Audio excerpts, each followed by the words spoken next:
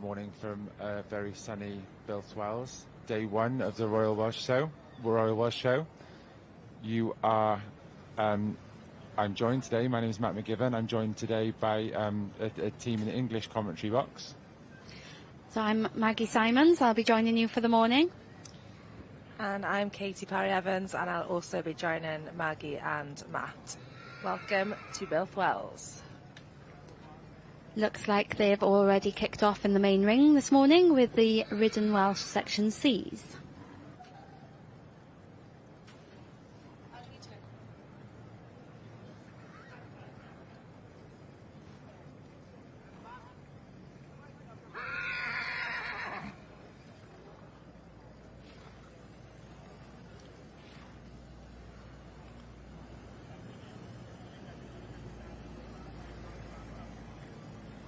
So in the ring now, we've got the Section C ridden class, joined today by confirmation judge Nikki Oldershaw-Glenn from Lanley's Stud, and we've got ride judge.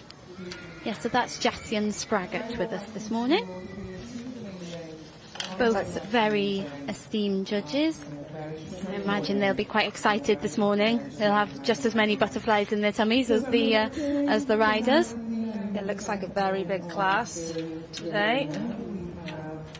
So we've got 50 entries in the class today, which is obviously a massive number. Nikki Oldershaw's looking very smart there. Yeah, I think the entries are increasing every year. I know the class used to be split, and I'm wondering, looking at this site walking in, that maybe it's time the Royal Welsh think about splitting them again. Yeah, I agree with that, Maggie. I mean, before, I think the first year I went, it was junior and senior ridden, so 4 to 7 and 8 and over. And I think that was a far fairer way of doing it than how it is now. Obviously, we'll see them all go around, change the rein, do walk, trot, canter one way, change the rein, trot, canter, gallop on the second rein. They'll pull in, and more than likely we'll see a fair amount of these ponies booted out that don't make the cut, unfortunately. So I think it would be a lot fairer to split the class again in the future. So let's try and get that from the Royal Welsh. Here's the campaign starting now. So just a little bit of background on our judges. So Nikki Oldershaw-Glenn, as Katie said, is from the Lanley Stud in Lancashire. Nikki lives with her husband Dan and their 2 children. She works in the car industry, but has had Welsh ponies and cobs for a long time. The first pony was actually a Welsh Section B, but she's later progressed into the Season Ds. And a foundation pony for her in the Season Ds was Cwmadog Nepi, whom she acquired unexpectedly when another mare, Cwmadog Ursula, wouldn't load onto her lorry.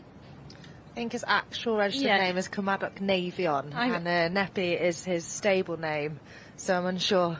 Yeah, I think that's correct, isn't it? I do believe you're correct there, yeah. Oh, and they're off trotting. So Jassian, our ride judge, she's also produced and ridden ponies for a long time.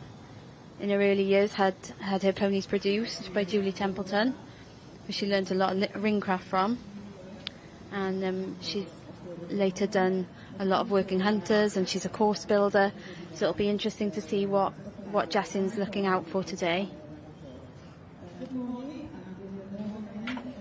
Yeah, very esteemed rider Jessie, having first appeared at the Horse of the Year show Centreline, famous Centreline 16 years prior, to her latest win with the Open Mountain and Moorland class with a Section A pony, Springborn Camelot.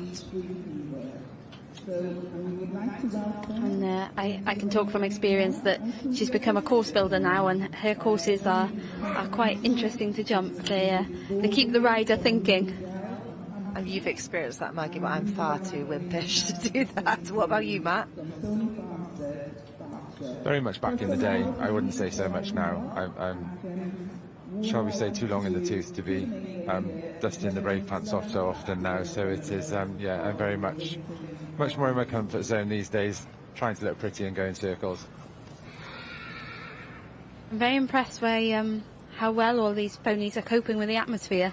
Yeah, I was just thinking the same, but perhaps the angle we're having is down that straight rather than in front of the grandstand, which quite often is where some of them do get a bit hot. They've had them trotting a fair while now, though, haven't they?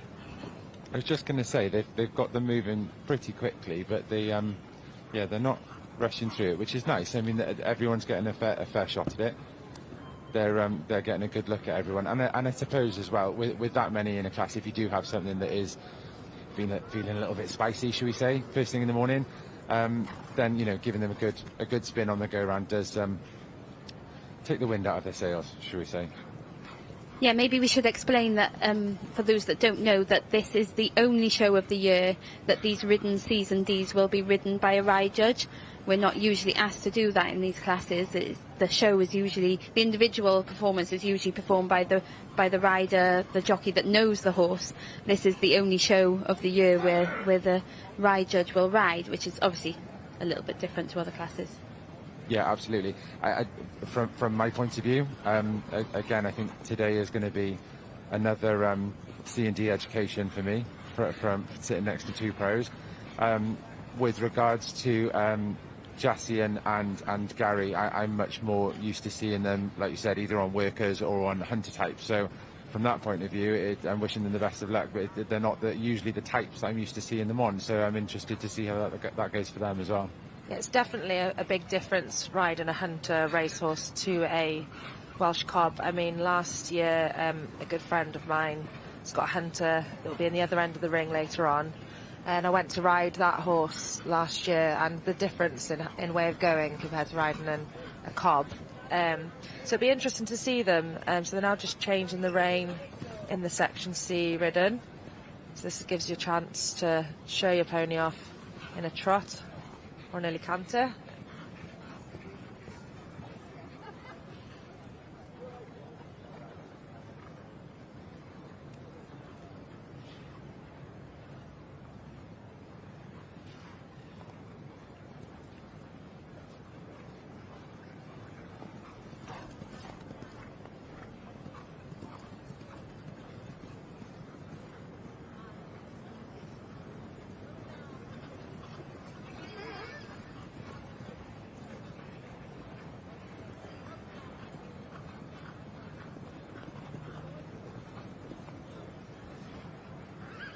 Always a good way to gauge how many ponies are in the class as well, and you see the change of rein, and those first ones to change the rein are asked to either go right on the outer track or to come back to walk to let the other ponies pass.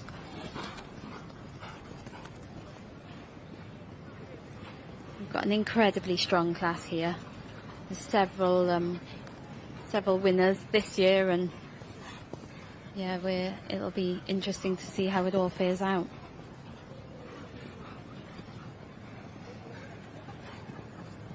Real mixed bag of the type of pony as well. I mean, obviously in this class they're all ridden Section Cs, and it's pony of cob type.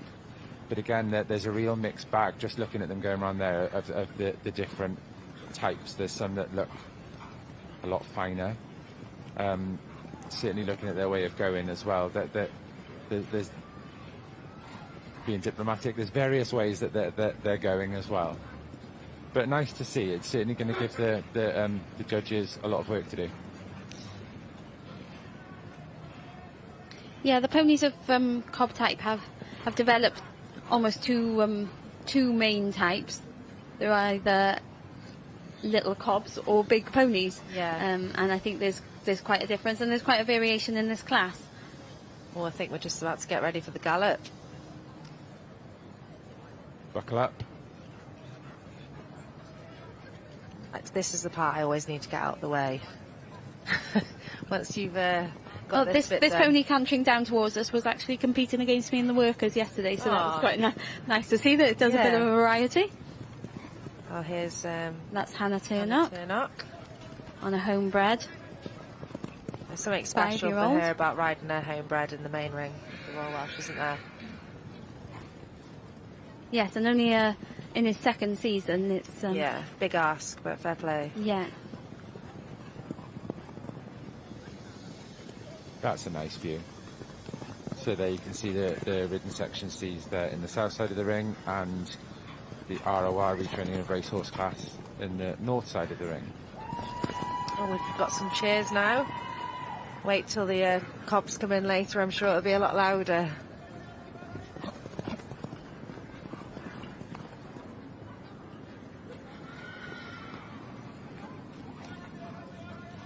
It's 1465.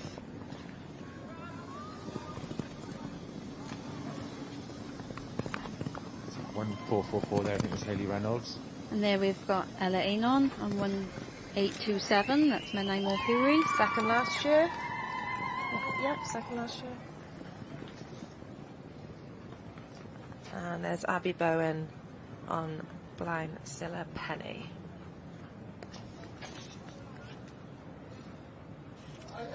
What page is that?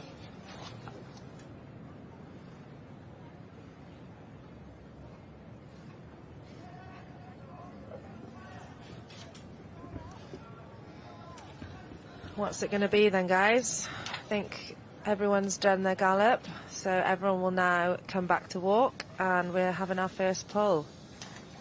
Nikki seems to be leading. I'm just going to correct to say he was third at the Royal Welsh last. Oh, sorry. That's all right. I knew it was second at Hoyes, wasn't it? Oh, we've got a pull. Now, I think...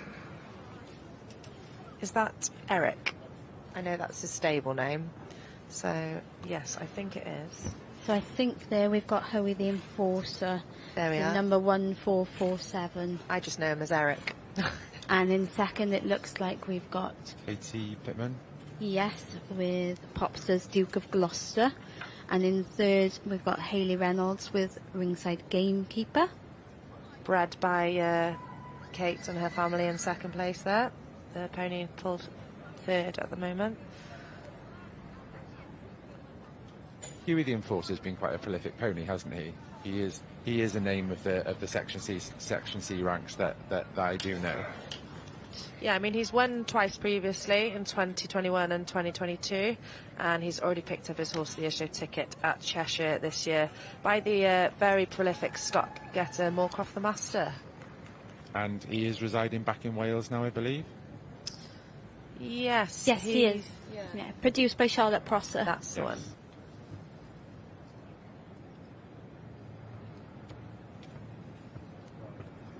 Just waiting to see what fourth and fifth numbers are. I think it's fifth is... Oh, fourth, I think we have 1465, which is Rachel Thomas's Wyken Sweet Silhouette. There's fifth 1449, Read the Commander, I think. Yeah, I think you're right there.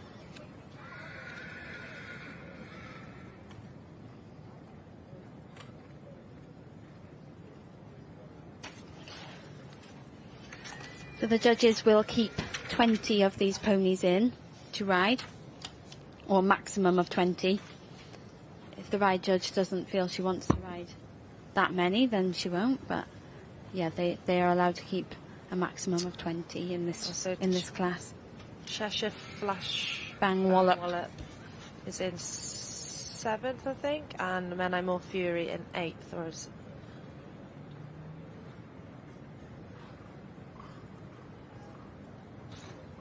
And it looks like Blind Scylla Penny has just been pulled in as well with Abby Bowen. So Abby Bowen, she won Glanasc for the second time this year, that man. She's previously been to Hoyes and London international finalist. I do remember Abby saying to me the year that I was champion cob with Killoch that she said if she wins Hoyes this year, she will have a child. Wins Royal Welsh this year, she'll have a child. So I think she's still waiting for this.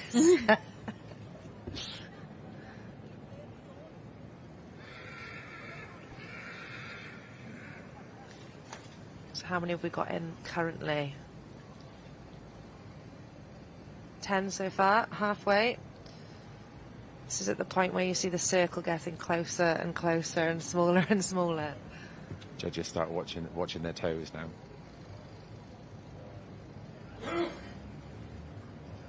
Looks like they're still going around on the other side of the ring in the retraining of racehorses. Yeah. Once we get a better view of them, we'll update you on that. See that they've had their change of rein, so at some point now I should imagine they'll be asking the RORs to extend. Looks quite a big class up at that end of the ring as well. Yes, judging the conformation of the horses, we have Ms. Judith Balding, and the ride judge will be Mrs. Tracy Bailey. Tracy Bailey's been quite the horsewoman as well. She's been surrounded by horses for her entire life. She could ride before she could walk, as she described. Nice little bit of information as well about Tracy. She was actually involved with her then husband, ex-husband, in training the winner of the Grand National in 1990, Mr. Frisk. Once he retired, she then took the ride on and actually evented him to advanced as well. So someone that does really know the versatility of the thoroughbred, and that they can go on and have a second career after racing. Judith, now retired, but previously worked in polo and in racing. She still remains heavily invested in both industries, and her uncle Gerald Balding was the last British 10-goal polo player. Which is a nice little interesting fact. She's also related to Ian, Andrew, and, as some of you may know, Claire Balding. Claire's her cousin, I think, is she? Yes, that's right. Where the cousin Toby Balding won the Grand National twice. From quite the heritage there. Yeah. Very good bloodline. I was going to say, you took the words out of my mouth. Sorry, Matt. Bred for the job, should we say. Back to the Section Cs. We're here joined with Nikki Aldershaw-Glenn from the Larnley Stud. She's doing the confirmation phase. And from the Cotswolds we have Justin Spraggett doing the ride.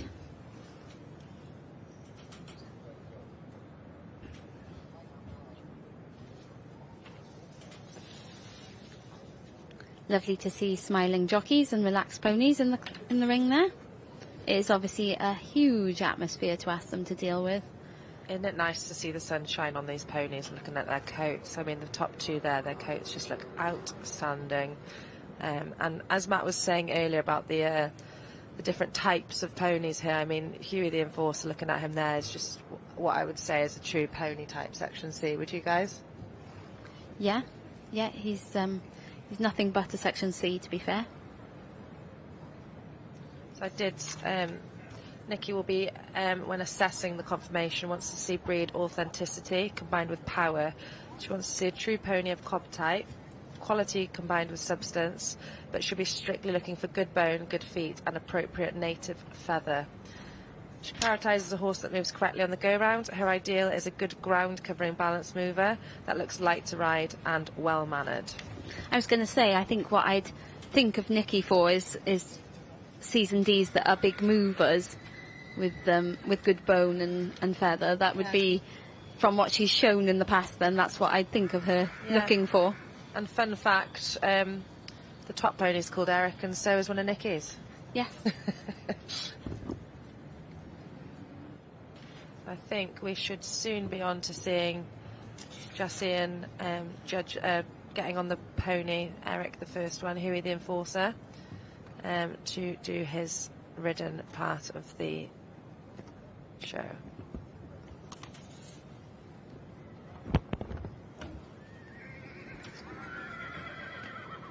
It is obviously, these people have all paid their entry fees and they've all bothered to get their horses prepared for this class. So I think it is always nice of the Royal Welsh to give them the opportunity. They make sure that the judges are very thorough in choosing who they keep in.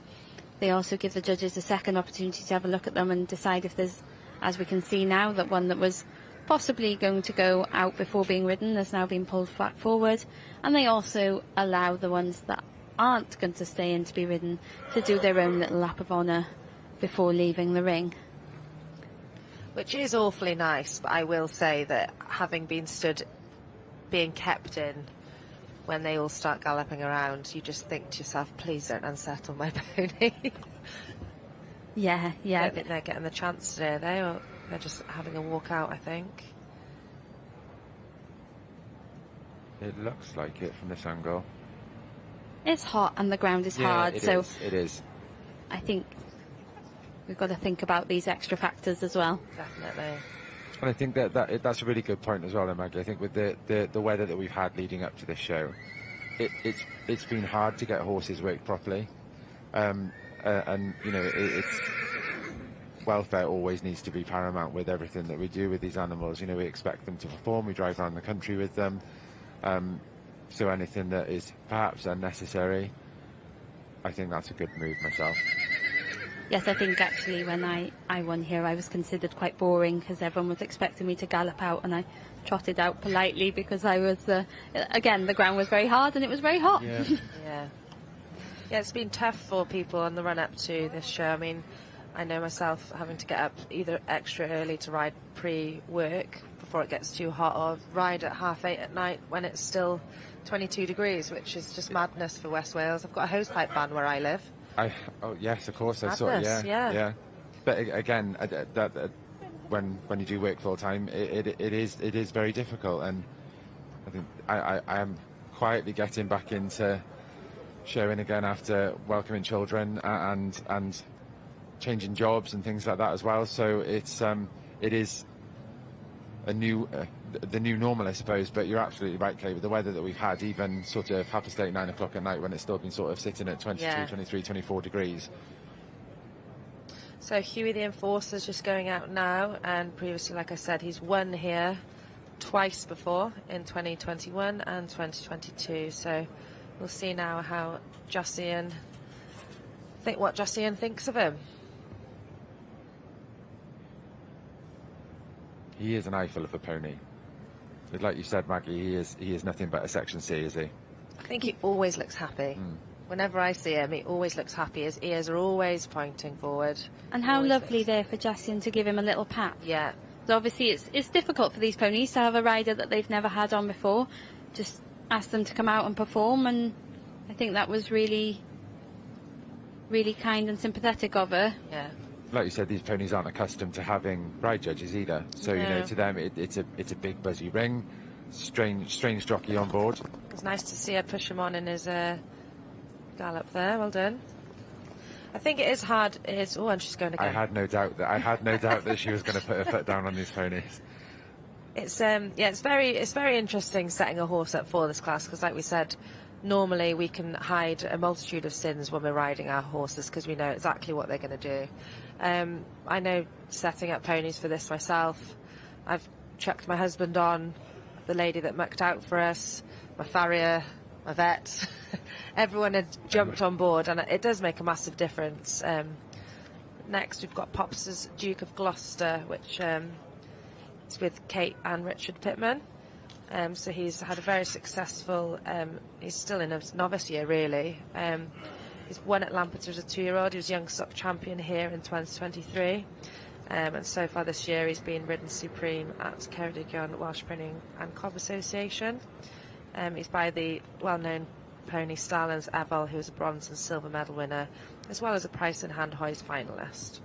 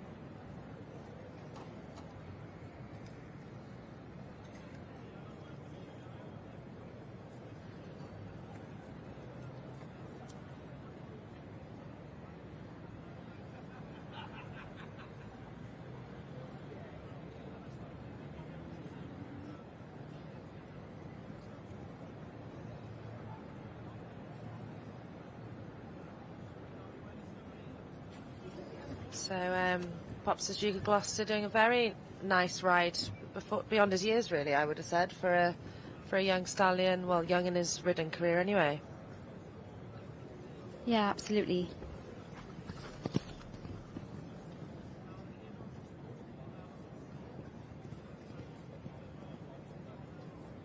Kate and family are well accustomed to preparing a pony for this for these classes. Yeah, I wouldn't even be able to hazard a guess as to how many wins they've had at this show. It seems to be an awfully lucky one for them, doesn't it?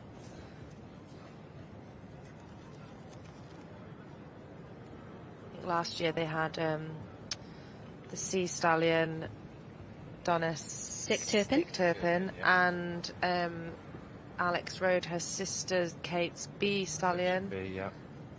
Yeah. Ringside King Triton. King Triton, well done, Margaret.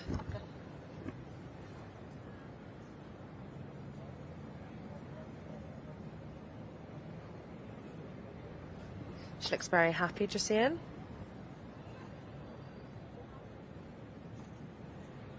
Hops onto the one this is Hayley Reynolds' pony, currently in, it was pulled in third.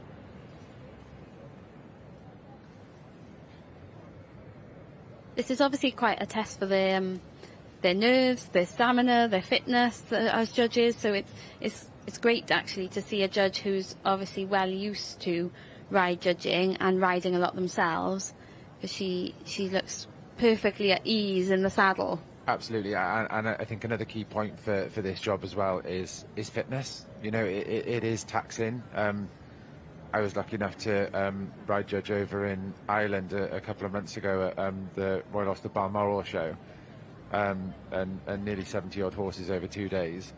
It takes its toll. It's incredibly good fun, and you see some real nice horses, especially you know, ones that this side of the water you don't tend to see a lot. But I think from Jasiane's background, perhaps this wouldn't be a type of horse that she is used to seeing frequently as well. Or these horses as individuals out on the circuit. So again, it's a fresh pair of eyes, you know, and having someone that you don't kind of know what they're going to do, it adds to the excitement. Oop. Happy pony there. Yeah, and we're probably all a little bit guilty of hiding our ponies' faults or insecurities whilst they're going around the ring. So it's a really interesting point of view then to have a judge who isn't going to hide those problems because they don't know about them. And, absolutely. She seems to be giving everything a really kind ride. She's patting her, you know, a fair amount. She's giving them their rein quite a lot. I think so far she looks like she's doing a lovely job. Yeah, I agree. She looks really comfortable up there. She's giving everything a fair chance, and yeah, it's lovely to see. Almost makes me wish I'd entered my my novice C. That would have found this very overwhelming.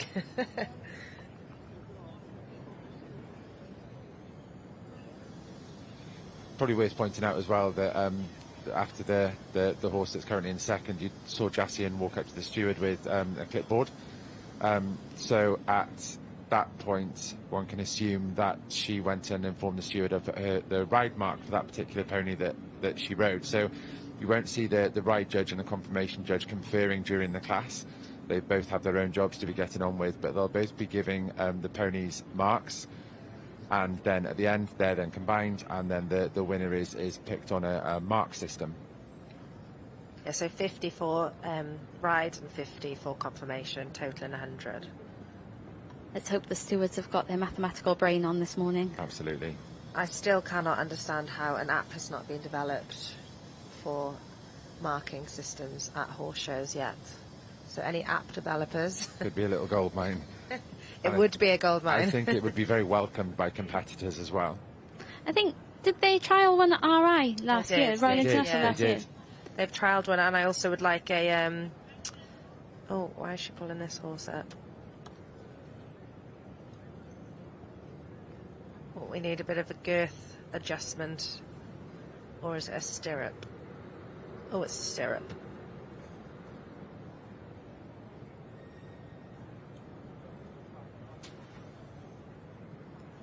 So I think that's also a really brave move by her to stop in the middle and say, look, I'm not giving this pony the best chance because I'm not comfortable. Absolutely. I'm going to stop. I'm going to make myself more comfortable so that I can give this pony the best chance. And I think that's a really honest and brave thing of her to do in the middle of the ring here, rather than just carry on. Very much so. Like you said as well, she's giving everything a really fair spin and a sympathetic ride. What's nice to see is that she's doing the same on everything as well. It's giving everything an equal opportunity to show themselves. and to give the judge a nice ride.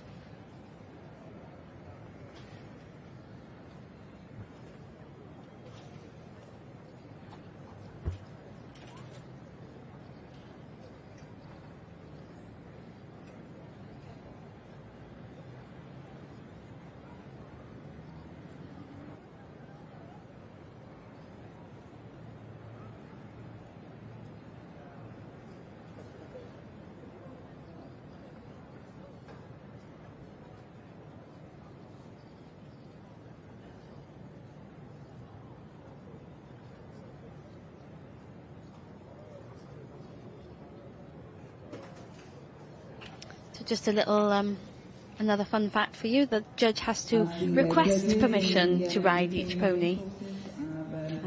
I've not seen a rider yet turn them down, but they still have to follow etiquette and ask permission. Jessin is about to mount Prif the Commander here. Tracy is a lifelong horsewoman from Northumberland, and she grew up showing with her mother Sarah Sutton. Already booked his trip to the NEC this year for Horse of the Year show. She's a former racehorse trainer alongside produced by Jessica Talbot. They trained Mr. Frith, winner of the 1990 Grand National. She evented and team chased Mr. Frith, and after retirement, and I quote, that view there, just looking at the other end of the ring as well. I'm really pleased to see that there's a good amount of RORs forward as well. The last few years, it's perhaps haven't seen as many forward as in previous years, so to see such a well-supported class there is really positive. Yeah, I think on paper they look like a really, really strong class. Absolutely they do. And here we go up to the north end of the ring. So that there, I believe, is Amy Bannister-Bell, who is coordinator for ROR Wales. That was her mare Nora.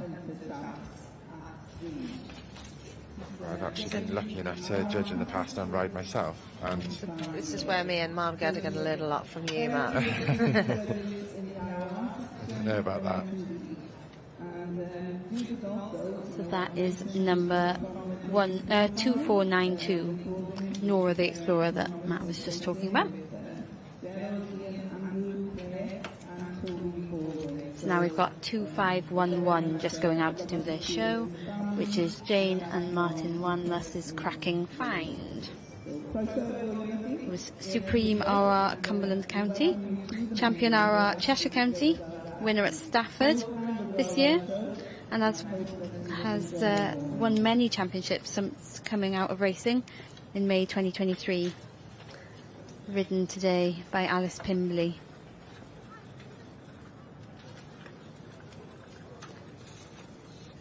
Looks quite a tall sort. Very much. The joys of that grandstand as well. Nice Travers coming down there, whether that was intentional or not, but Tracy Bailey on board, right, Judge?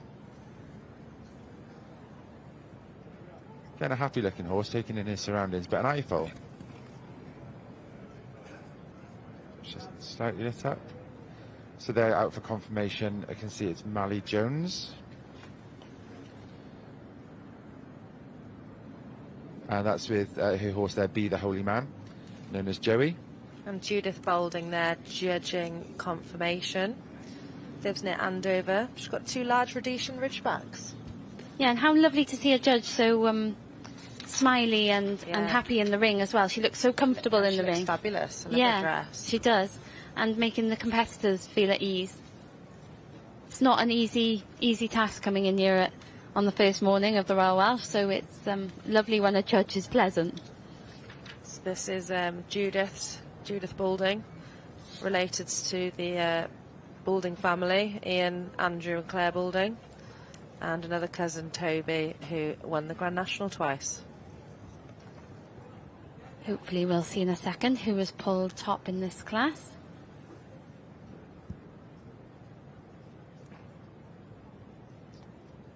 Looked like, I'm wondering if that was Victoria Bertorelli with Anki here. Angus, who is a previous winner here. I'm glad you said the horse's name. Angie, yeah. Angie, as he's fondly known. She's had some great success with him. He's actually another one that's booked his place to the NEC this year as well, having won the Horse of the Year show qualifier in the ROR class at 3 counties. And he only has one eye. He does only have one eye, yes. After Victoria purchased him, he ended up having a condition which unfortunately meant he lost an eye, but it hasn't stopped him at all. He's been a real good servant for her. So this next one now is Sarah Llewellyn's horse, the Gay Gardener.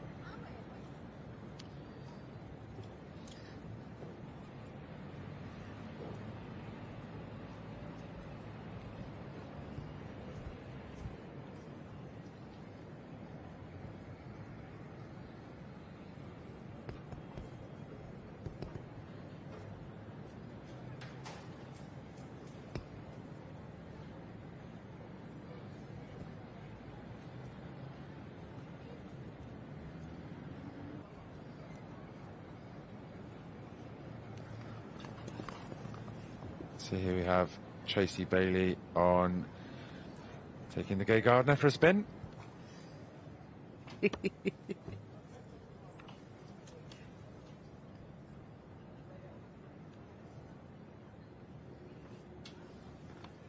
Wasn't entirely forward there in the change of brain. Just like to see him travel a little bit more there. But again, another sympathetic ride judge. You know, she's taking her time and asking correctly, not rushing. That looks much more settled there.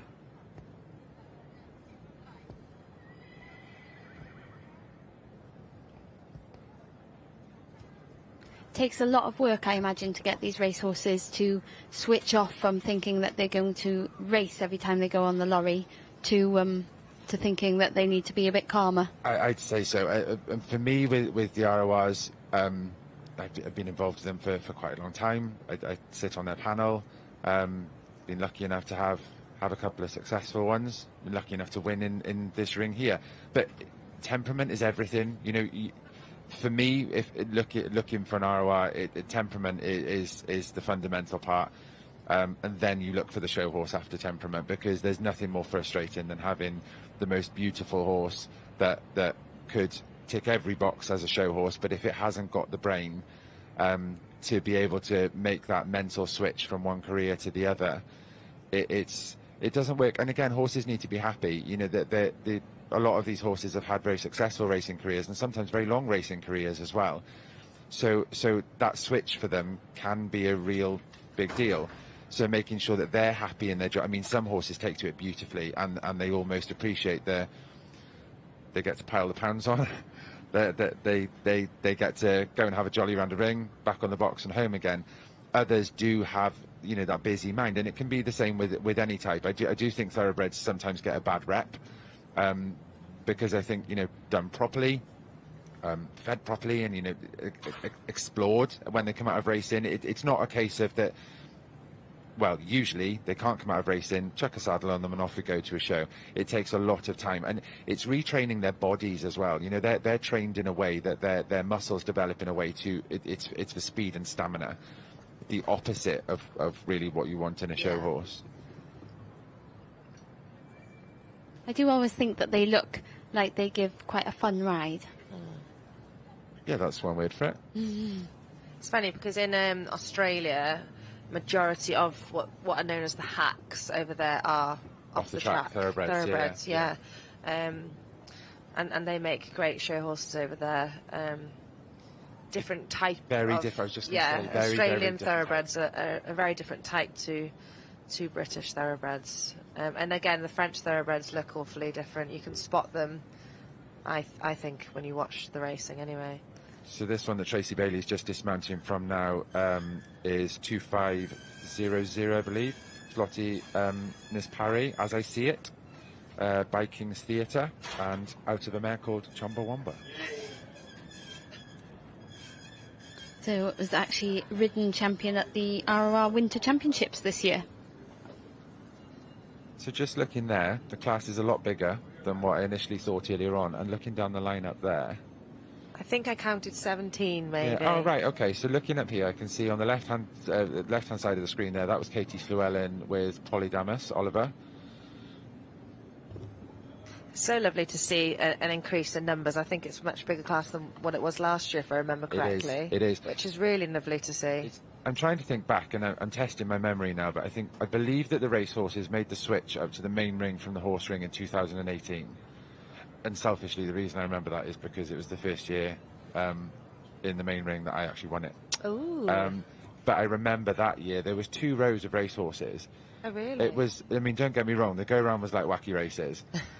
But there was some real quality there, in both type and numbers. So to see a class of this size again is really encouraging. Yeah, it's very encouraging for the breed, definitely, and for the future of racehorses within the United Kingdom. Just resisting a little bit there. Wants to get on with the job. Interesting to see she's not pushing them on. No, but I think, again, for me, it's... I mean, I'm tall. You know, when I get on anything, I like to be able to get on something and put my leg on. You know, you want to ride something up into the bridle. But again, you know, in this atmosphere, it's very different. And you know, ride judges are not there to school. Ride judges are there to do a job, to get a feel of the horse that's been produced for them to ride. So again, like I said, the horse on the change of rein there was, you know, a bit forward perhaps, and perhaps not working up into the bridle. So yeah, there wouldn't be, that wouldn't be the time or place for a judge to say, "Oh, come here, get your leg on, and come on, get on with the job." If it's happy moving forward to get through the ride and give it a nice experience, that's I'd say very tactful from that judge there. Yeah, she's obviously decided not to gallop anything, and possibly because that some may be too unsettled, and so in order to give everyone the same ride, she's obviously decided not to gallop anything. Absolutely. And I mean, again, it comes back to the ground as well. I mean, every judge is different from my point of view. I do like to see an extension. If I'm ride judging, I do like to ask for an extension as well. But again, you ride for where you are and what you're on. If you're on something that isn't comfortable, then there has been times when I've sort of said, not today, we're not going to do that with that one. Just trying to work our way back up the line there and see. We have actually, unfortunately, been informed that one jockey was dismounted in the go round, which may be again why she didn't want to push anything on, because maybe perhaps some of the horses are a little unsettled from the horse. I think this is Jess Talbot here with Thunder Lightning, owned by the Suttons. Yeah, we don't often see Jess in these classes. It's unusual to see Jess in these classes. I had a shock to see her there. She actually won the class that I was competing in yesterday at Stoneleigh. So well done, Jess. That was on her Mountain and Moorland working hunter pony, which is where we're more used to seeing Jess. This looks like a little bit of a baby, this one here, just being a bit resistant.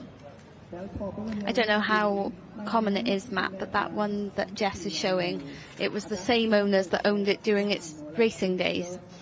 So is that common? It can be. It can be, and I think especially from the point of view where if you've got owners that have had horses in training, and they're not in it for the big time, they haven't got lots of horses, they maybe perhaps just got one or two, and they become part of their family. It's a real fun thing for them to do, following their horses around the country while they're racing. But I think it's also very admirable as well that when a racing career comes to an end, that they want to make sure that they have another career as well.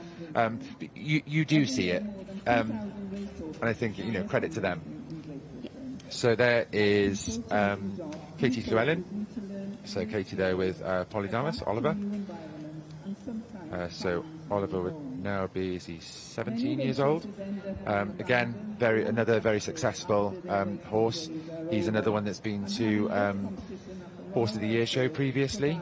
He's a previous winner at Horse of the Year show in the Search for a Star series. Katie has done Oliver himself for as long as I can remember, really. He's a horse that has been on the circuit for some time. Always a happy little horse, and Katie does adore him. Back in the south end now, back to the Welsh Section C riddens. Welsh Section C under saddle. So we've got Nikki Oldershaw Glenn here, who's judging the confirmation phase of the class. Nikki from the Lanley's stud up in Lancashire. This is a Cheshire Flashbang Wallop with Terry Klein's a homebred stallion, bred by his mother, I believe. Into their retirement. Well, not quite into retirement, really, because they found a new lease of life. So, well done, you all. This pony has already got his ticket this year, as well as his Royal International ticket, and he was a Highs finalist last year in his novice season.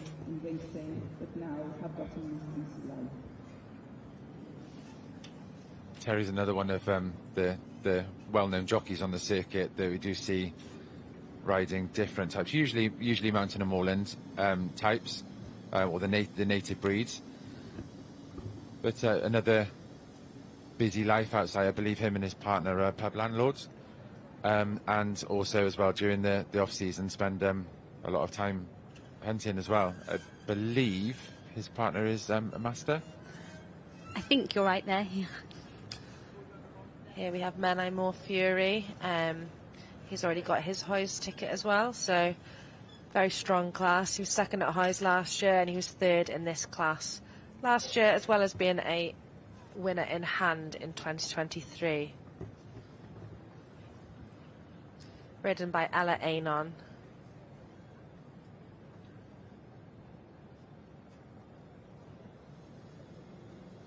Ella not long finished all her exams, so I'm sure she's feeling relieved. Her exams are done and she can enjoy her Royal Welsh. Yeah, very busy, Ella. She was supreme ridden here last year with her show hunter pony that also went on to win Highs champion last year as well. I think it's fair to say that Ella is another one that was perhaps bred for the job as well, with both parents being having successful careers in horses, and well known in the industry as well, in Rebecca and Eirik.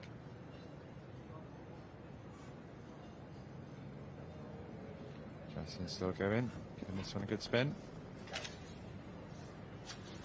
Pedal to the metal.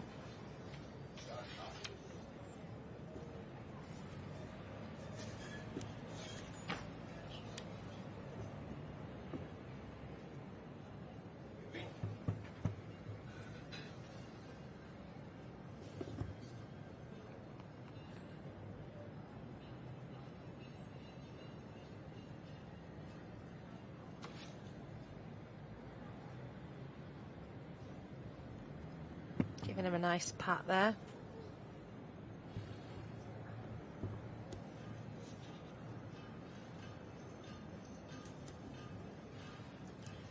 And there's Abby Bowen there with blind Scylla Penny. Number 1428.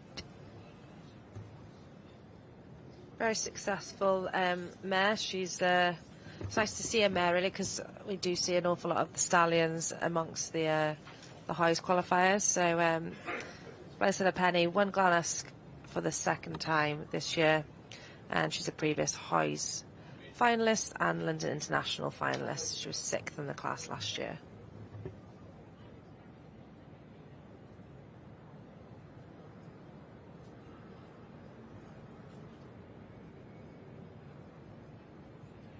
Mentioning Nikki Oldershaw Glenn as well, am I right in saying that she had two very successful Section D stallions that were brothers, and didn't one retire at Horse of the Year show last year? Yeah, last year. Ernie, that was Lanley's Dictator is the bay. He retired last year. Both stallions by Craignet Express, who actually had to have a unilateral castration, which Welsh Pony and Cobb accepted, that he could still stand as a stallion, and served both of the dams of those four brothers, and they've gone on to be very successful. I think here we've got Dicot Summer Rain in front of us doing her confirmation part. Lily Burridge. previously been a broodmare, and now she's having a bit of a change of career. Pretty mare, isn't she? She's obviously enjoying her change of career as well. She's taken she to looks it. happy.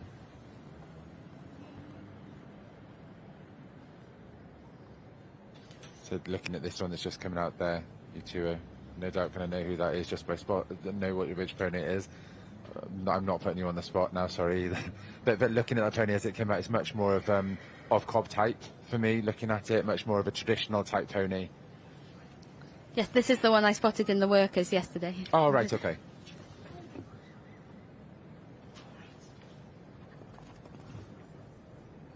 Again, another good spin by Jassian. Yeah, she's really pushing them on, which is it is nice to see. She's doing it sympathetically as well, though, to be fair. She's sort of, she's going through the gears rather than turning the corner and bang, off you go. Yeah. She's working her way through the gears and giving the ponies warning. And again, goes back to the point that she's doing the same on each pony, to giving everything an equal opportunity to show itself during the ride. And there we have Set Valley, the outlaw, in front of us. 1468 with Hannah Turnock. Bronze medal winner in hand. He always looks happy as well, doesn't he? He always looks so happy. Whenever I've seen him go, he just looks like a little happy boy. He does, in fairness. Homebred, I'm sure she'll be very pleased.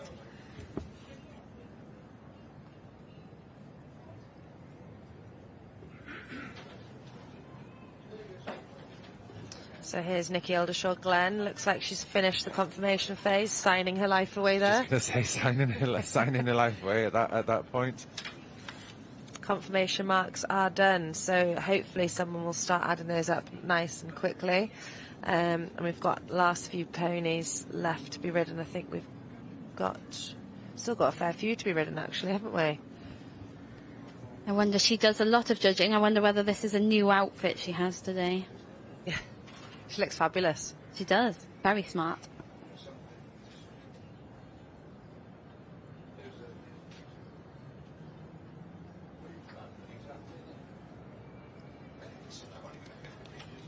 There's a few more to ride here. I'm just wondering whether... I think this is Thorny Newside replay. Wondering whether the retraining of racehorses class might conclude before the end of this. Hopefully we'll get to see that lineup.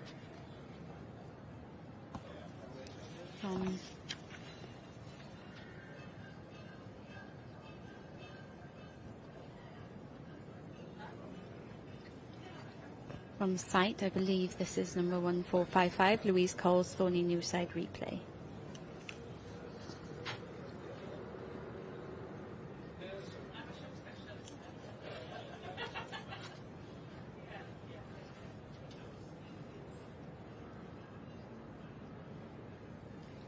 And just for anyone joining us, this is the first morning of the Royal Welsh Show.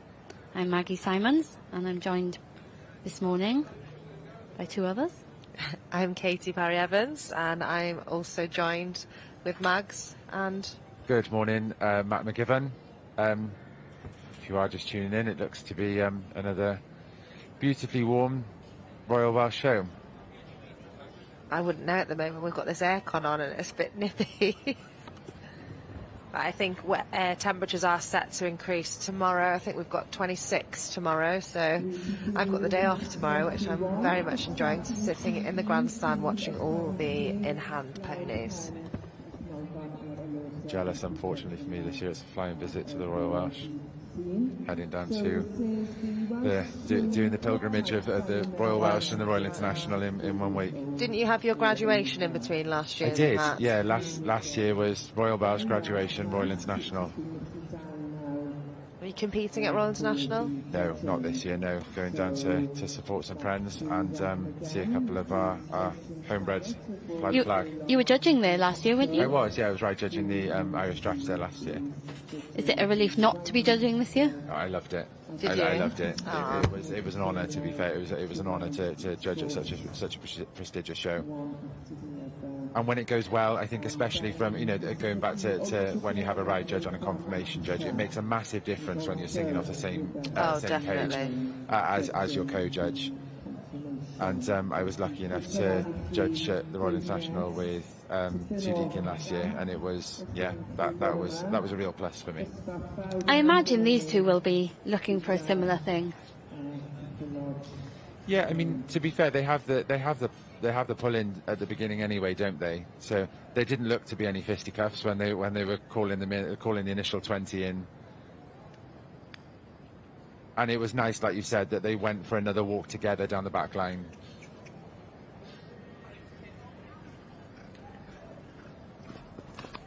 Yeah, because as much as they're experienced judges, there are a lot of ponies cantering around together, and it is a lot, and yeah.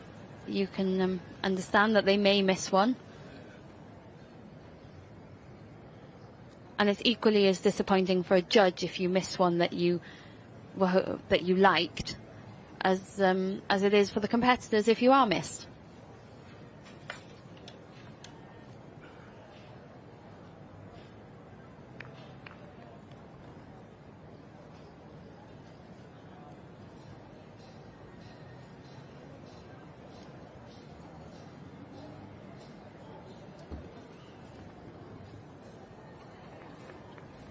As we mentioned earlier on, that there is a marking system that's used, so both the ride judge and the confirmation judge will give each horse a mark out of 50, so a total of 100.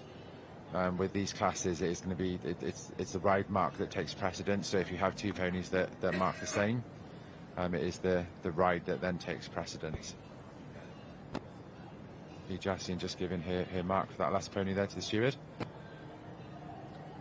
I would hazard a guess, given that a lot of the first line haven't put saddles back on, that it's feeling quite warm already in the main ring. They're just giving the horses a chance to be cool before they put their saddles and everything back on.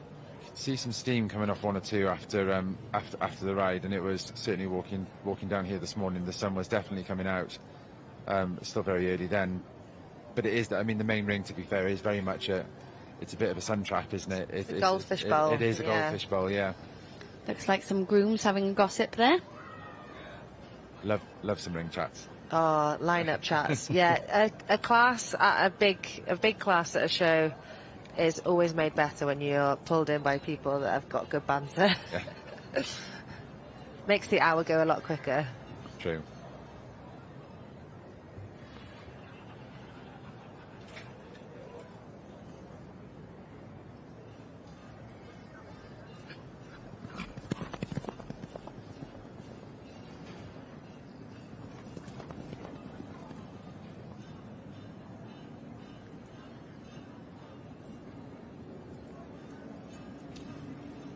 That's the only trouble with the ride judge doing the show, is we can't see the numbers of the horses. From your point of view, from my point of view, if I'm competing, 9 times out of 10 I have a ride judge. From your point of view, how does it feel for you guys when you come to the Royal Welsh knowing that there's a ride judge? Do you feel a little bit redundant? Oh, is no, it a relief? I just stand there and I ride every stride with the ride judge, praying that nothing goes wrong. I think it comes down a lot to responsibility of the rider, though, that you bring something that you feel is going to give a good account of itself and a safe account of itself. Ready to take a judge. I think that's a really important thing, is that you don't bring something that you don't feel will cope with the ask. It's very irresponsible too. Like I said earlier, watching this makes me think, watching Jassian ride, I'd have liked to have bought my seat, but I know that it would have been far too much of an ask for him, and at any point he could have exploded with her on him, and I wouldn't want to give that to anybody. I said earlier, I said earlier about how preparing for a show like this, I would not only get lots of different people riding, so when I brought Trevelyan Killoch here, I would also just ride him in a different way every time I rode him, and just get him used to lots of different ways of riding. So maybe I'd hitch my stirrups right up, maybe I'd ride with my hands really forward. Everyone rides very differently, and I certainly know that quite a few years ago now we had a hunter person ride, and the reins were awfully long, so I'm ensured that I rode him like that as well. But also, when you see who's judging these shows, you can get a gauge of how they're going to be ridden by the ride judge, because obviously you sort of have a little look and and see how that person will ride. But again, they might hide how they ride. So yeah. It goes back a lot to what Matt was saying with the racehorse to riding horses as well, that temperament is everything. And I think it's really important to recognise if your pony is not of the temperament that would deal with having a stranger riding them. And yeah, I mean, we're all different with strangers. Very, very much so, whether you're in a peoply mood that day or not. So we're back over to the retraining of racehorses. So this is actually an open qualifier, so the classes, I mean, ROR do a wonderful job at promoting their various series. They have novice series, open series, amateur series. They have their racehorse challenge class as well, which is likened to a working hunter class. So this horse here now is Sharif, owned by Mr. Jake John and ridden by his sister Jade John. So this is an 11-year-old. I do believe that this is quite novice to the game of showing, though. Have been lucky enough to judge this horse in the flesh, and it's a real eyeful. It's a real quality horse.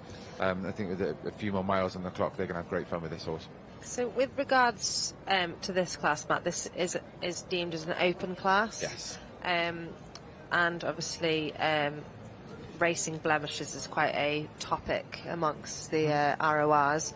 Obviously these are repurposed horses, if you like. They're starting a new career, and they've been amazing animals, maybe some not so amazing animals, on the racetrack, which obviously some of them, a lot of them could be jump horses, which would create blemishes, etc.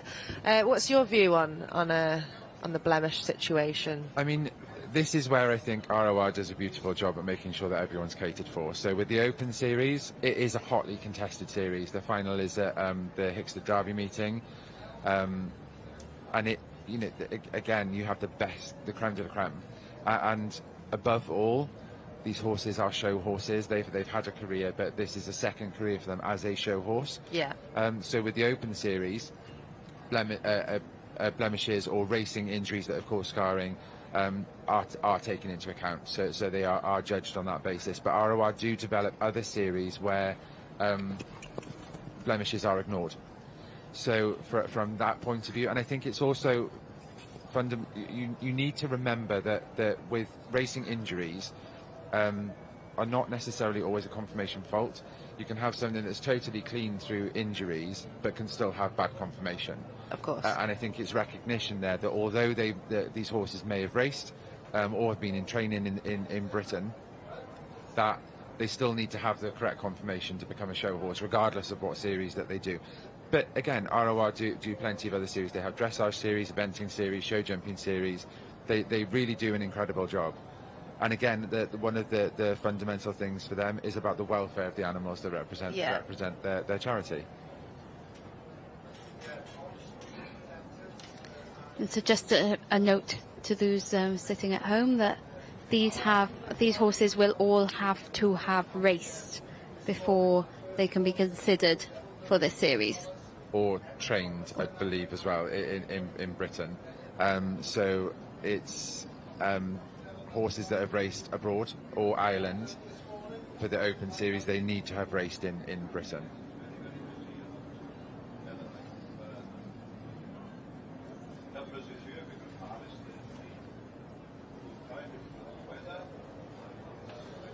Just trying to look. Camera, we have the same view as everyone else at home, so we're tilting our heads in funny angles, trying to catch numbers.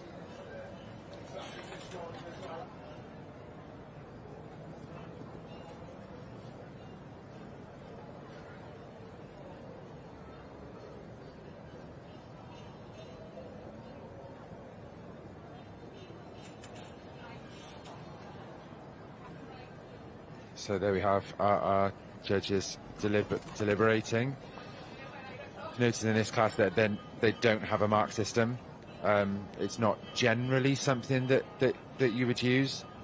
So why is that so then, Matt? It's horses for courses, really. It's different societies. Now, for me, it's whether official or unofficial, you know, it is a situation of sometimes if you have a big class, it is useful to keep track of where you're up to with regards to horses. But from the point of view, from the point of view of being able to confer with your judge now as well. So like we'd said earlier on, that the marks are done down with the ridden section Cs, that both judges have given their own opinion and it's been scored, and the winner is who comes out on top score-wise. But if you look here, you've got the two judges conferring, looking down and studying each animal together. Either or, you know, various societies don't have a marking system. Yeah, I think it's probably safe to say there's pros and cons to both. There is, absolutely. I'd agree with that. Oh, definitely. I feel the marking scheme quite often brings up perhaps maybe a mediocre horse, if that makes sense, if the two judges aren't agreeing. If you've got two judges that are on the same hymn sheet, then great, you're inevitably going to have a very similar results on both sides. But if you've got two that are very anti what the other person's opinion is, you can throw up some very random winners. I think it's a very hard job as a judge as well. You obviously have so many competitors with their eyes on you, really, and with their hopes on your decision, and then it's very easy to fall into a trap of sitting on the fence, and it's easy to forget that you're placing a class. So whether you're using your marks or whether you're placing them first, second, third, you're still placing a class. And I think sometimes it's easy for a judge to try and please a lot of people, or try and not look too hard because the competitors are all fixed on a mark, whereas it's hard as a competitor as well to remember that judge is only placing the class. So you may well have a mark in your 40s one day and a mark in the 30s the next, and it's no reflection on the horse being changed, it's just the different class. Yeah, I do agree with you there, Max. I do agree with we've got a winner, have we? Matt, we've got some tears, have we? Looks like it. I can't picture who it is though.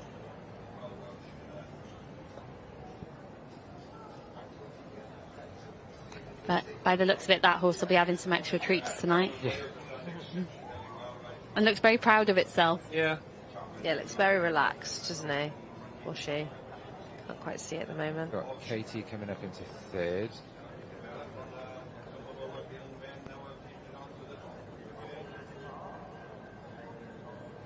It takes so much work and preparation to get a horse to this level and to perform for a ride judge in this ring that it does get emotional if you win. Very much so, very much so. Got Valley Jones there in fourth.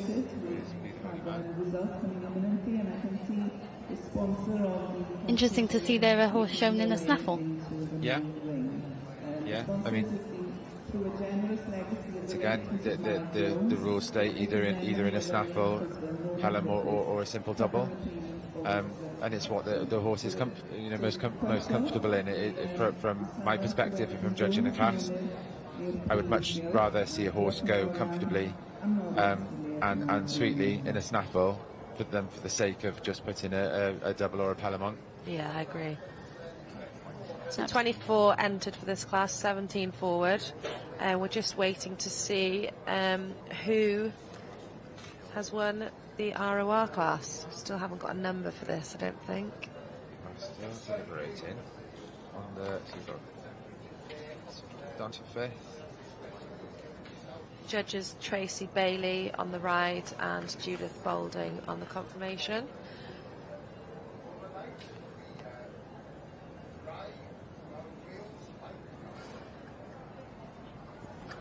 And then we've got Anki here pulled forward then by the looks of it, sixth. Yes, Angus. So it's a real mix-up there, to be fair, and it's nice to see that there's some what I would say is that the not so well-known faces at the top of the list. Okay. You know, we've seen Angus win here quite a few times in the past. and like I said, he's a very successful horse, as is Oliver in third, and also as well you've got Joey there in fourth. Jess Talbot just getting pulled in there now. I believe it's that Jade that's been pulled up to seventh. Third, he looks like he's got a real kind face. Katie. Katie, yeah, Katie yeah, sort of, yeah, I yeah. like how his ears are set on. He does, and he every time you see him go, He's having a wee now. having a wee. But he does have, when he goes along as well, he's got what I call radar ears. Yes, that as yes. he goes, they just yeah. As he just looks along, relaxed. Yeah, yes. really relaxed.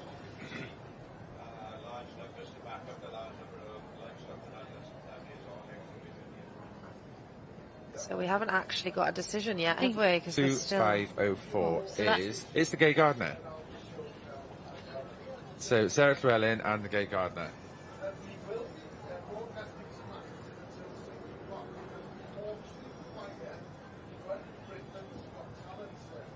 That is a little plug as well. If you look in the background, there was Joe Shuri in the ROR class.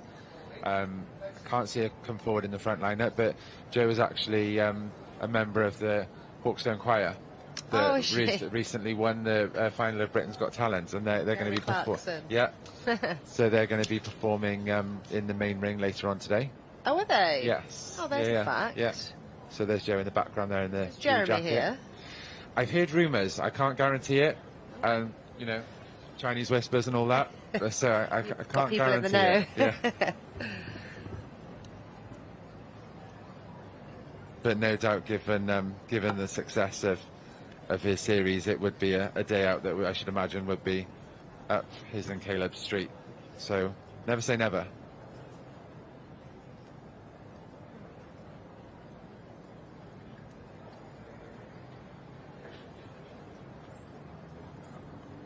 Oh, no, we've mixed things up now.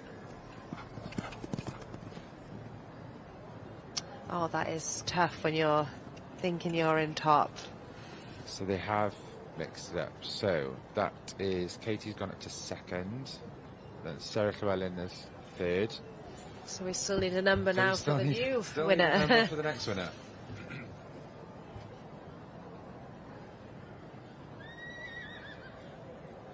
I'll be honest, I'm not really sure what they're doing here. No. Does this always happen in the ROR maps? Absolutely, Maggie, no. It's a new one for me, unless they are placing other awards. No, I don't know. Maybe they're just keeping us in suspense. No, I think the stewards have got their rosette. Okay, no, so they've had a mix-up Yeah. there. Sponsors are out. And as disappointing as it is to be pulled, or to be believed that you've been pulled top and then be dropped as such, it's also really nice to see that the judges have been so thorough. Yeah, Yes. absolutely. Yeah, And third at the Royal Welsh is still fantastic. Oh. of course it is. Yeah. So the winner of this class will go into the ROR Championship later on with the winner of the ROR Challenge class, which is the racehorse working hunter class, to go head to head for the overall ROR champion of the Royal Welsh Show 2026.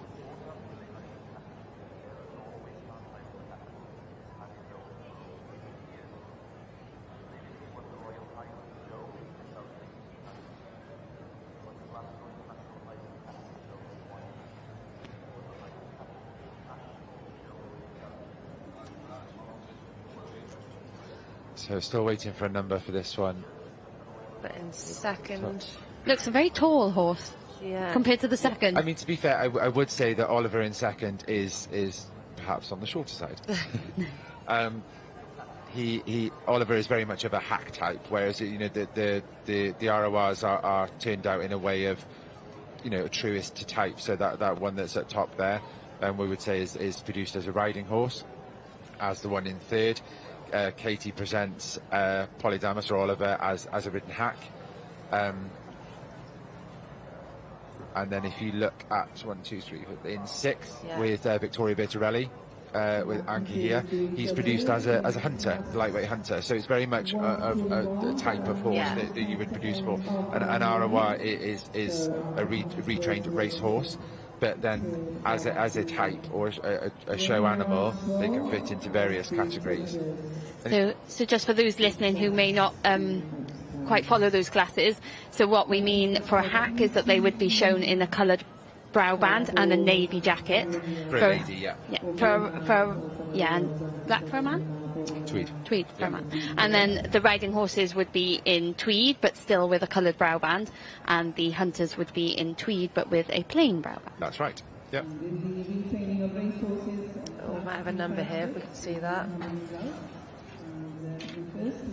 I believe that is Keen Eye. Rhonda Warner King. I think it was 2512. So that is a 2009.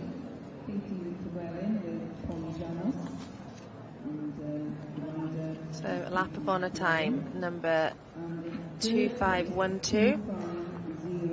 So that's Keen Eye. Rhonda Warner King. Many congratulations to you and all your connections. Very sweet horse. It goes back again, just watching it there going into its lap of honour. Again, he's just relaxed. Not really probably fully appreciating what he's just done by winning the retrained race horse class at the Royal Welsh. And then we've got Katie then in second. Looks very relaxed, this horse. Yeah. Huge congratulations to Rhonda Warner King with Keen Eye.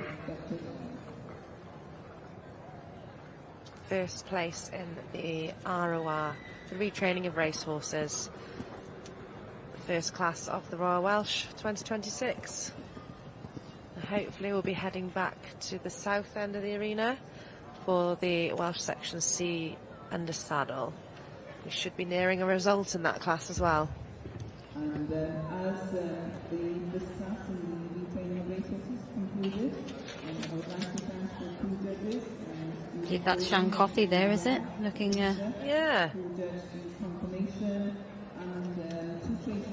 being very studious, noting all the winners. Yeah. Just been to the Grand National, hasn't she? She did a big piece on S4C for it. So we'll be headed back to the south end, or perhaps we'll be watching the small hunters enter the arena for enter the ring for in the north end, perhaps. Because that would be the next class in. The next class that will be in here, which will be the ring hunters. So again, this will be taking part in the northern end of this main ring. So the next class to be in is the ring class. Someone enjoying their morning coffee. I haven't had one myself yet.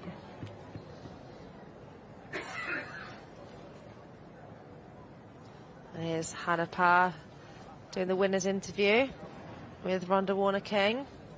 Hannah looking very nice. I did stay in her lorry last night, so I've seen her outfit already. Very stylish outfit. Yeah, she looks lovely.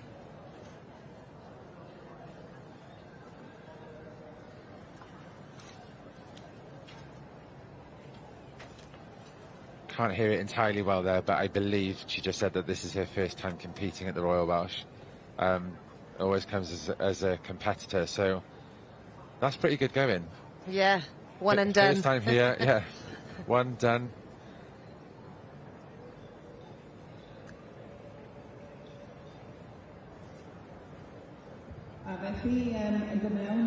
Oh, well done.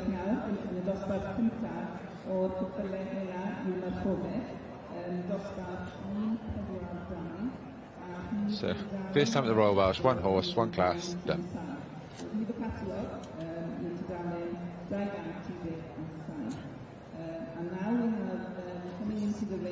Many congratulations to Rhonda Warner King and Keen Eye.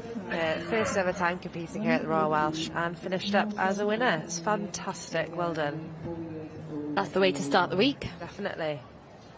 So back to the south end of the main ring here for the Welsh Section C under saddle. We can see the stewards and judges in the back of the lineup there conferring.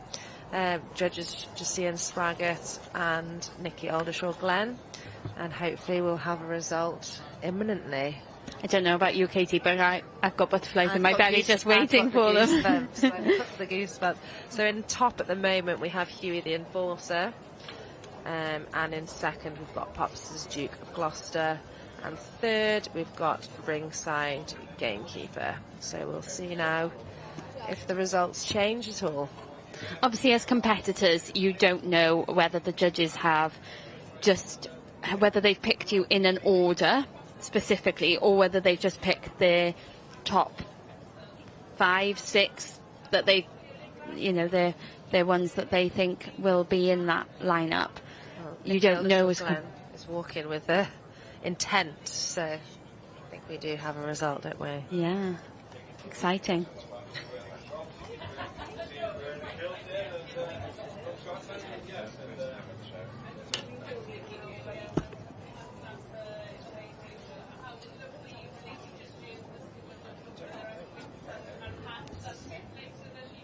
Right. Oh, Kate Williams with Popster's Duke of Gloucester. We did say it was her lucky show. Done it again. She's done it again. Well, huge congratulations to Hayley come forward in second. with the pony Ringside Gamekeeper, actually bred by Kate. Kate and her Kate family, and yeah. her family. It's lovely. Oh, and third we Third. have Hannah Turnock coming up with Step Valley the Outlaw, and I know she will be absolutely delighted with that. Huey the Enforcer is in fourth.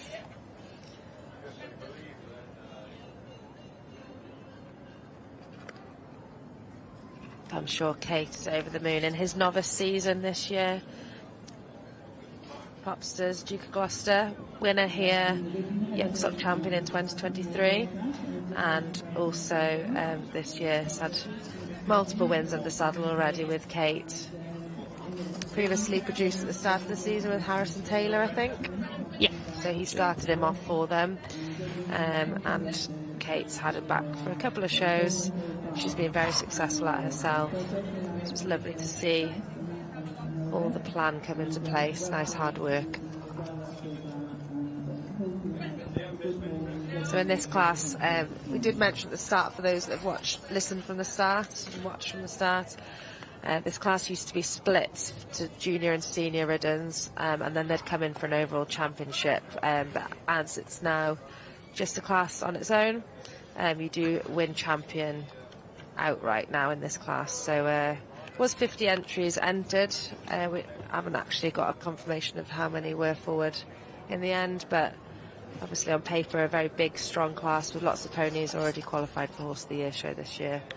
So it looks like we've got Popster's Duke of Gloucester, Ringside Gamekeeper, Step Valley the Outlaw, Hoey the Enforcer. Then we have...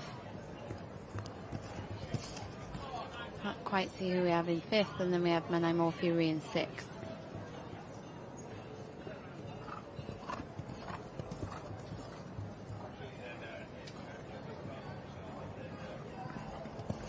He does look a picture, doesn't he? Popster's Duke of Gloucester.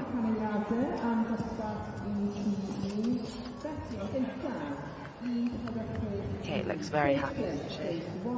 Rightly so. So in the background we can see the small hunters just going around. They've started their go around. So these have done the lap corner, I'll go over and end of the ring. The judges up in the north end of the ring today are William or Billy Moran and Sarah Chapman. So Billy hails from north of England. Very successful producer of in-hand horses and a breeder. Also bred and owns the very prolific stock-getting stallion Tiger Attack.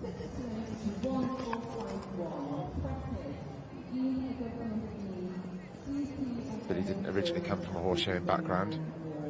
He runs a family farm and also runs a very successful farm shop.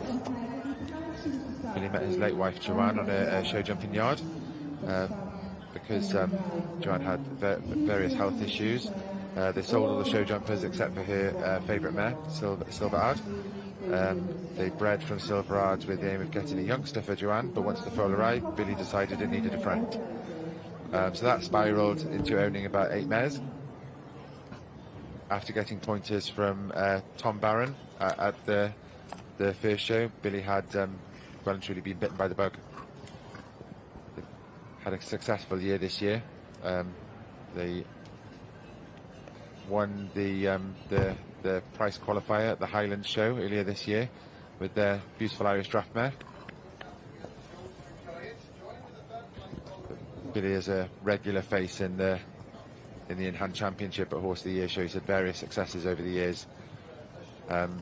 Previously was supreme there with the late Broadstone Dolce Vita, co-owned with Pearl Underwood.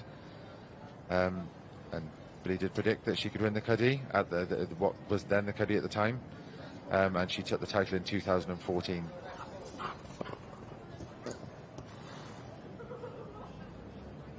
Also took the Supreme final as well in 2017.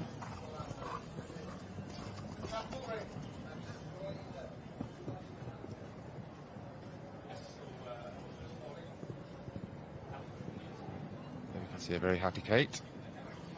Yeah, and on screen there pops as Duke of Gloucester, champion ridden Section C of the Royal Welsh 2026. Another win at Kate's lucky show. In second is Ringside Gamekeeper, bred by Kate's family, ridden by Hayley Reynolds. And in third is Hannah Turnock, with her own homebred Set Valley the Outlaw. Set Valley the Outlaw.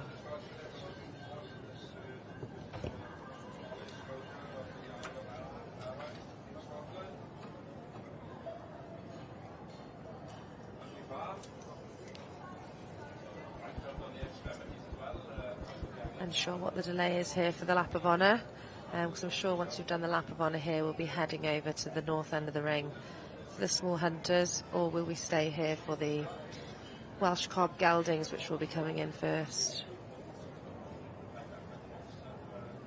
I hope we have not got a mistake here. It looks like they're dismissing. Oh, there we go. Those.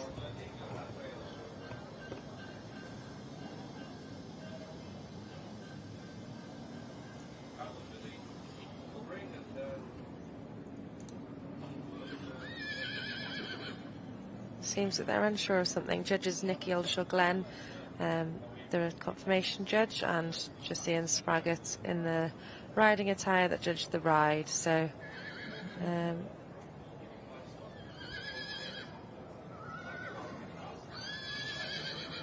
oh, we're just having a picture. The important bit. Kate must be running out of wall space by now, though. I'm pretty sure, yeah. With the cards and the photos. Yes.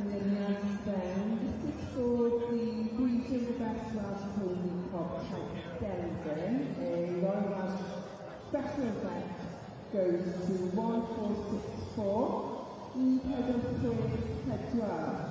Stephen Peter Barber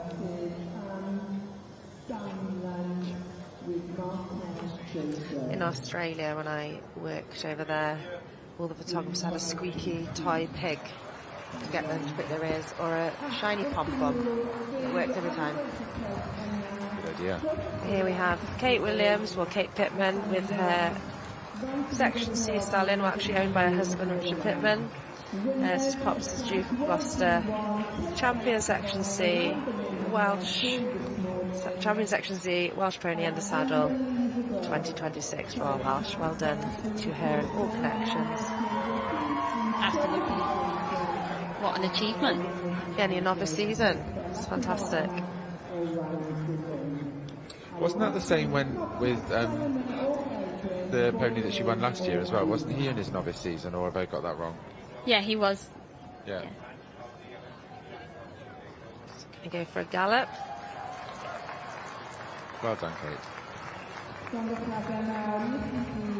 And Richard, of course. And Not forget the support crew. the winner of the class, Richard Hickman, Coxdale from Gloucester, ridden by Oh, there's Sister Alex in the frame there, giving him a big hug. Lovely.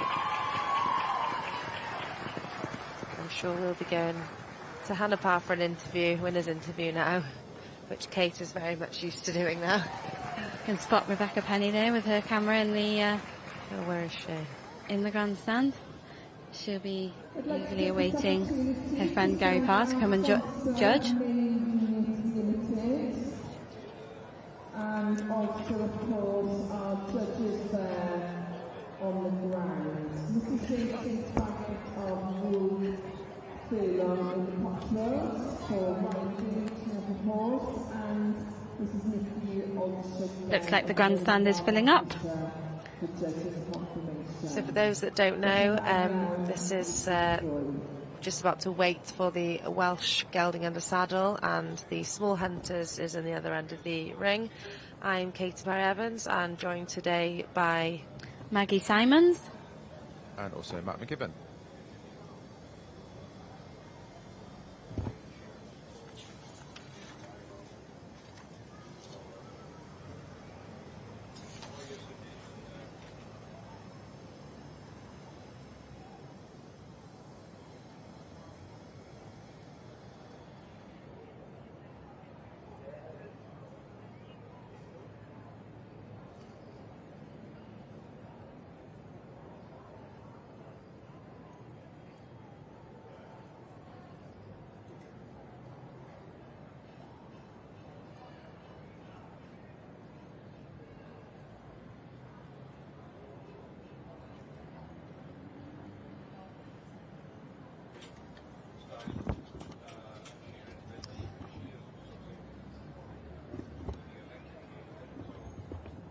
Oh, Kate Quite- crying there. Yeah, quite clear their emotion on her face.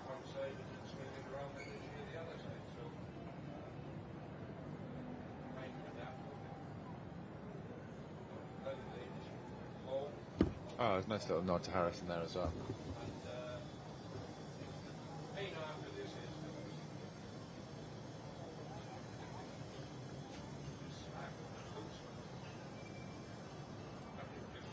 Yeah, we actually had this pony's mum for a while to ride, and if he was anything as random and mischievous as she was to begin with, I imagine they had their work cut out.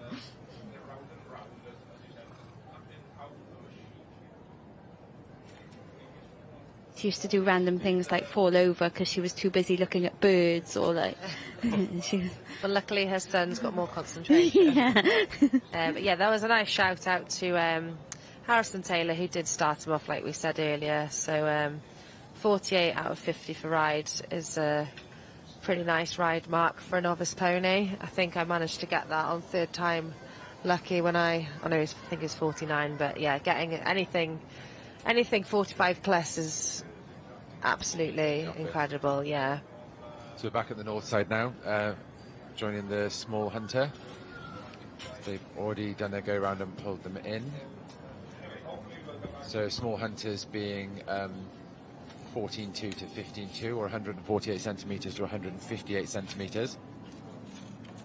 As a type, you would very much like to see a shrunk down middleweight hunter. So there's our ride judge, Sarah Chapman, who hails from Powys, Llanidloes. Very experienced judge. Very experienced judge. Very experienced horsewoman as well. Various involvement on various different panels, also the fundamental in setting up the TSR showing register. Yeah, I was going to say a real advocate for getting people into showing, Very much for so. encouraging new people, for encouraging anyone really. Yeah. And yeah, really supportive lady. Mr. Gary Parr of Oldham Lodge in Yorkshire is judging riding, and Miss Patricia Bigley of Oldham will be This would be a spin down the road for Sarah really as well. So local. So the horses there doing their confirmation in front of that lineup with Billy Moran. to thank our sponsors for this. Extension. Yeah, probably two sides to it being her home turf, really. Yeah, exactly. Pressure's on, but also it's lovely not to have to travel too far, and what an honour. Very much so. I believe.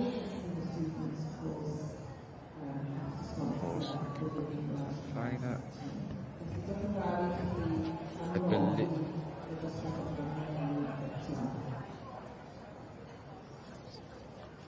See, this is another country class hosting on Monday at the Popular. Very good luck to all the competitors in class 1, 3, 4.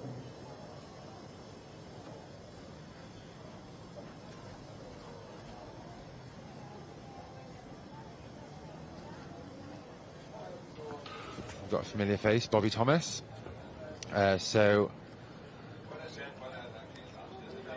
I've been prepped on how to say this name, and I'm still not confident how I do it. So I'm going to call him Marge. That's his stable name, but it's Margonge. I want to say it's something like that.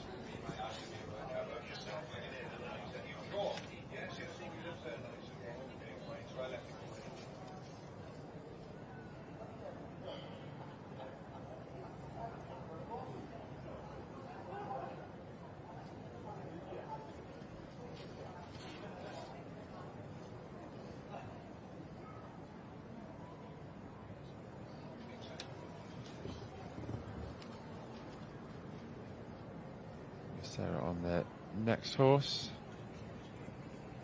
Again, she looks like she's giving a really sympathetic ride to these horses. Sarah's a very experienced ride judge as well, you know, having judged all over the world.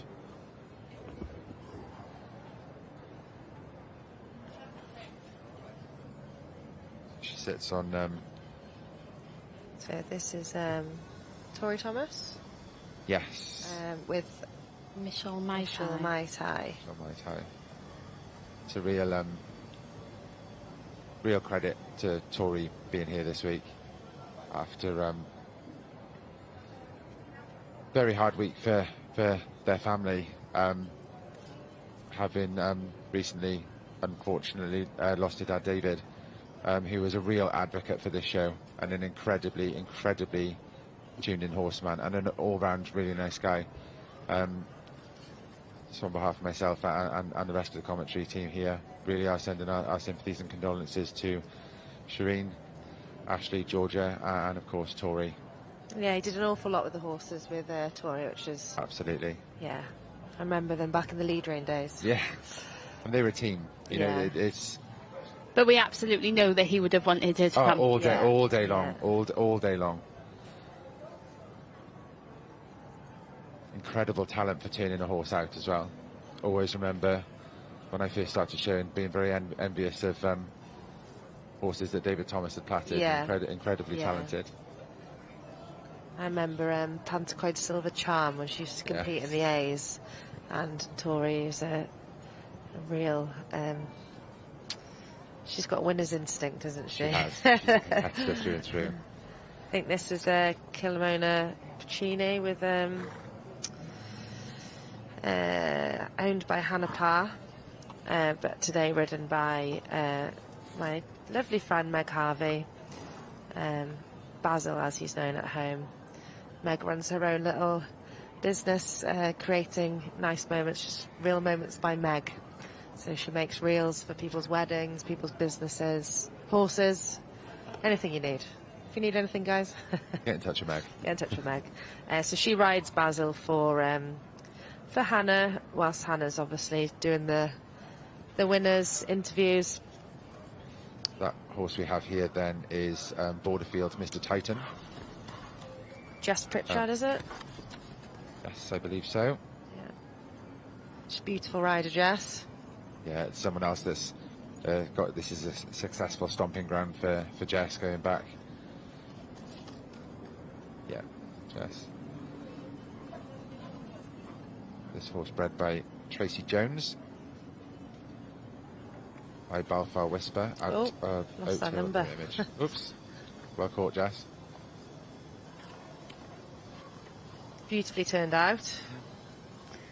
The pulled in top in this class is 1567, Charlotte Owens Tar Dauntless. So the horse that Sarah's just mounted now. This has been a very successful horse in its time, Church Rock Cashal. Produced by Sophie Curry, ridden and owned by Fionn Jones. This looks like a comfy ride, this. I think this has been quite a it's certainly been a prolific horse, but various strings to its bow in intermediate show hunter classes. I believe at some point, digging right back in my very dusty memories, I believe he also might have done some side saddle. It just looks comfortable, doesn't it? But again, been a prolific horse, having very strong placings at places like Royal International and Horse of the Year show. Here's Megan Harvey with Hannah Paz, Kilnamona, Puccini. Horse that's in top there, Tar Dauntless. Also booked its ticket for Horse of the Year show this year. Very much a home-produced setup there. Charlotte and Sophie being mother and daughter. Mrs. O, as she's fondly known, having also bred the horse as well. So she bred both the horse and the jockey.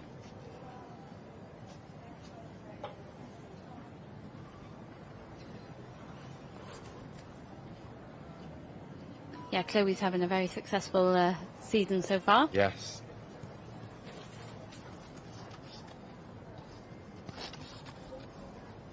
Confirmation judge William Moran giving a very hard look there. Never seen him written down as William Moran. Always been known as Billy, Billy Moran, yeah. yeah. I mean, he's an incredible horseman and got such an eye for a horse. His breeding operation is that, you know, he works incredibly hard, and I can safely say, you know, when his horses come out and compete, he absolutely times it right every time. They're so well produced and looked after. You know, he doesn't rush them.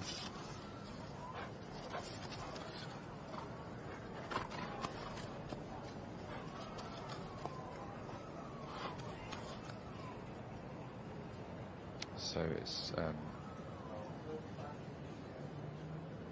Sophie Owen in top, Bobby Thomas currently in second, Tori Thomas currently in third.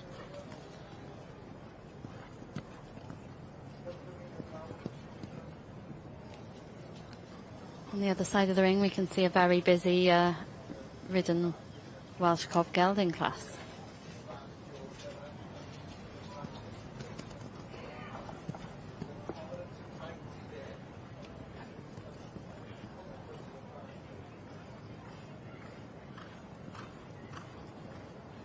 This has gone sweetly. Yeah, giving a very balanced Yeah, account of itself.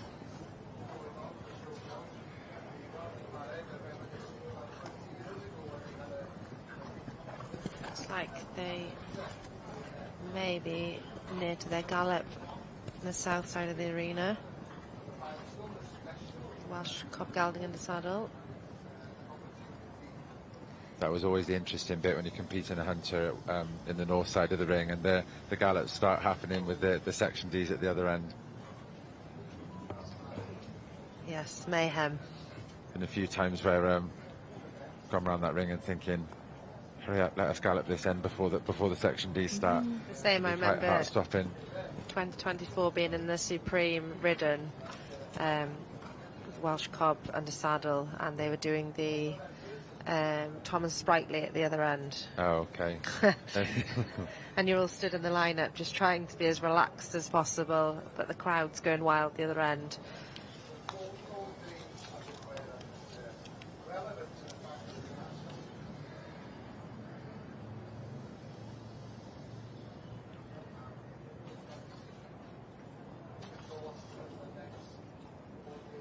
Looks like a lovely class. Yeah, we've got a coloured as well. It's quite unusual to see in these classes, isn't it, Matt? Yeah, you don't often see them. There's been some successful coloured in the hunter ranks, more so the weights than perhaps the smalls. Next one that Sarah's getting on there is Tyler Morris Bush Mills Magic, owned and bred by Alistair Bowen, ridden by his daughter Izzy. So Joey, as this horse is known at home. So it's homebred, home produced, so it's by their own stallion, Billy Bushmill. Just wonder whether she's just waiting before to let the gallops happen at the other end, or is she going to try and sneak it in? So yeah, it takes a very level-headed horse not to get worked up for this. It does, and I think that was very sensible of Sarah as well, giving everyone an equal opportunity. So Izzy produces this horse herself from home. She's actually a teacher in London, so having the time to produce is she ends up coming back and forward from London back to Wales to do what she can with the horses. She's got the right lead now. Good boy, Joey. She's trying to get that right lead.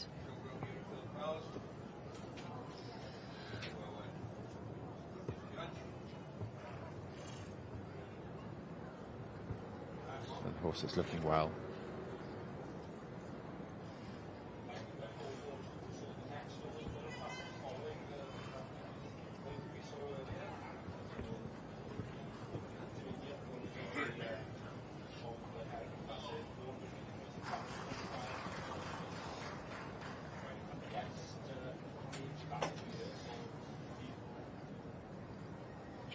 Wonder if it's starting to heat up out there a bit now. Some of the horses are perhaps a little bit tired. That's the number of that one. 1574. So that's Reese Williams and Little Miss Mischief. And next to be ridden then is someone from my neck of the woods, Yola Evans, with Last Orders, the fifth. Yola runs a very well-known riding stables in Capelbanga called Radal Riding Centre, where lots of kids have learned to ride where we live.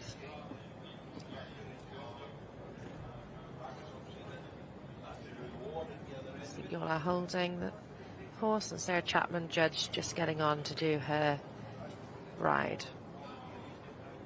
I think her partner behind Yuan is there. He owns a Portaloo company, if ever you need a Portaloo. It's a random fact. You're going to give us the name of the company? Kangaroos. Catchy. There we are.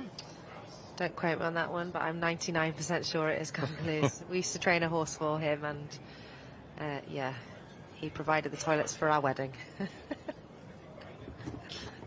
As a gift, or? I never saw an invoice, so I'm not so sure. Happy days. It's not about what you know, it's all about who you know. They said with this is Yola Evans' Last Orders. See pretty much straight away that this is very much an Irish type horse. By Rebel Flagman, prolific sire, Irish draft stallion. Yeah, there's obviously quite a variety of type in this small hunter class as well. Very much. And I think that's changed in more recent years, where, you know, thoroughbred and Irish type horses would have dominated hunter breeding for a long time. The difference is now you can look at, you know, there's much more of a warm blood influence as well. So that chestnut horse that we saw go a little while ago, Little Miss Mischief, I thought when I saw it go, I thought there's very much a stamp about that horse that I've seen before and had before, and I was thinking along the lines of our, you know, Hanoverian-y warm blood type horse, and it's actually by a stallion called Liberace, that stood at stud down in Swansea, and again has been another prolific stallion in breeding small hunter types, riding horses and hunter ponies. You obviously mentioned the Section C riddens, Matt, about the differing types, but I feel very similar thoughts about this class. You know, there's some very different types here. For me, I'd rather have the smaller, lighter horses than the heavier type for me. But obviously it's down to the judge, isn't it? It is. It's down to the judge, and it's down to type. But I mean, as the saying goes with regards to a small hunter, it's very much a shrunk-down middleweight type hunter. Yeah. So it does need to maintain its type. If you blew up some of these to 17 hands, you then start sort of splitting hairs to say, well, which one, if you made them 17 hands, what would make a middleweight hunter? Are there any guidelines in terms of bone for small? Because I know for the light, middle and heavies, there's guidelines in terms of what would constitute each from their bone. That's right. Diameter. So with the small hunters, it's predominantly based on size and type. You know, the small hunter is a type based on like I said, a shrunk down middleweight hunter. The weights, as in rider weight and bone, you would see then through the hunter weights, through the light, middle and heavies. So this is the last one for Sarah to ride. I mean, for me, it's very different because we're looking at the screen here, but this one I would say is perhaps much more of, perhaps a little bit more of cob type than of hunter type. Yeah, I would agree with that.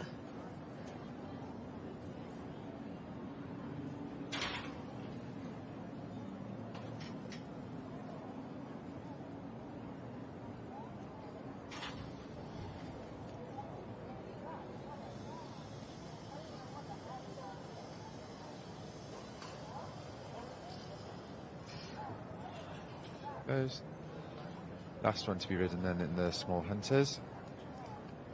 The judge here today is Sarah Chapman from Llanidloes in Powys.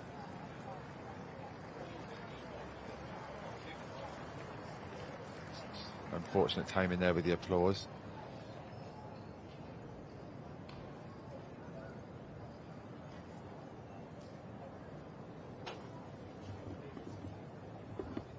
I do wonder whether she just said not today. Oh, that's a shame, isn't it? It's a big atmosphere, and I did wonder when Sarah got on, she did hand her cane to the steward. So I wonder whether the horse was just slightly on edge. Yeah, it looks quite strong in her hand, didn't it? Yeah, I think. Yeah. So that one there is Emma Davis and Lucky Lady Madeline. But in true Sarah style, she's handling it very sympathetically. Absolutely. And kindly towards the jockey, who has so. obviously put the work in and tried to prepare. Absolutely, they paid their entry. You know that they've prepared the horse to be here today. I think best dressed groom should be Airy Bonner today. Did you see her lovely dress there?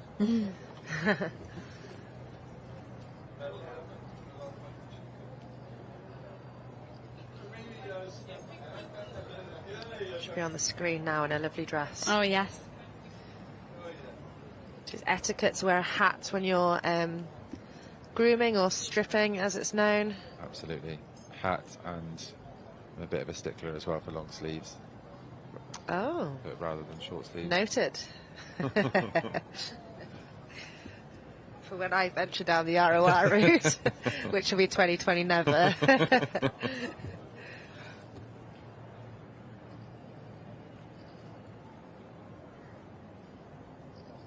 So saddles going on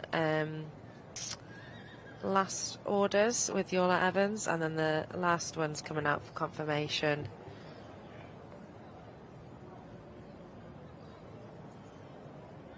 And then we'll have a decision, and hopefully we'll be able to have a little look at what's being pulled in the south end of the arena in the Welsh Cup gelding under saddle. So this is Judge William Moran, also known as Billy.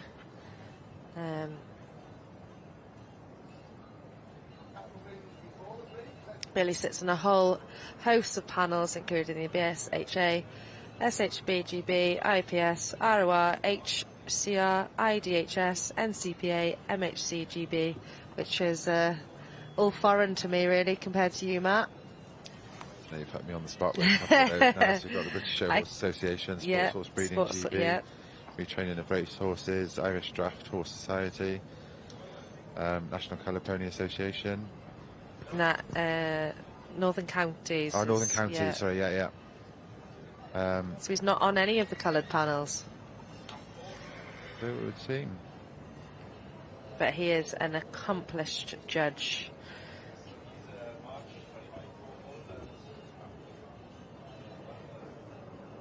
So last one to go in confirmation now. Number 1563. Emma Davis and Lucky Lady Madeline. Some of these names are real tongue twisters, aren't they?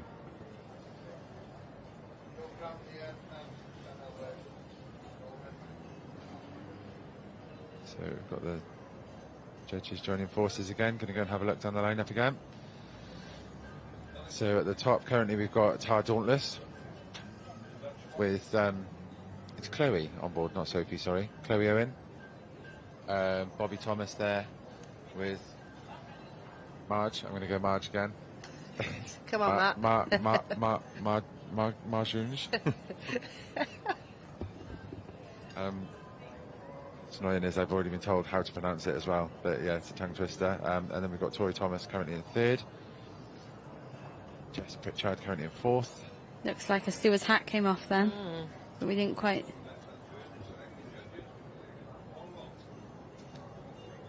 Maybe he was just giving his head some air. False alarm. Himself down.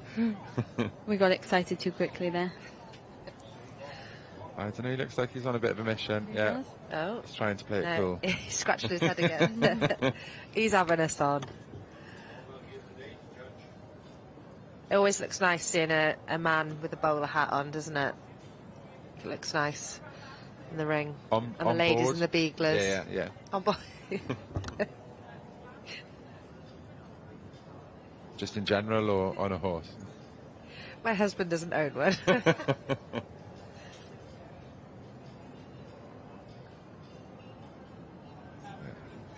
Judge is still deliberating by the looks of it. I think the doffing of the hat could have been a false alarm. Yeah, it's back on his head again.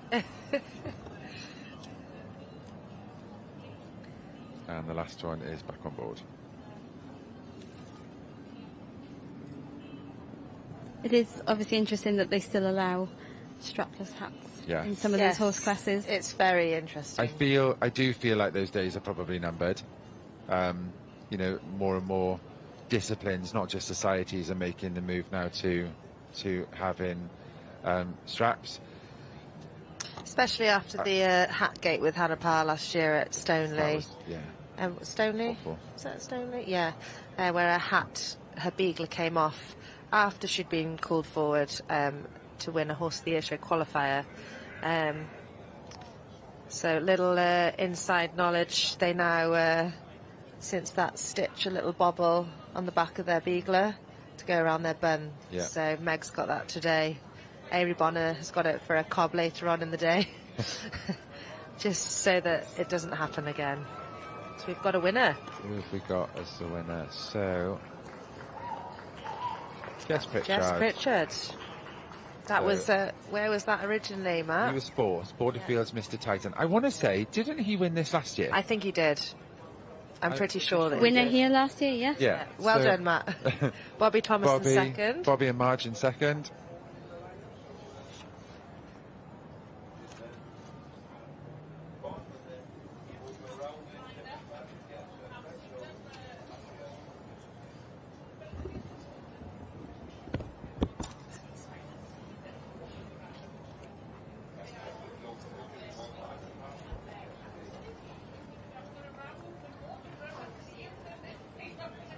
Has Chloe come in third? Yeah, it looks like Chloe's in third. Tori is in fourth. We've got Fion and Cashel, Church Rock Cashel in fifth. So it's Jess Pritchard there, winner of the Small Hunters. Bobby Thomas in second. Chloe Owen in third. Mrs. O's Tar Dauntless. Tori Thomas with Michael Mai Tai in 4th.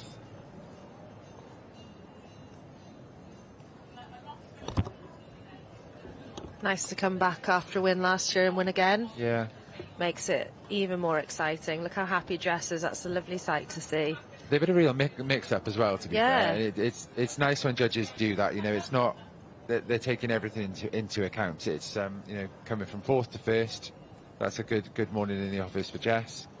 Bobby's maintained his initial pole spot, and a few others have moved around. Yeah, it's lovely. Again, it's another success for Jess at what's always been a successful stomping ground for her. There's nothing better than a Royal Welsh win, is there? No, true. I've got goosebumps just talking about it.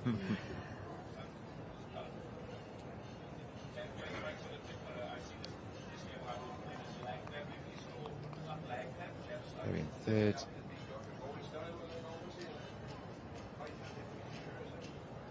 Tory 4th.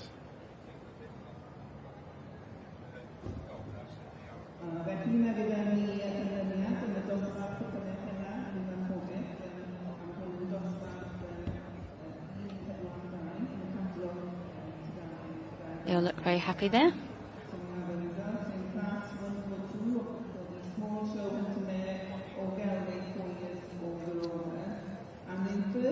Jess and Bobby having a good chin wag. Quite well matched, the top two. Yeah, they are. There's very much a type there, isn't it? Yeah. Again, probably with the top 3 as well. You know, there's very much a type there. Yeah. I believe the grey that's in 4th is actually a Welsh Park bred as well. So here we are, the winner of the Small Hunters. Borderfields Mr. Titan, ridden by Jessica Pritchard.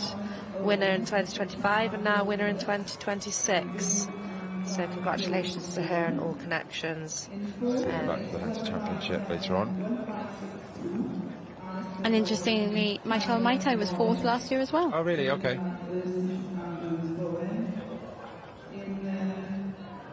And Tar Dauntless 2nd. So We're maintaining consistency. very, very much so.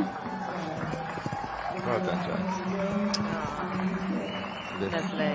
Horse of Bobby's in 2nd is a new ride for him this year, but previously a horse that came from Zara Owen. It was actually for sale as well, horse in 2nd. Interested, Matt? I don't know. I've got a new one arriving from Ireland tomorrow. Oh. So, yeah. Baby steps. Juggling kids, work and ponies. I'm not going to push my luck.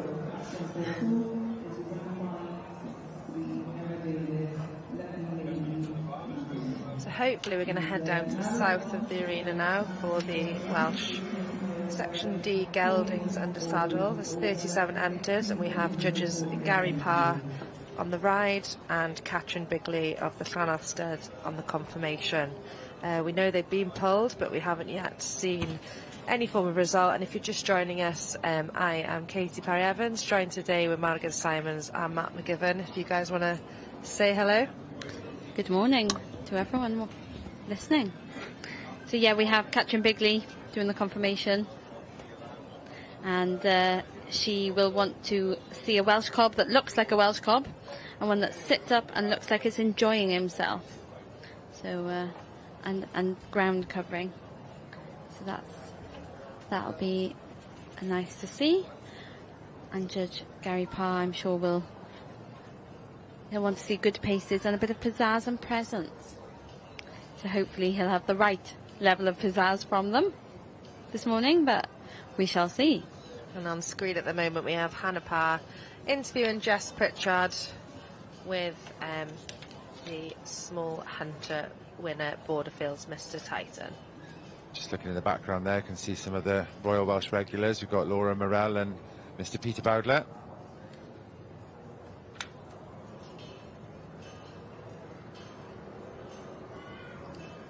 Just getting some winners' pictures, and hopefully, we are now onto the Section D's under saddle.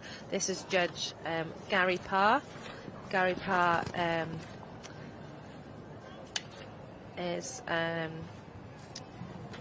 has been working in TV and film for many years now. He spent the last 5 years on as a hair and makeup artist, and he has previously worked with the Devil's Horsemen. He mainly shows hunters as well as some cobs and riding horses, and showing highlights for Gary include winning the Royal Windsor twice, once on his own horse Cheerio and once on Mexican Summer, and he was third on in the hunters at the Royal International. He has ridden a Welsh Section D at the Royal Welsh, and he sits on the SHB, GB and BSPS, British Show Pony Society, CHAPS, the Coloured Horse and Pony Society, and the Show and Register panel.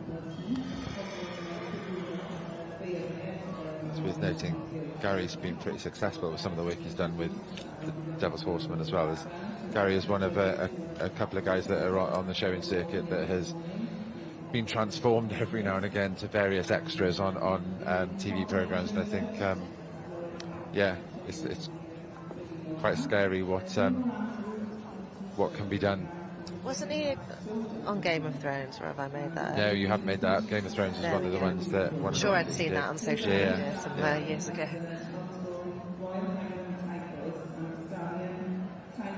Gary is another pretty tall jockey as well.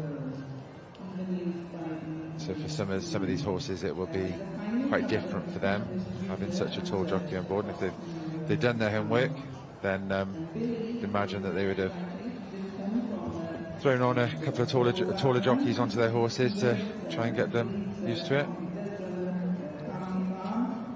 Yeah, I remember we had Richard Talford a few years ago, who's also considerably tall, so I made sure the cob I was bringing got ridden by a few taller people, because my short legs don't get that far down the saddle flaps. So we get to know what's in first here,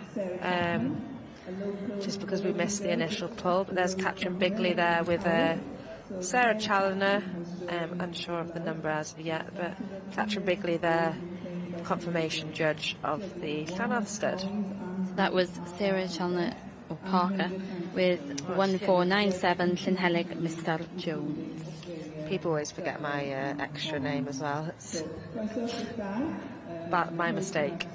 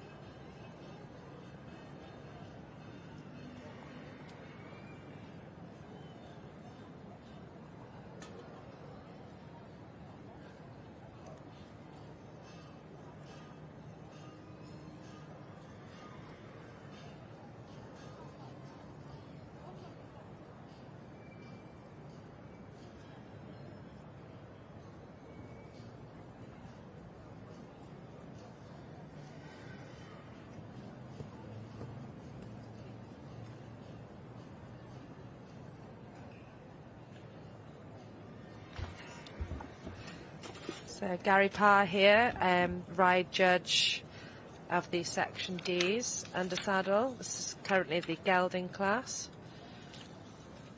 And we're still yet to work out who has been pulled in top, just because we were watching these small hunters. So it does look like Sarah with Llynhelig Mr Jones. Yeah, recently, or not long ago, gelded, so that Sarah's son Owen can also share the ride. That's nice. Previous Hoys winner, Llynhelig Mr Jones. Hoys winner in 2025 last year, and he won at Windsor this year. And I will say, Owen looks a picture on him. He goes beautifully for Owen as he does for Sarah as well. Yeah, I think when you look for temperament, he definitely has that. Yeah.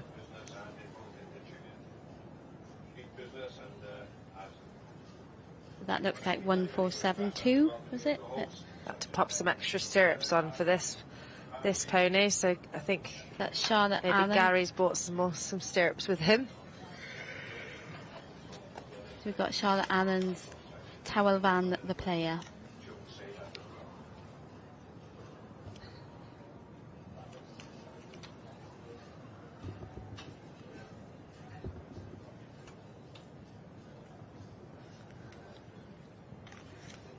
I actually had a really embarrassing moment once in this ring, where the steward hadn't lengthened the judge's stirrups enough after getting off after me, and whilst the judge was altering her stirrups, my pony decided it was a great opportunity to have a snack of grass.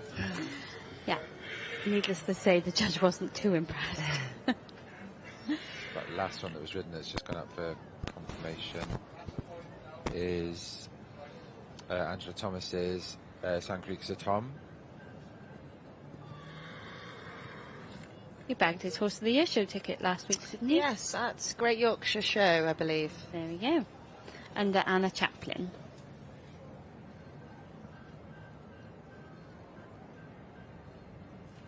Anna and her partner Ross are south of England based, I believe, Yeah. but always present at Very- least one or two Yeah. pony horses and cobs for this. Exceptionally hard workers, Yeah. and they do workers. Yes, they do. Ross is very Successfully successful as at well, the don't they? workers, yeah.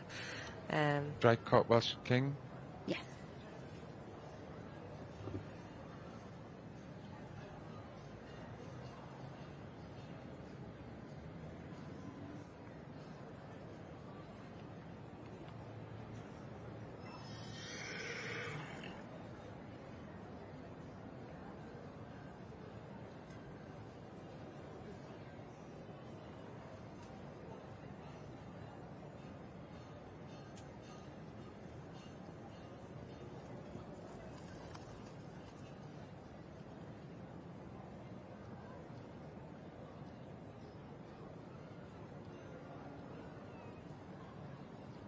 So we're now back at the other end of the ring. So I believe this is the novice hunter class.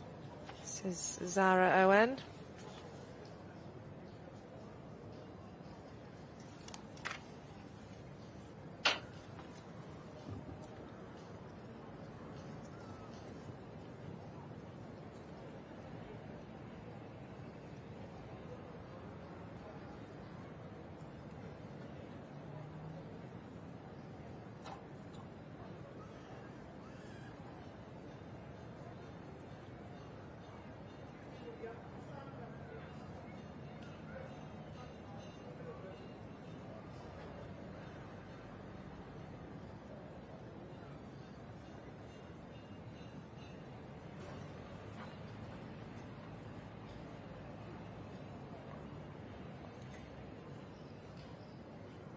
So this, that first one just come back into line now. Was Sarah Owen's Bassymore Fantasy. These are all 4-year-olds. 4-year-old hunter class. Yeah, strange to see that the competitors riding the horse and not the ride judge. I mean, it does go back to the point of what you said earlier on with regards to you ask whether to ride and Because the ride judge is now riding the second place. yeah, and I do just wonder whether She just said no. she said no, or she was feeling something and didn't want the ride judge to be put at risk, perhaps. But again, you ask to ride a horse. It's very responsible then of Zara if she felt that, if that is the reason why we're actually unknown in the unknown here, all of us, aren't we? This looks like it's got a beautiful coat on it. Lovely shine to the horse. I think this was Leo Bowen. I was going to say that's turned out by Mr. Bowen. You can spot those plaits and those quarter marks a mile away as well. Someone else that's got exceptional talent and has passed it on to his daughter Olivia. So this is Vincenzo.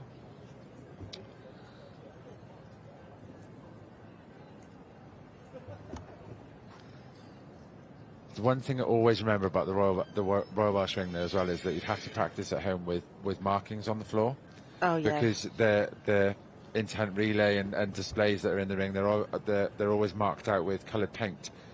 And the amount of times you'd go in there and all of a sudden a horse would go, they treat it as trot foals. Oh, horses will jump Yeah. it. I remember my friend Sonia's horse, Trevelyan Apollo. They've got the most wonderful photo of him leaping it as if it's a 4-foot fence. Just a white line on the floor.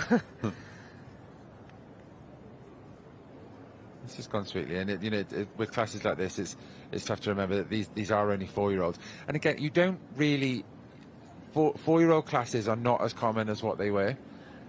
They made the switch to novice hunter classes. You don't see so many ridden 4-year-old hunter classes now, and I would say they've probably been in decline for probably about the last decade, maybe 15 years. I mean, I remember being in a 4-year-old class at the Royal Welsh probably 15 years ago, and I believe that was one of the last times we've seen it, because they've been novice hunters apart from since then. Well, I have to say that's just gone beautifully for the judge for 4-year-old. It's done absolutely. an outstanding ride for.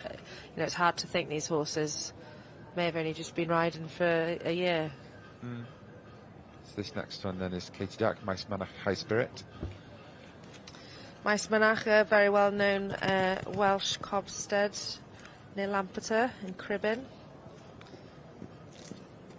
Nicola and her father, Eric. So just the 3 forward in this class.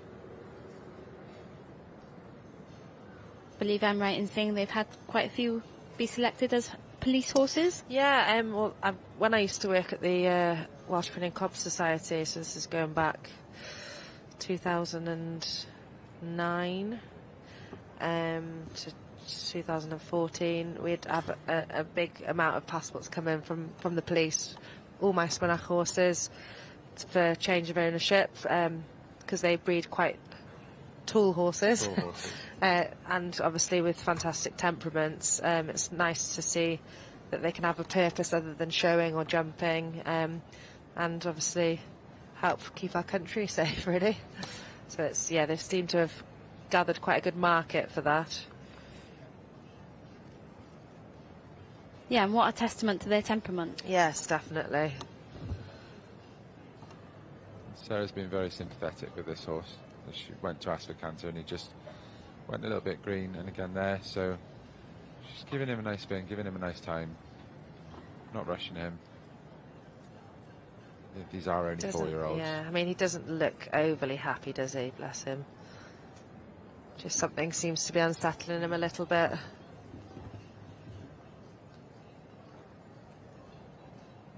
Turned out beautifully though. That tail looks very clean. Nice, lovely socks. Some of these riders and owners in this class may appreciate it being in the other ring as opposed to in the main ring. Funny you say that. I find that whenever I've ridden with the cob that I had, horse ring, he was 10 times worse. Seems to be a bit of a buzz down there. I feel like they get a bit overwhelmed with the grandson in the main ring, and they just sort of get on with the job. But in the horse ring, there's so much stuff to look at. I feel, a lot more buzz down there when I ride in there for some unknown reason. Liv Bowen there presenting her horse Vincenzo for Billy Moran. It's turned out beautifully. And as a family, they are masters when it comes to the platinum turnout, and it's really nice to see Liv back in the ring. She's had a couple of years away, so yeah, real welcome sight to see Olivia back where she belongs.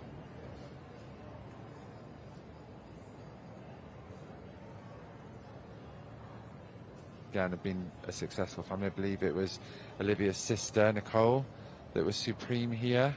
I'm going to really test my memory now and probably say 12 or 13 years ago on a pony I believe called Heslington Material Girl, show hunter pony. Judge Billy Moran there.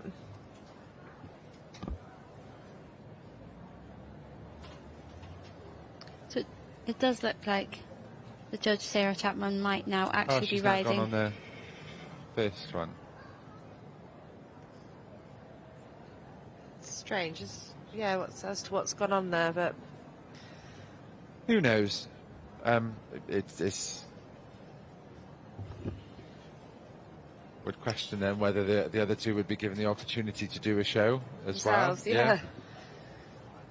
As they say, it's the Royal Welsh and anything can happen. Sweet horse that's just carrying home.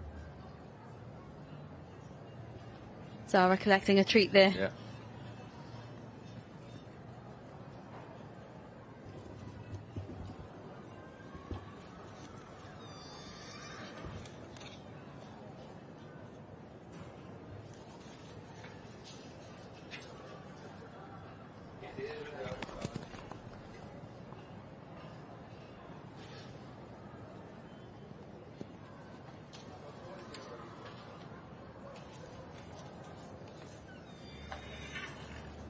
This is obviously a fantastic preparation for them, for their careers. Absolutely, as they go on. It's, but I mean, again, I think it takes a special type of horse, certainly a 4-year-old or a novice, to be able to go to a show like this. I mean, it's spectators at the Royal Welsh are, it's certainly in the main ring, they can sometimes feel like they're on top of you. Am I right in saying Tar Dauntless won it as a 4-year-old? Did he? Yes, I believe you're right, actually. Yeah. But again, testament to temperament, Yeah. and especially in the main ring, that really is like an amphitheatre. You hear every noise coming out of that grandstand, and it's the way it echoes is 10 decibels more than what it would be without being in the grandstand, and it really does hit you. And some horses just go in there and just get total stage fright. Others deal with it very well.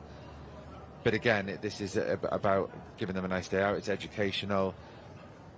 This needs to be a good experience. You don't want to come to the Royal Welsh for the first time with a 4-year-old and it be a really negative or an experience that's going to leave a mark in a negative way. I suppose having the low numbers is quite a benefit for these young horses because you're not going to have too much traffic on the go-round. Again, can sometimes go the other way as well. Being on novices where all of a sudden you need a lead. You come around a corner and there might be a funny coloured banner or a fire-breathing child eating an ice cream, which a horse wouldn't like to see. So yeah, it's. But again, space is the thing. I mean, it goes back to the key of get it forward. If you've got something that is feeling a little bit green, give it reassurance and make sure it's travelling. 3 very different types in the ring here. Very different Definitely. types. Will Billy be looking and thinking of the future to say, will this fit into a class in the future for him? I would like to say so, and I mean, again, it goes back to type. With a novice hunter class, or in this case, a 4-year-old hunter class, there's no specifics on type. So this could be a small hunter, lightweight, middleweight, or a heavyweight hunter.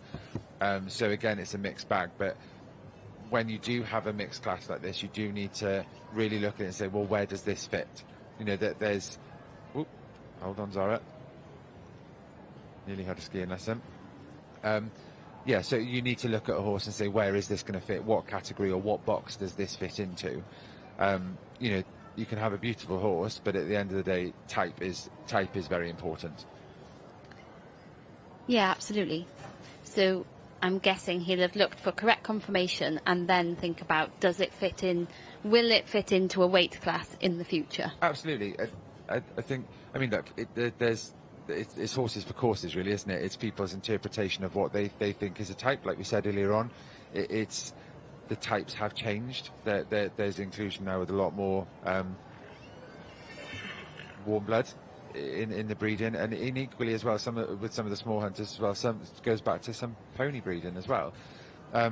It's going to be down to judges' preference, but I mean, certainly with the weights, it is a category. It's bone, which is black and white, what they're capable of carrying, and you would look at height as well. It's not a specific. There's no regulation on how big they can be, but it is a recommended sort of where going through they would get taller as you go through the weights. So the weight sections, lightweight, middleweight, and heavyweight. So the lightweight should be able to carry up to 12 stone 7, 7, yeah. and stand around 16 to 16.2 and have around 8 to 8.5 inches of bone under the knee.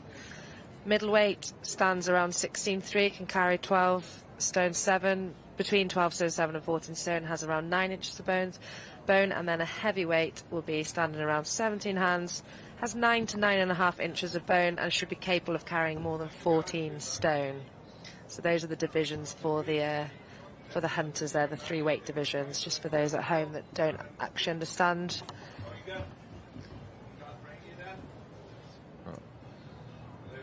Sarah Owen with Batimore Fantasy, just going back out on the walk around. Would I be right in saying that the weights that they've down to carry officially are quite conservative? I would say it's down to interpretation again. That's me being diplomatic.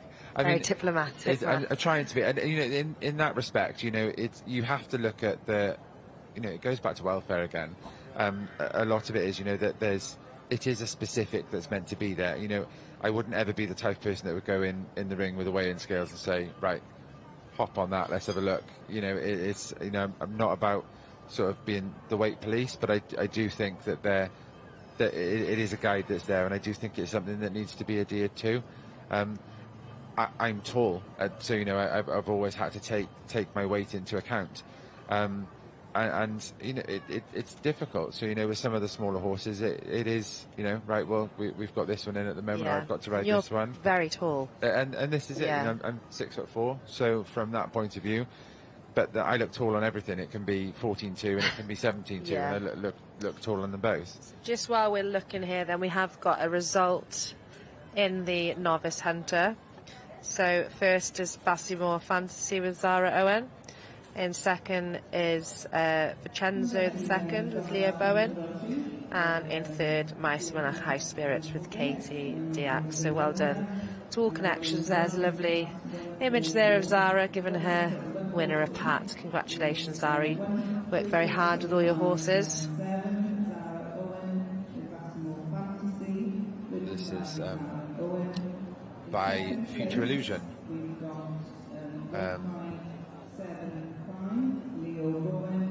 It is Scotland. I think it's safe to say that if you see Zara entered in the catalogue here in the Hunters, you Look out. look out. Yeah, she's definitely one to watch. She is definitely one to watch. Again, this is Having she judged wasn't in here last year because she judged she was judging the section Ds. D's, and the Yeah. sandals was the right judge.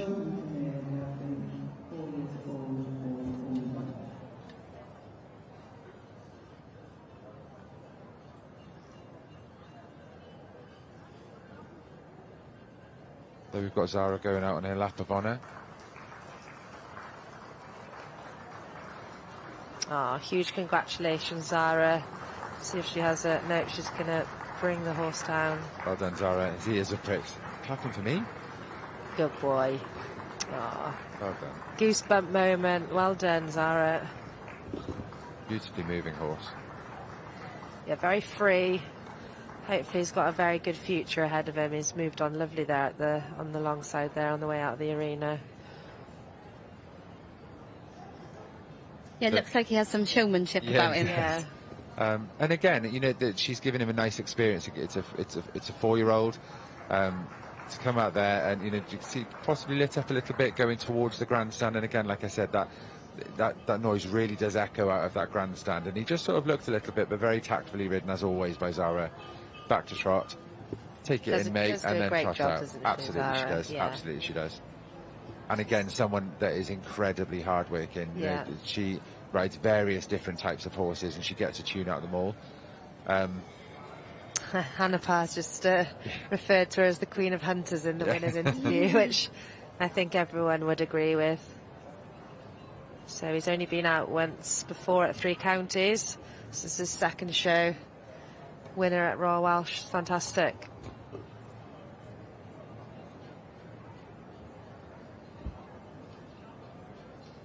So we've got the lightweights waiting to come in.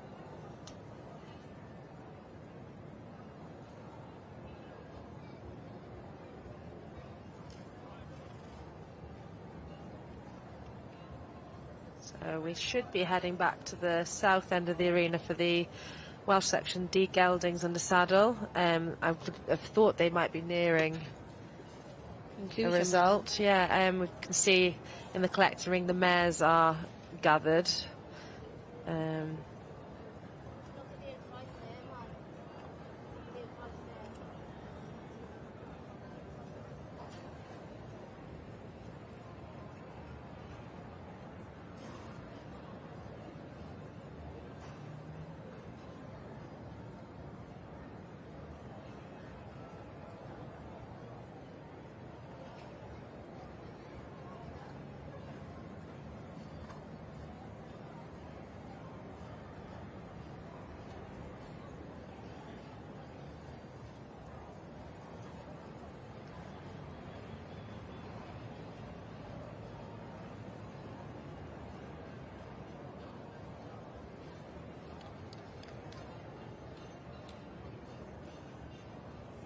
So here we have the section D geldings under saddle. Judges out the back having a bit of a drink of water. We're actually unsure as to what the delay is here at the moment. Maybe the results marks are being tallied up, but usually everyone would be back on board ready for the results, so unsure as to what's happening at the moment. So Edwin Prosser on the left. It is very hot, so maybe they're just allowing them a little bit more time. Yeah. Definitely looks like there's some maths going on there. Some brain ache. Yeah. I wonder if currently we've got Llanhelig, Mr. Jones and Sarah Parker stood in top, so we'll have to see now if she stays there. And then in the north end of the area of the ring, we have got the lightweight hunters just started their go round. Second in the Welsh cobs on the saddle, we've got number 1480, which is Dean Valley, the Governor, with Rachel Constantine.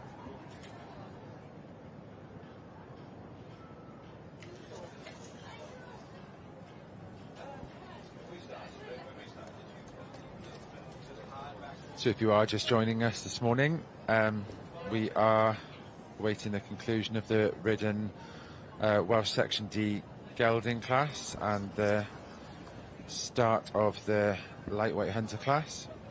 Looks like everyone's getting back on now and maybe a decision has been made. All looking very relaxed there this morning in the main ring. Yeah.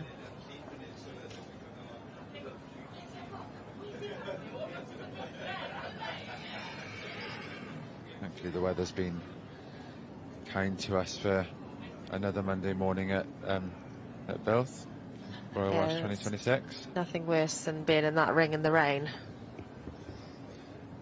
It's up there with being in that ring in the blistering heat as well, though, isn't it? It's So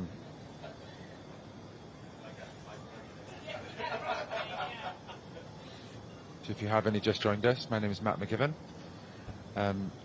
Here until the conclusion of the ridden classes until early afternoon. Joined this morning by Maggie Simons and Katie Parry-Evans.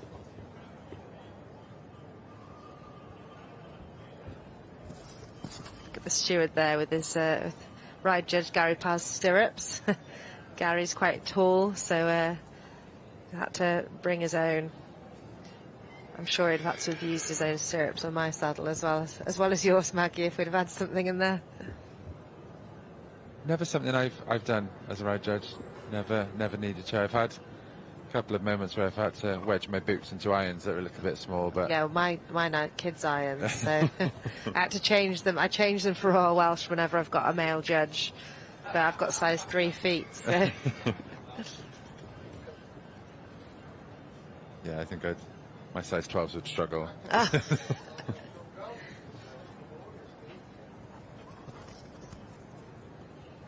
It's tension mounting now for all the riders for the result now, pending.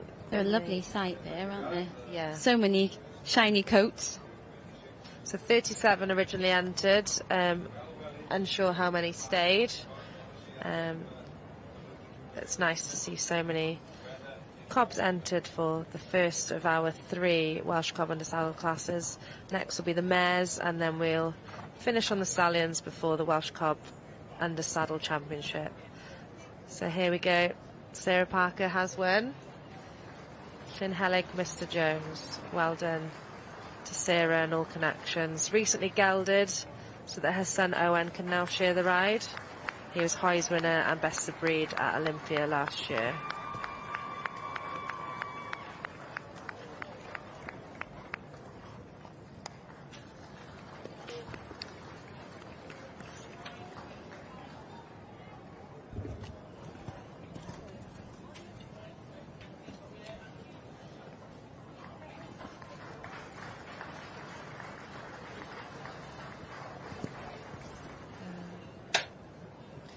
So Llynhelig, Mr. Jones in first. In second, we've got Mathroy Deo. So that's number 1487 with Claire Hope. It's actually Eleanor Hope riding. I'm very happy because she is actually a PT client of mine online. So well done to Eleanor. In third is Tamia Joyner.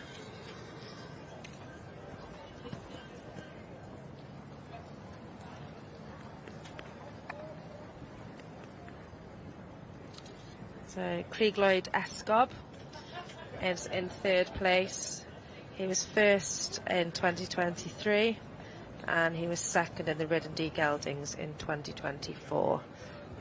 Third this year, so not out of the top 3. Well done to Tamia. And then I believe it's Sangrig Sir Tom in fourth. So that had his Hoy's ticket at Yorkshire last week with Anna Chaplin.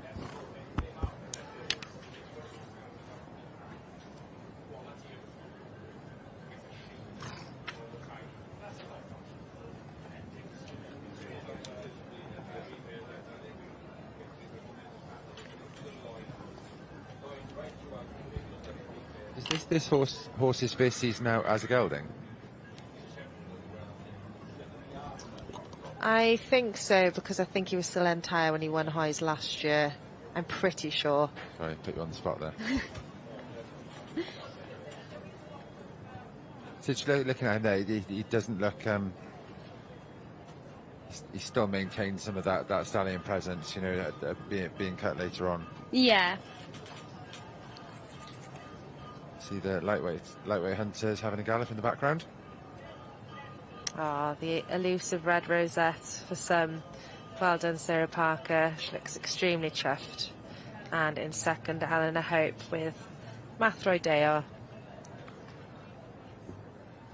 He's consistently given a lovely balance to counter himself. The ride judges previously gaining third in 2025 and fourth in the previous year before that. So up to second, maybe next year will be his year.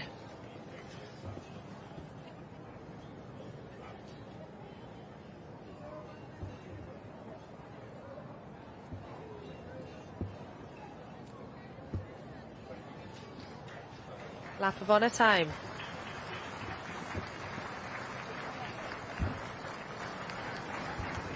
So first place 1497, Sarah Parker with Llynhelig, Mr. Jones.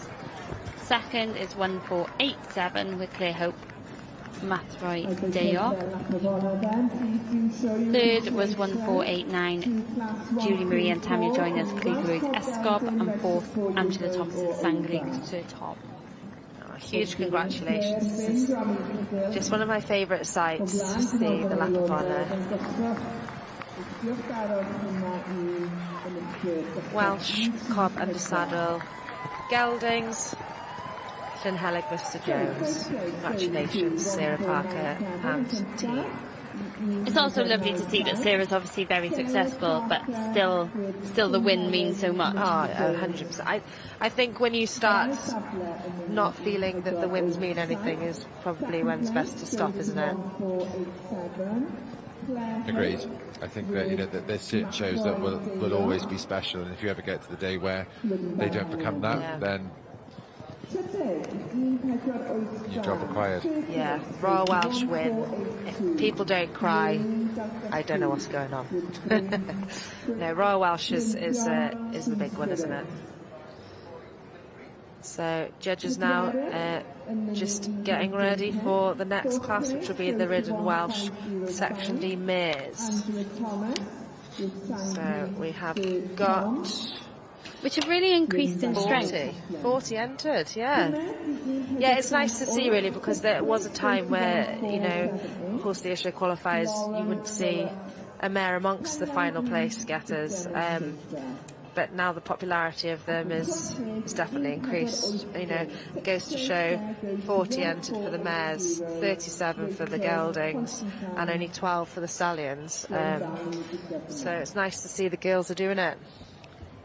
Yeah, I think the tides have turned a little. I think some of the studs are starting to recognise that it's not a waste of a mare as such for her to come out and have a career, and I think that's really nice to see as well. Yeah, I agree with you. It's nice that nice to see more. I personally don't get on with mares. I get on with them in hand, but under saddle I do not get on with them. I think it takes a certain person to get on with mares. As we all know, you can tell a stallion, but you have to ask a mare. So, yeah, I'm not a mare fan personally under saddle. Judging them fine, but riding them, no. What about you, Max? I like a good mare. Yeah, I think once you have them on side, they give you everything. Whereas stallions, you quite often have to keep asking them the same question.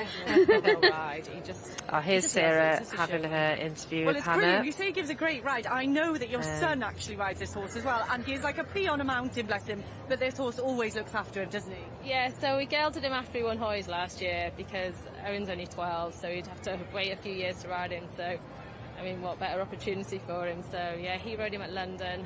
He's already qualified in Hoys in the juniors, so he's just incredible. A real family pony that can then come out and win the Royal Welsh. I know, yeah.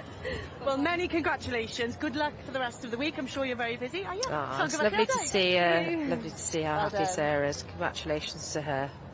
And Llyn Helig, Mr Jones, the winner of the Welsh Cob Gelding under saddle. He looks happy with himself, doesn't he? We welcome now our next class into the member centre end of the main ring. For those of you following the schedule, we are about to commence class 1. Here we are back at the north side of the main ring now for the lightweight hunters. See that Sarah Chapman has got top of first once they've done their go round and they've had their initial pull in. Try and see. It looks like to me that this horse she's riding is Fairwood, which is Charlotte Cross's horse. I'd like to take this opportunity to thank the judges that are here with us in this section this morning. Judging the riding, seeing the Section D mares come into their side of the ring as well.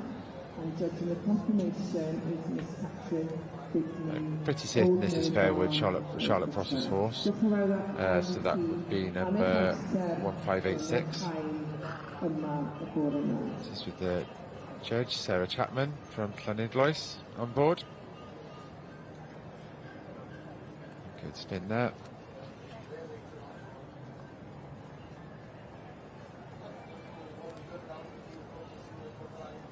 And then we have, this is Anki here, the ROR that we saw earlier on with Victoria Bigerelli, the horse with one eye. Not looking remotely worse for wear for it being a second class of the day. I do wonder then whether she was pulled top as Sarah was still on the other horse. So, yeah. Shot on Angie.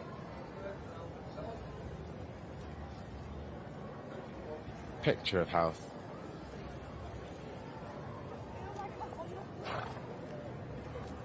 Victoria's worked so hard with this horse, and to see her rewarded this year with the results she had at Three Counties show to secure that golden ticket to Horse of the Year show.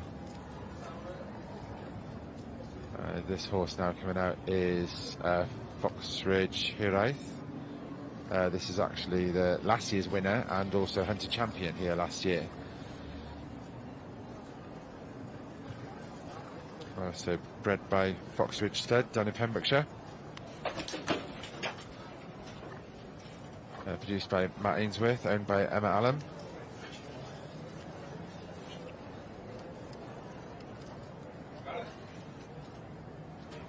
And this horse this year has also been coming out and doing some ladies side saddle as well with Sophie Ward.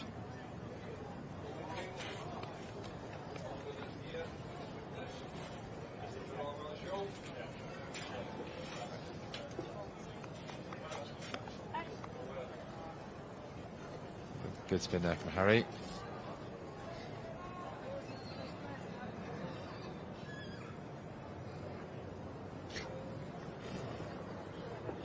Someone waving to their fans in the crowd.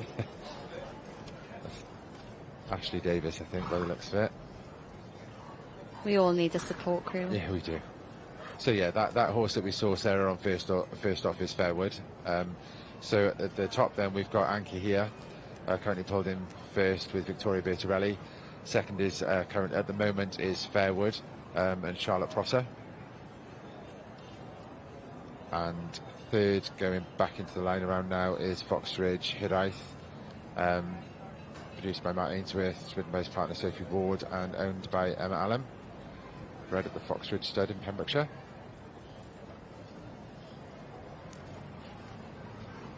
Billy looking over Fairwood now. Looks to be enjoying his day. Yes.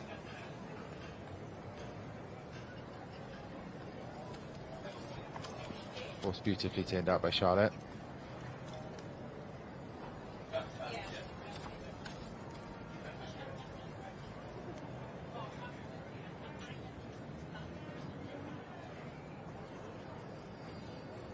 Looks like they've had the Cobb mares walking around for quite a while. Busy class as well. So again, another very healthy looking horse.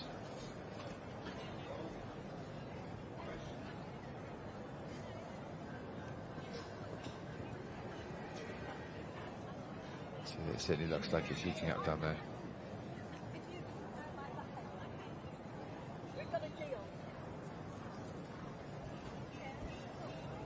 So let's see what horse this is that Sarah's currently riding now. Not one that I initially recognised. I wonder if this is Grand Design, I think. Phoebe Thomas. Is it 1588? Yes, it is. And then next to ride is one with Tori Thomas, 1585. Oh, no, this is Natalie Sparks, next one. Oh, was that? 1585 is Sunrise Foxy Firecracker, owned by Mary Owen, ridden by Natalie Sparks.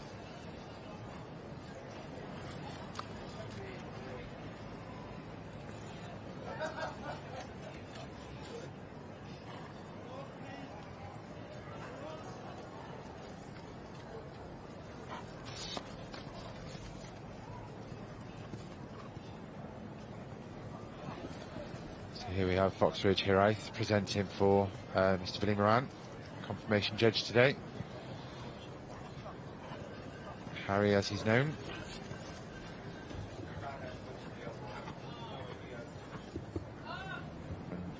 Sophie and Harry have made the switch into ladies side saddle, a lady show horse class this year as well.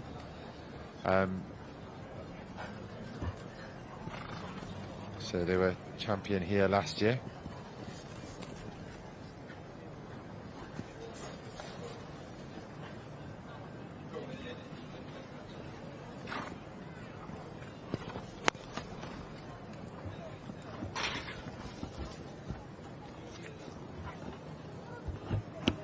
The Sunrise Foxy Firecracker is currently being ridden by ride judge Sarah Chapman. Again, this class is a real sort of mixed bag of type. Look at the Foxridge Hiraeth compared to this horse. They're two quite different types. One I would call much more blood, as in that I would assume that there's more thoroughbred in there. This is by a warm blood called Sunset Boulevard. It's a mare called Criavel Lady Margay.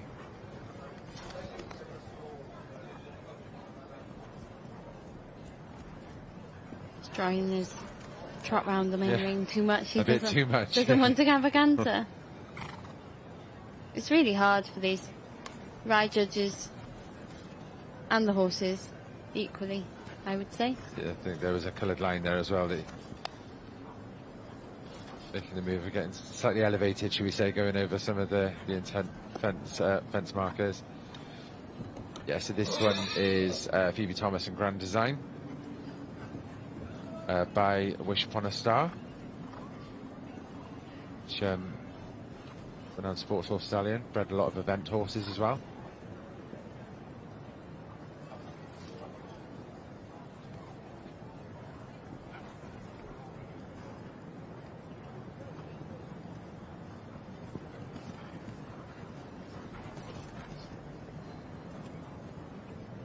Beautiful length of rein on this horse. Very sort of see his head and neck fit into its shoulder and just flow through. See the Section D mares on their first canter behind this beautiful hunter. Oh, we've now got a flag show. He wants to go and join in. Oh, what a shame. I mean, to be fair, I'd forgive that. He'd rather be a Welsh cob. Yeah. He's just copying the crowd. He's wanting to fit in. Yeah, he is a beautiful stamp of a horse, isn't he? He's got real presence about him. Yeah, even more so when he started flagging. Just a bit of a show off. Phoebe's seen the funny side. Yeah. Yeah. He knows horses enough to understand that, doesn't he? Absolutely.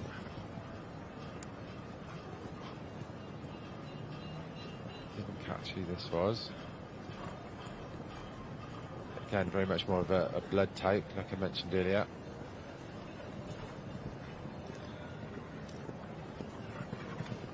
Oh, we've Got some speedy Welsh cob mares behind there. just hope it doesn't turn into the Section C ridden at the Yorkshire Show. So I've heard a lot of stories about that from last week. I believe they had to stop the class 3 Yeah. times. And then in the next class, the ride judge fainted, so they had to replace the ride judge in the Section Ds. Oh dear. Sounded a dramatic day at Yorkshire. Let's hope we don't follow suit here today. No. Gary Parr, drink plenty of water. We hope she's feeling better by now. This horse has gone pretty sweetly.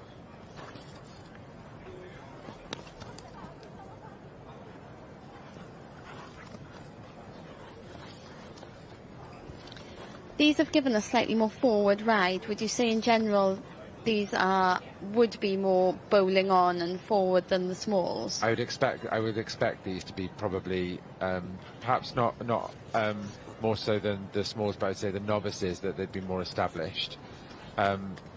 Again, with the smalls can be such a mixed bag, you know, of type and way and going, whether you've got that Irish blood or more thoroughbred type horse in there. But with the lightweights, you would expect there to be more thoroughbred there. So perhaps you would get ones that are a little bit more forward or a little bit on the speedier side, should we say. But again, like if you look at this horse, this is by a stallion, Sunset Boulevard, which is mainly known for having done dressage. But being a woman, she's looking at the marks on the ground there. I mean, beautiful horse.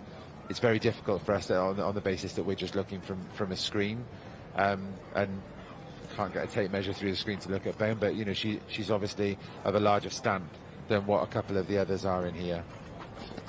So that last one to be ridden was 1587, Creona,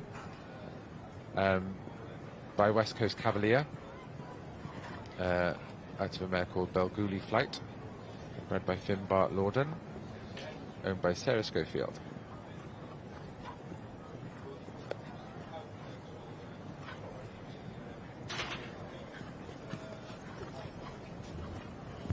I just wanted to bowl on slightly there. Again, Sarah's kept accuracy throughout. She's ridden them all the same. She's given them all the same spin, but she's been sympathetic when she's needed to be as well. She might have to pause in a moment as well, because I don't think we're far off in the Cobs under saddle of the grandstand gallop. Yes.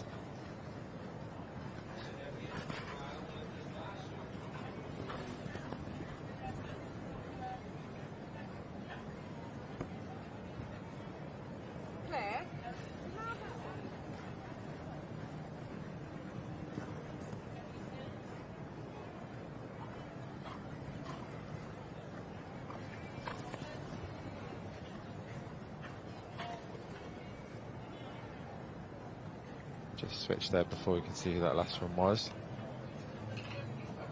It's 1587. Chrono is Sarah Schofield. I believe Sarah's partner is a farrier. No panicking when you lose a shoe then. Yeah.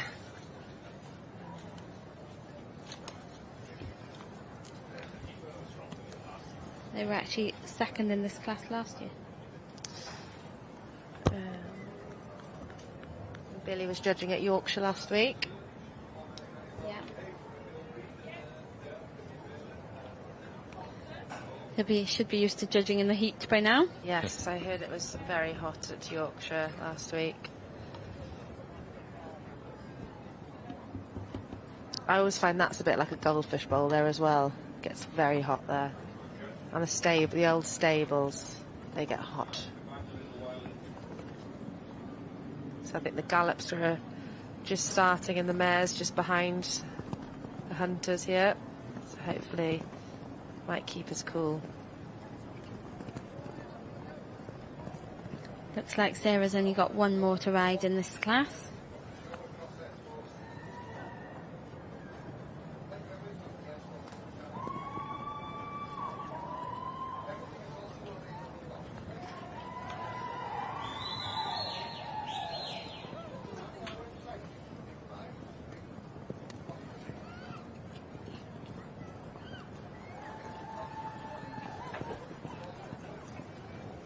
Just come over to the section D mares under saddle.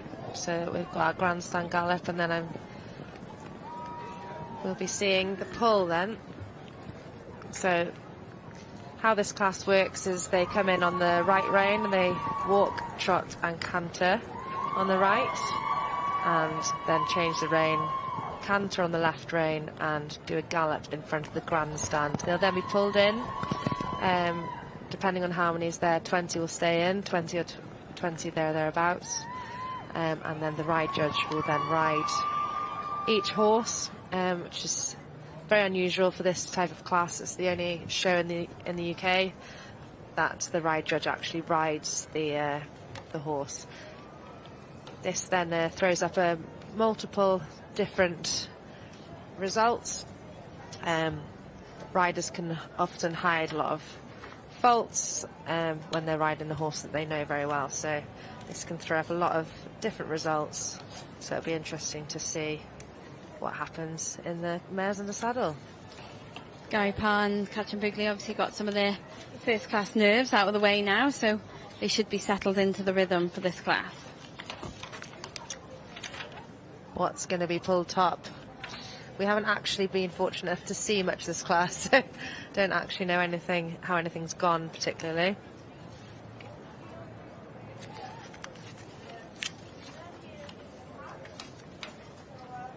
Oh, we've got a pull here, Palomino. Oh, this was Abbey Vale, yeah. Higher Love. So she was fourth in the D Mares in 2024 and champion Palomino with Kelly Hannah Morris. She's now moved to her new owner Scarlett, who's just 14. She's returning to Hoys again this year in both the open ridden Ds and the junior large breeds. And in second we have Menai Sian Ellen with Mia Whittaker. And in third, we have got Katie Marriott Payne with Gadfach Royal Edition. known as Daffodil.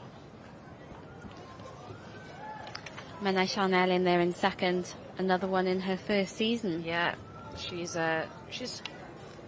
been there or thereabouts in most of her novices this year, isn't she? She has Done had a pretty very, well. very successful beginning to her season.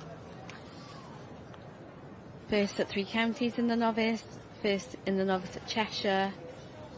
She won at Glenask.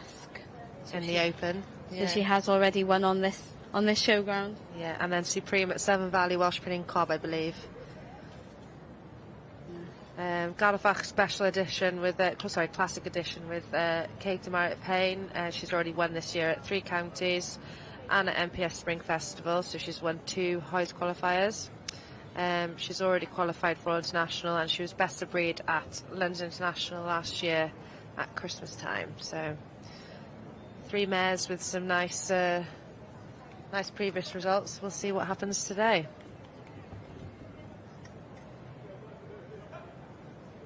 So judging, we've got Gary Parr on the ride, and confirmation is Catherine Bigley of the Llanarth stud. Catherine looking very smart there, and Gary Parr also equally as smart in his riding attire. Anna Chaplin looks like she's made a return to the ring there again. And Scarlett Marshall on the right there.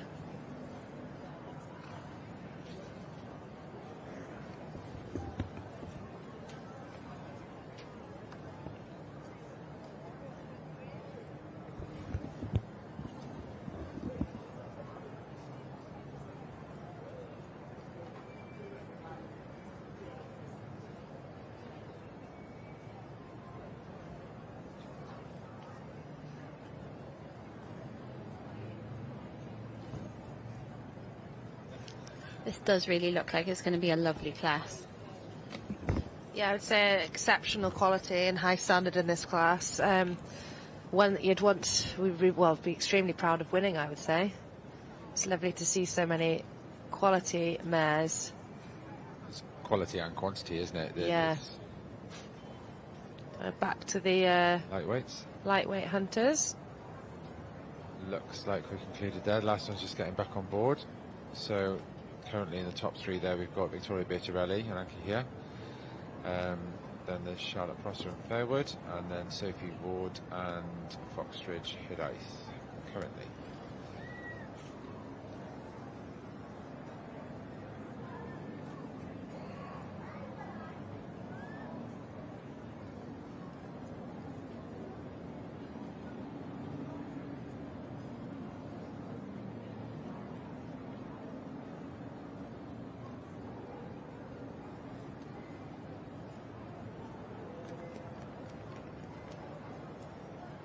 So just continuing to deliberate there as the last jockey gets back on their horse and the lightweight hunters. Billy Moran and Sarah Chapman.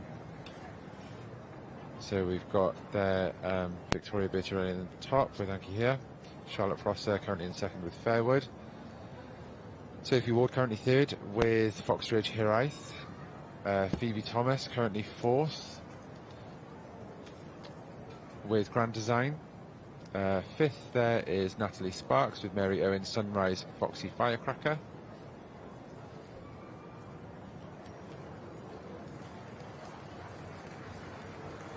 And then we've got Sarah Schofield's Creona.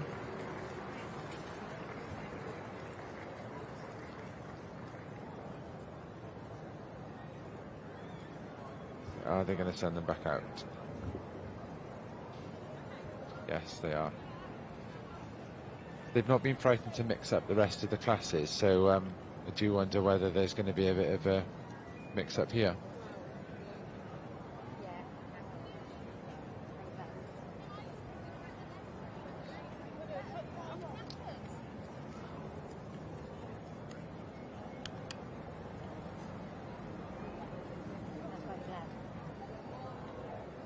So there we go.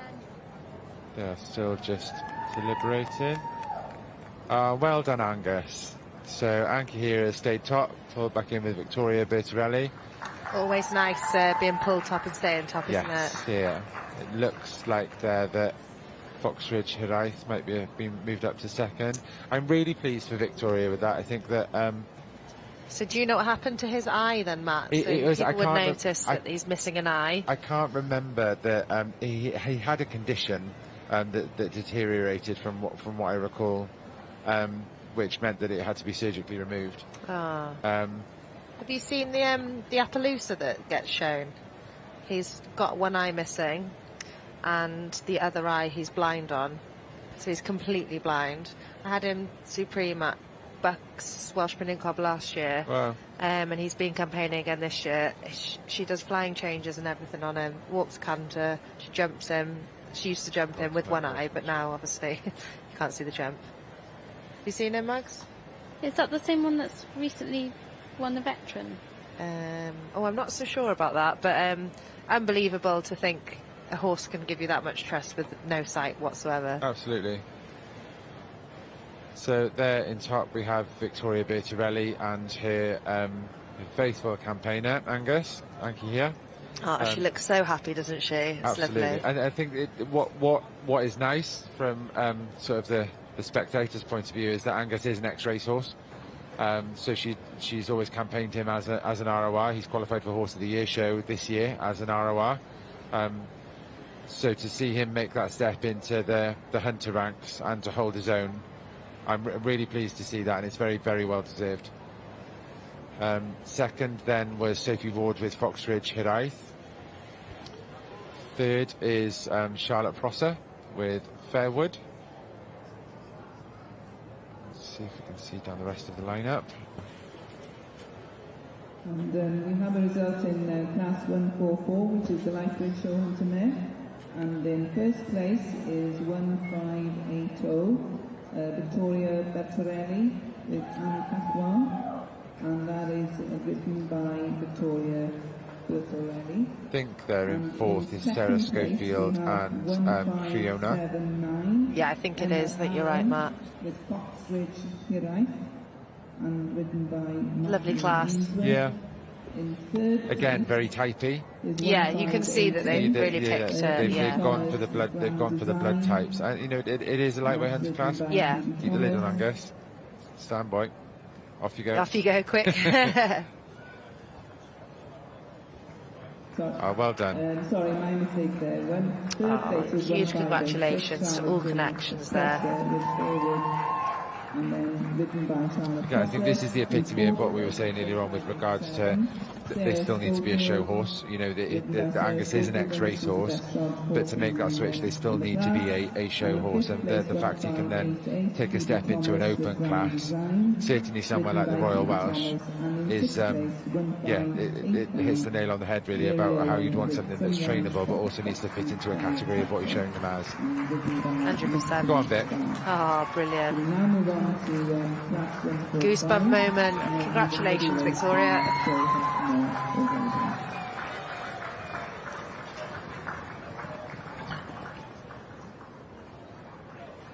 So I'm thinking we'll be heading down to the other end of the main ring, to the mares, where Ride Judge Gary Parr will be putting them through their paces, and confirmation judge Catherine Bigley will be scoring them out of 50 for their confirmation.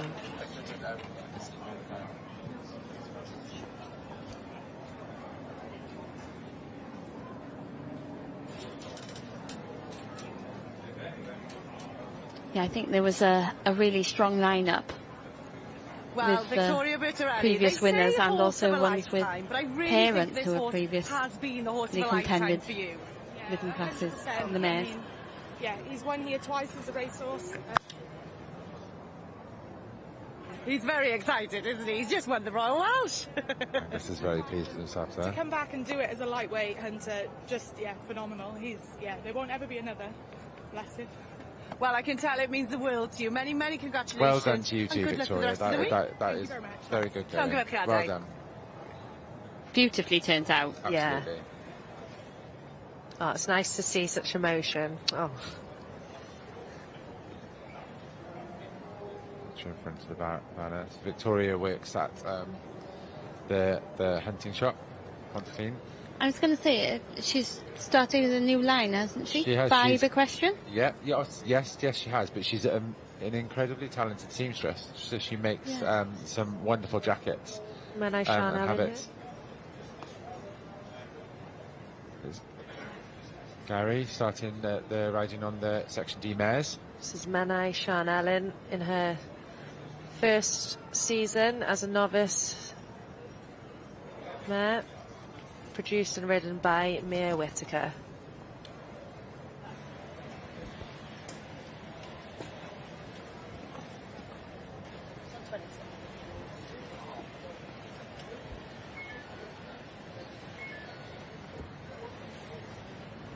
So this is Jess Price out for confirmation, being judged by Catherine Bigley of the Llanarth Stud.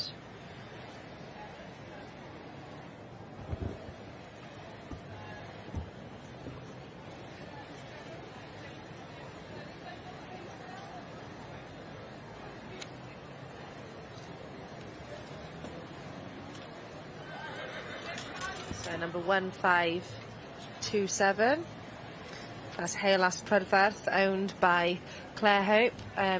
Claire also owned the gelding that was second in the previous class, which was ridden by daughter Eleanor Hope.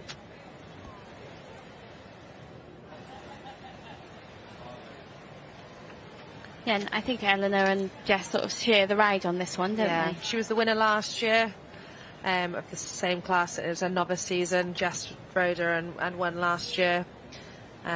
And this year she's had 4th at 3 counties in the Horse of the Year qualifier, and she's produced, like we said, by Jessica Price. She looks very well.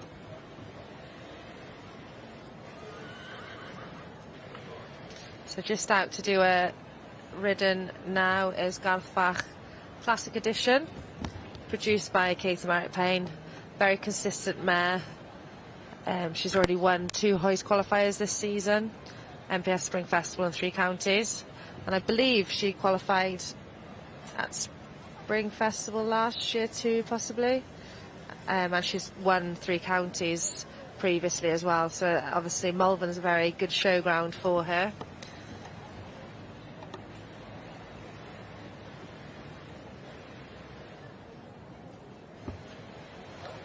She obviously got the memo that it was her owner's favourite showground. Yeah. So it's amazing to see how different a horse looks with a different jockey on.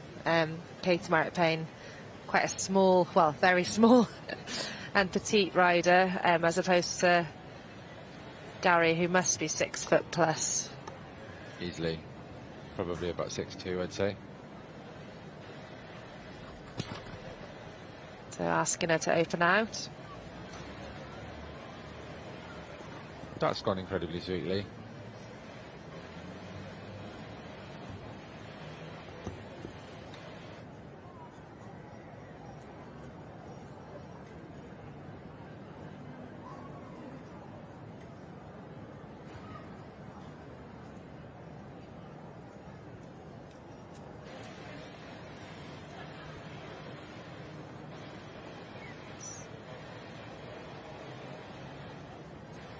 That's 1526. That's just presented for confirmation. So that's Emily Hodgkin with Gwrthavan Undeg by Menai Cardi Llwyd. Previous winner here, I believe so. under saddle.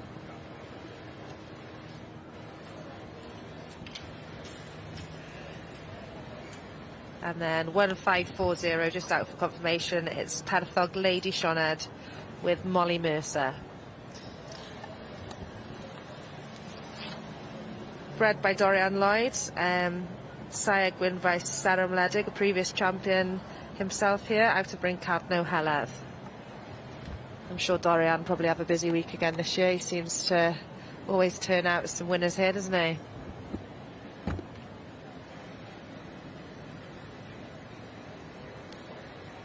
Yeah, although his daughters seem to be stealing the limelight from him at the moment. Doing very well.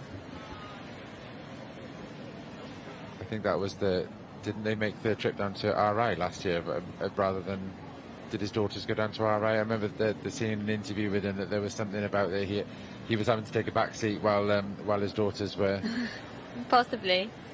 They had a very successful trip to the Scottish Horse Show last week. Yes, they did.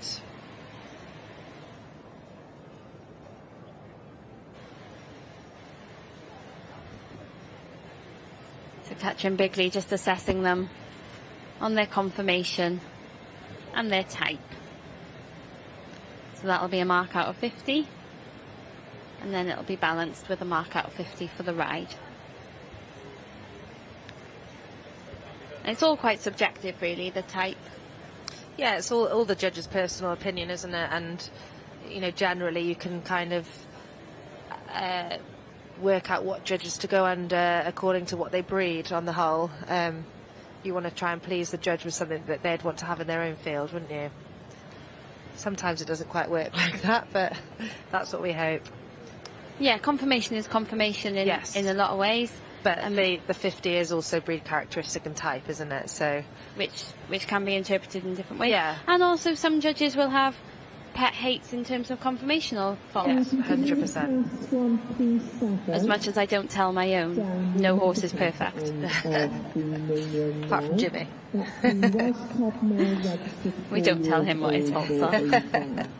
He hasn't got any. Absolutely not. Lawr pen cnod fan yr aelodau yn y Prif Gylch yma y bore yma. So it's always a challenge preparing a horse for this kind of event. This is the only show in the UK where the ride judge rides the Welsh cobs in the saddle and the Section C's in the saddle. So it can throw up quite a strange, not strange necessarily, but quite a different result as to what would normally happen. Riders can hide a multitude of faults when riding a horse they know extremely well. And consequently, because it's not a regular thing, we don't have our own judges panel, ride panel either, which I think sometimes can make things difficult on the day, because you have judges from panels that wouldn't necessarily be used to riding Welsh cobs. And Familiar with that type. yeah, and they do feel different. When do you think you're going to get the call up then, Matt? I need skates, Katie. I wasn't going to let you do the Section C's. Gary's tall, but yeah, I think. How tall are you then, Matt? Just over 6'4". Wow. So yeah. A foot and 2 inches taller than me, and probably a foot and 3 inches taller than you, Max. So yeah, I think I'd need to be hoiking my stirrups up shorter than what Gary's are there. So I think I could probably have one Section D on each foot. That would be quite fun to watch. Paid a lot of money for that. The displays. What was the guy that was here previously? The Spanish guy. Yeah. Jean-Francois Pignon. Oh, French. Jean-Francois Pignon.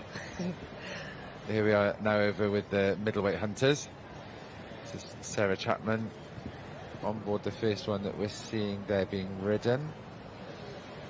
I wonder if, taking a stab in the dark, whether that's Pembroke Jester. Would we start to see a lot more draft influence coming in here now? From the middleweights, you will start to see more of a draft influence and more of a substantial horse. So, not necessarily all draft, but you know there'll be more depth, there'll be more substance. And I said a slightly heavier looking animal. So yeah, that's number 1590. So that's Shelley Bradley Hyam with Pembroke Jester. This is Barry Godfrey Hero and to Pembroke Jubilee, so I believe that would make him full Irish draft. He's a 6-year-old. It's nice to see Sarah Chapman taking so much time talking to the competitors, isn't it? Yeah. Makes a massive difference as a competitor, feeling less intimidated, especially for people coming up through the amateur ranks and like things like that. So here we have Lisa Jones with Comedwi Spring Salw. Bred by Rod. Bred by Mr. Lewis himself. One of the few, but very nice partbreds that comes from the stud. He was champion last week at Tyvyside with the homebred He was, yes. there as well. So it's a very, very lovely gentleman.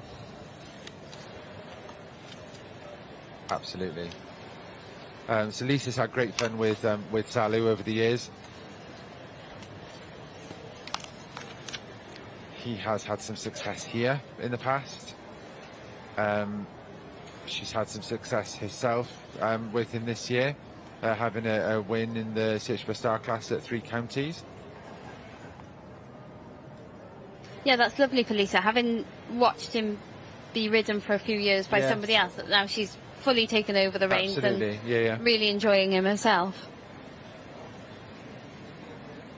Yeah, and doing a good job doing him himself from home. Yeah, absolutely.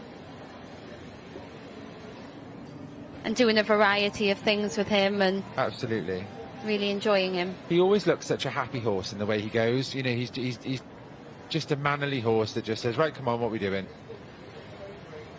Yeah, he looks like he's given a lovely ride to Sarah there. And, you know, we say with regards to where the draft influence comes in with Salu here, he's Welsh, so it's very much down to type. But I think, you know, you're right in what you're saying, that with the Irish draft you'd see that a lot more frequently.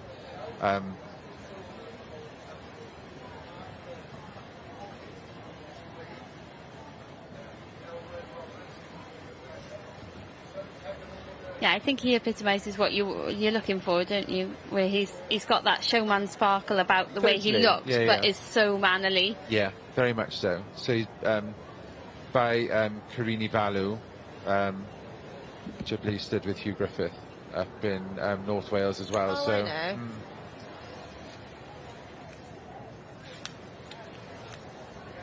Sarah looks happy with that. And out of, I'm assuming, a partbred mare as well, compared to Grand Serenade. Yeah, so next up here then is Mr. Jake John's Breakfast at Tiffany's. Brilliant name. Yeah. Known as Motzi.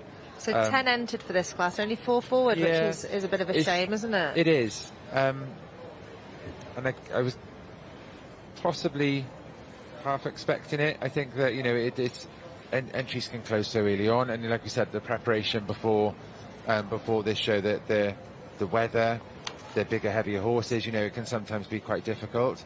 And this is a whole other debate: is why do the entries close so early?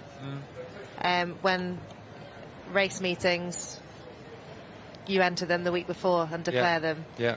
I can never really understand why they need to close quite so far in advance. So for those that don't know, they sort of close start to mid of May, and we're still 2 months away from the show.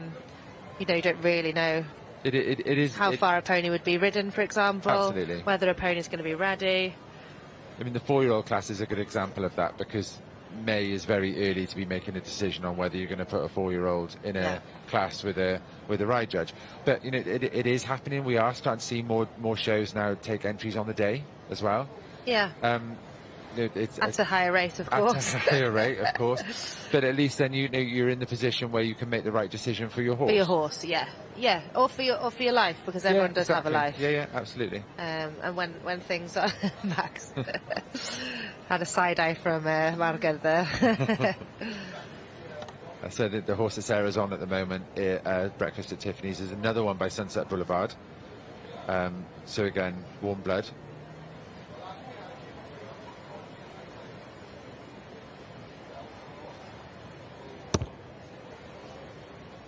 Jake has produced Motzi himself from a youngster.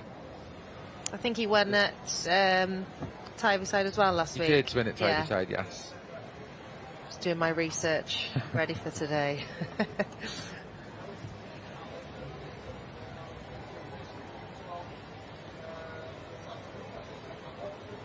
Good boy, Salu.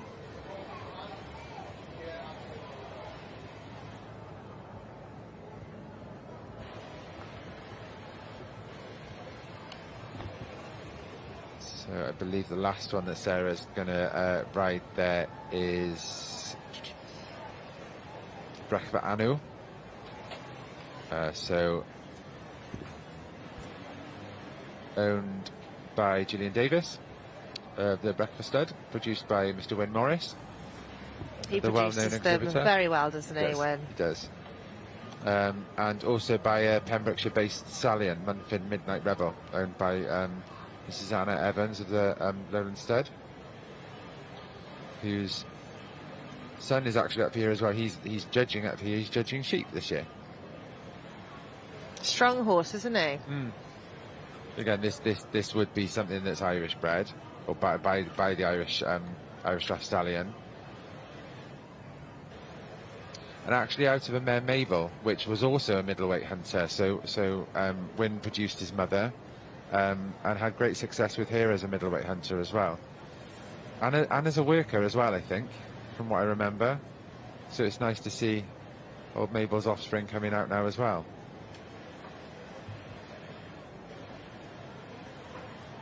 Remember his so Munfin Midnight Rebel, the Irish stallion, is actually homozygous grey. So every foal that he sires is guaranteed to go grey. Whereas this horse's mother was a beautiful dark liver chestnut, almost like flaxen mane and tail. Yeah, she was a beautiful mare.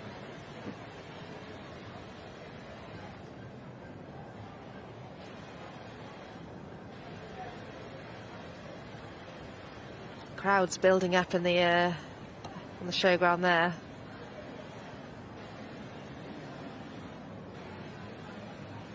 They're whipping through these hunters pretty quickly, to be fair. You know, there's the last one to be ridden in the middleweights. We've got the heavyweights then, and then we've got the ridden cobs then after that, Yeah. the hogged cobs. Got a championship first for the hunters. Yeah, sorry, beg your pardon. Yeah, and then the Hunter Championship, and then the ridden cobs. And we're only at 25 past 11. Beautifully turned out there by Jake.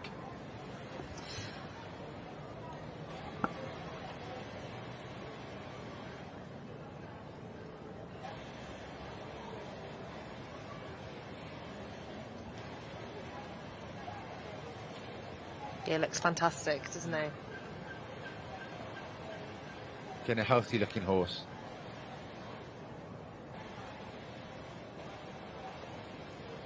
So the last one out for confirmation under Judge Billy Moran. Nice to see him greeting people by taking his hat off. Nice, nice etiquette there. Yeah, and it's And a bit of fresh air to the head.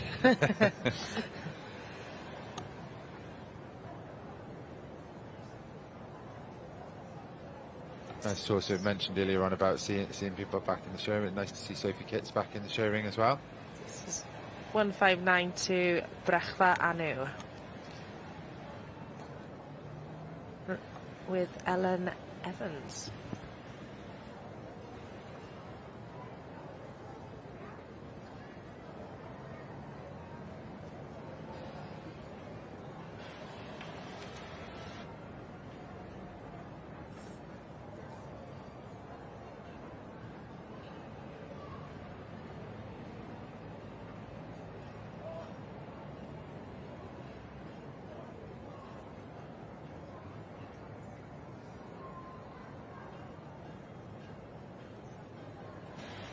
Sorry, that was my mistake. Sophie Kitts is the rider there. I clearly can't read this morning. Had too much caffeine, I would have thought. It's not a bad thing. It was nearly start.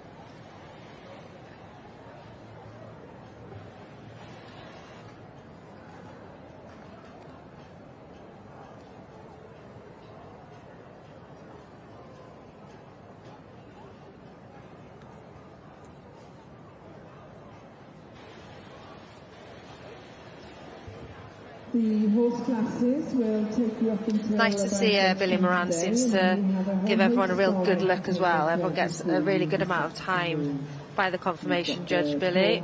There's Wyn Morris in the background, the producer of this horse, in the pink trousers. Looking very fetching. His token trousers. Lucky trousers. It's a bit like Graham Roberts with his which we'll see later on in the week, I'm sure. I'm sure. You'll then have the TriStar Short on, Anu. Cycle, the parade of prize-winning horses. And then to Oh, begin Wynn's on a this mission year, now. Mr. Wink's on a mission.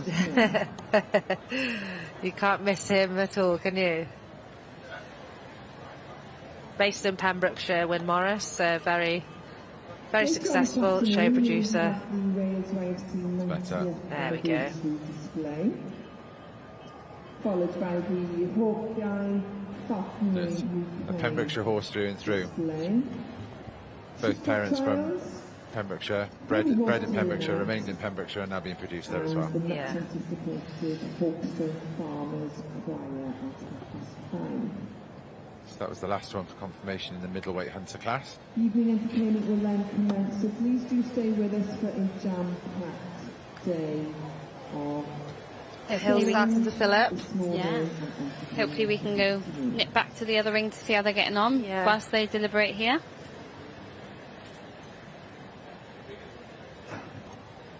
So this is just coming to the end of the middleweights in the hunter section.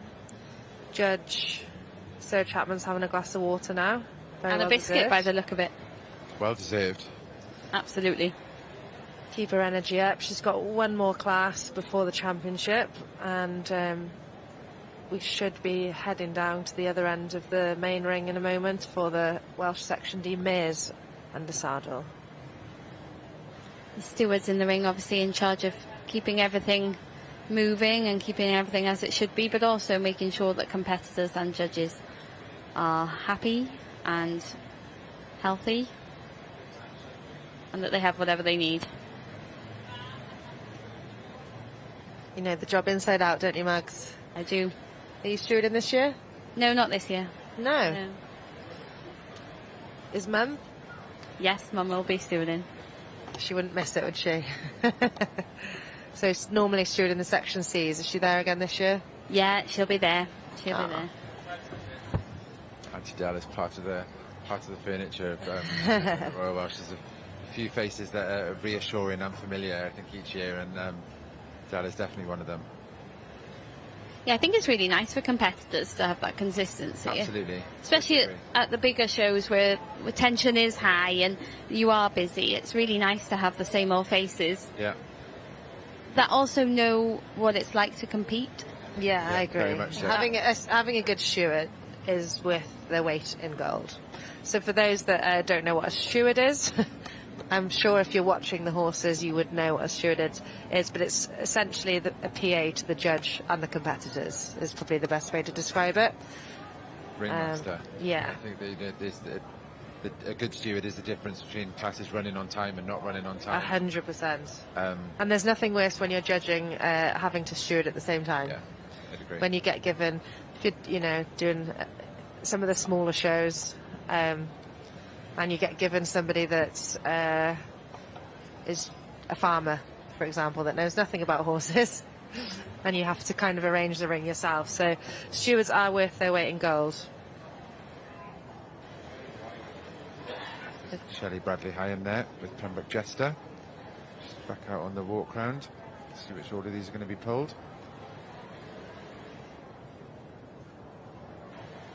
So they're keeping them having a good walk, so they must still be deliberating. So these fours, they're going to be a move around. This is always the worst time for me when you're having to walk round. Oh, I know. I feel like you're walking for ages. I far rather just being pulled.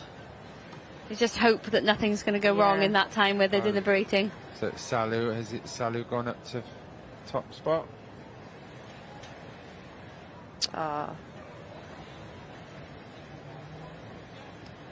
Yeah, Does look I like believe it. so. Yeah, Oh, so brilliant. Salu has gone up to top spot. Anu has come up to second.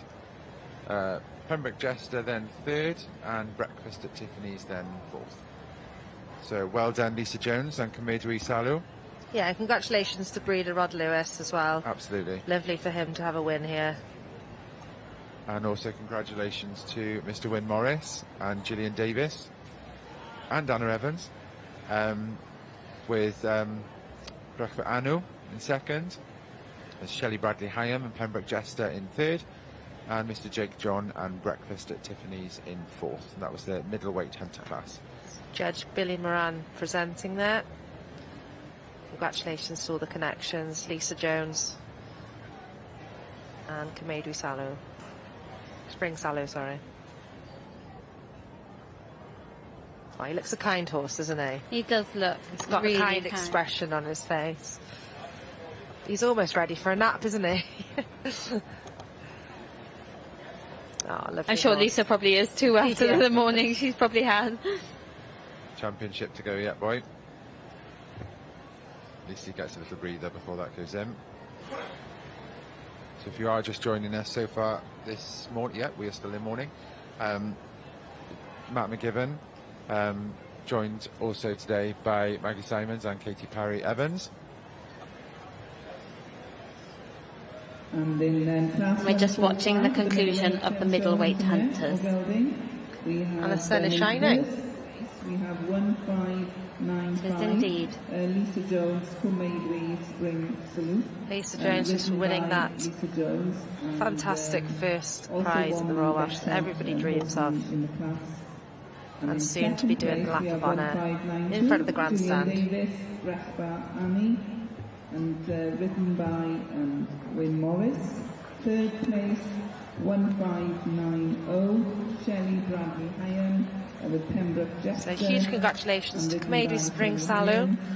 and in rider fourth Lisa place, we have Jones, winning here the 1594, middleweight hunters Jake John at the with Royal Welsh Breakfast 2026. and written by Jake John. Looking And, very, now very we'll be happy. moving on to the final class in this section, which will be class 146, which is the heavyweight show hunting area riding, 4 years old or older.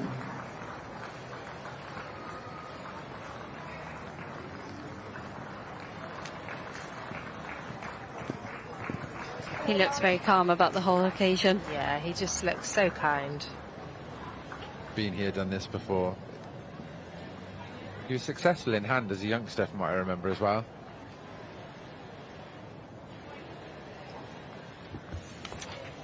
Mr. Wayne Rees there, spectating. So hopefully we'll either be heading to see Lisa's winners interview. There we go with Lisa Hannah. Jones, we are often at the same shows together, but you are having a phenomenal year. I'm right in thinking you've just qualified for the Horse of the Year show a few weeks ago, and now you've come and won the Oh, Royal Welsh. fabulous. Just qualified for highs Can't believe it. It's a just few dream. weeks ago. You did have quite the fan club here as well. There was a lot of cheering. Who have you got here with you? Husband, son, good friends. Yeah. And how much is it to get the horses ready for a show like this? Oh, it's tiring. It's exhausting. yeah, it's a lot of work. Yeah, fitness. Worth it with the red rosette to go home with. It is. Well, you've got a championship after the heavyweights now, so many, many congratulations. A full blow. Thank you very much. Enjoy it.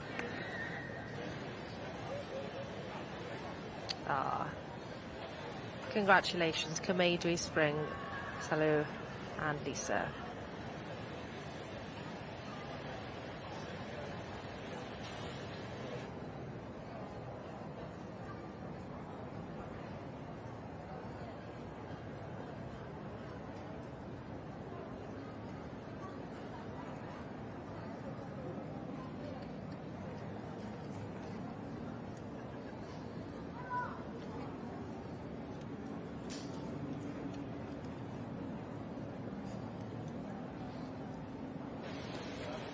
We are back over with the Welsh Cob Section D mares. 40 entries originally for this class. I'm unsure how many have come forward, but the quality is absolutely fantastic.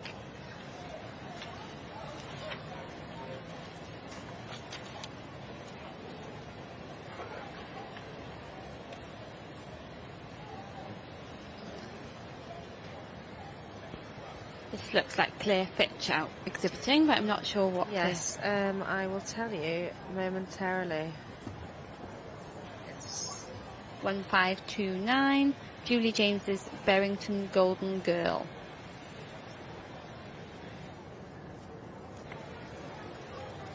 by Danaway Scrumpy Jack, a previous Royal Welsh winner himself. in hand many moons ago.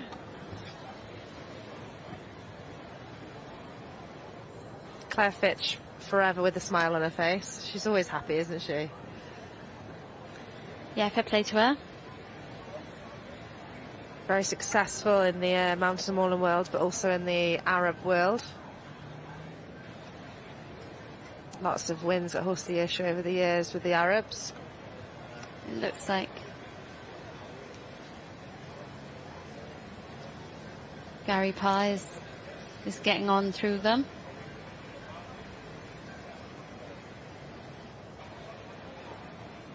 I bet he's starting to feel quite hot now, isn't he? I'd say so.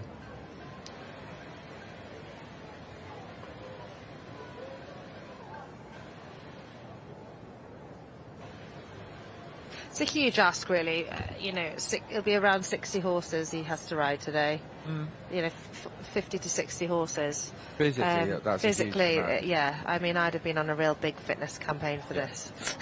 Yeah. You know, those that do ride know that it's not just a case of sitting on a horse and looking pretty. There's a lot of physical demand there. But there's no consistency with it either. I find that when you sort of jump in from class to class, or you're doing a lot of horses in one day, every sort of it proves the importance of the epitome. If you're going to rely on a judge or enter a horse where a judge is going to get on board, lightness of hand and responsiveness to the leg, it does go a long way when you're riding horse after horse after horse. Yeah, to make the job easier for you. Absolutely. Because you're not there to school your horse, you're there to be taken for a ride. Exactly. Which I think a lot of people fail to remember when they enter this class, because obviously it's very rare to do this class, only once a year. So that is the case, isn't it? The horse should be taking the ride judge for a ride, and they should really be able to just sit there and not really do much in the grand scheme of things. I mean, the ride judge's job is to appreciate the hard work that's been put in. Yeah, and have a nice, responsive, mannerly ride.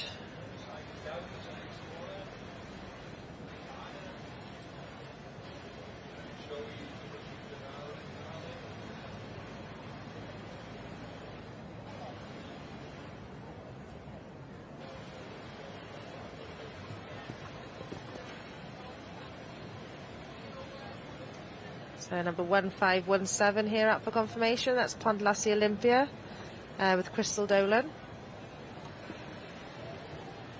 Second at Glanascia this year. Supreme at Glamorgan, Welsh Pony and Cob Association, and Champion Junior ridden at Lampeter.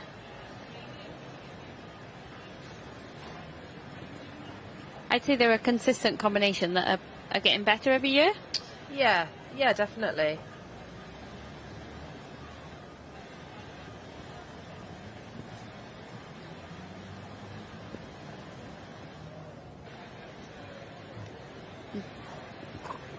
Her coat is gleaming there in the sunshine. Well. This seems to be ticking along quite nicely with really travelling. Gary Parr there. Travelling forward. Yeah, and in the background we can see the heavyweight hunters on their change of rein on their go round.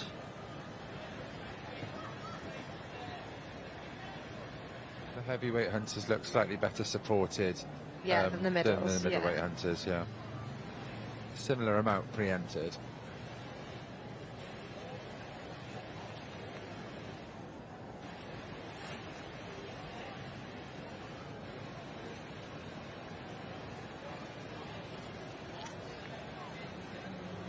Brinley Ariana here out for confirmation with Catherine Bigley.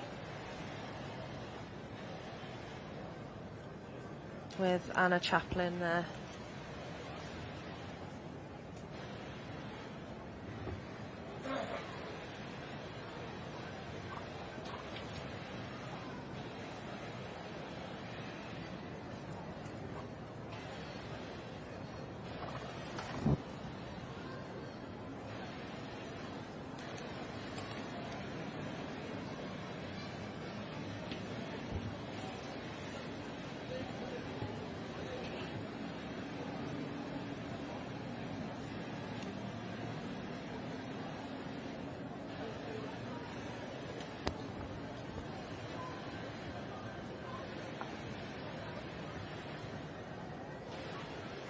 crowds are certainly starting to fill the showground now.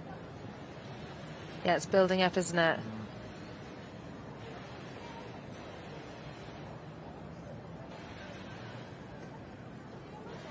Said earlier as well, Max, that the bank is starting to fill up with a very strategically placed ice cream van at the bottom of it. Absolutely. I imagine it'll be popular in this weather. There are some years where you wonder whether the ice cream vans, whether it was worth them coming. But this year, I think it might be a good one for them. Now this is Anna Chaplin. Both of them were produced by her, were they? Yeah, I think she had two in the class. I actually saw her working them both in last night. So this is now Anna Chaplin. Just trying to see the number.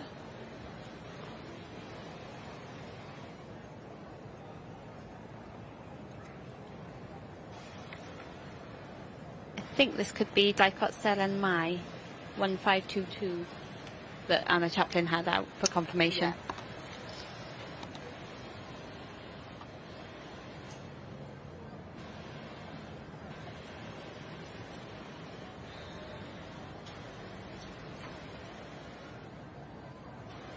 Gary Parr sitting up in his saddle for a little bit of a length and stride there.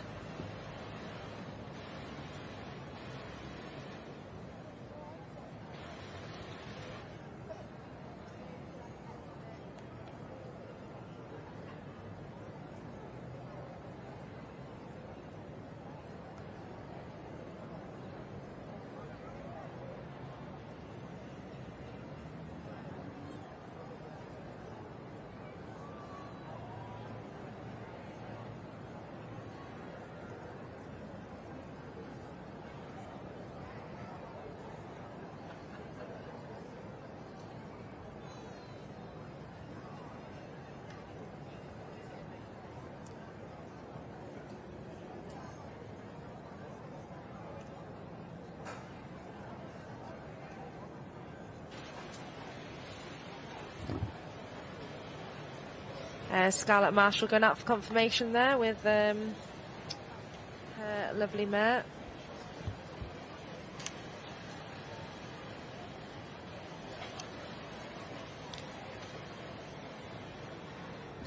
Cadloyd Lady Lucinda, who was just out for confirmation. She's just gone off the screen now. And Gary's on his next one to ride. There's there she is. Cadloyd Lady Lucinda.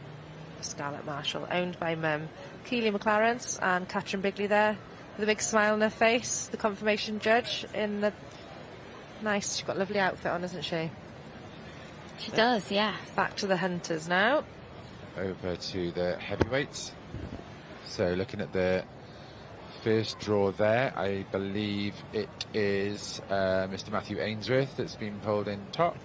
So looking at the catalogue, I would assume that then top would be Hollywell Boss.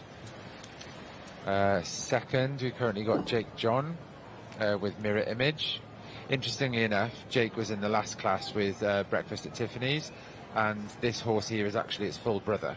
Oh, wow. So Motzi and Monty, I believe they're called.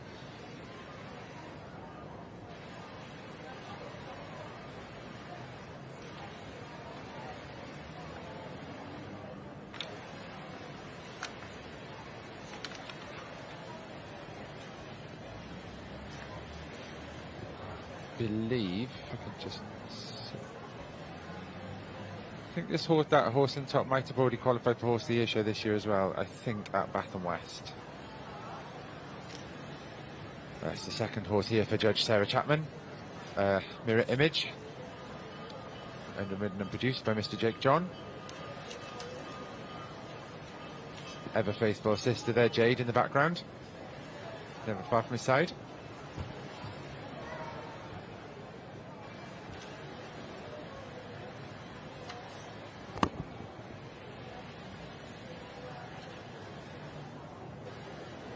As you mentioned earlier on, Max, I think that this is where you start seeing some more of the Irish influence coming on now, and there's a sea of greys.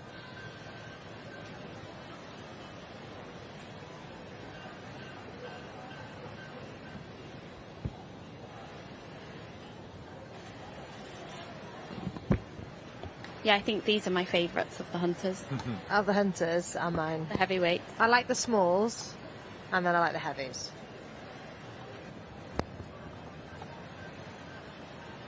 I couldn't pick.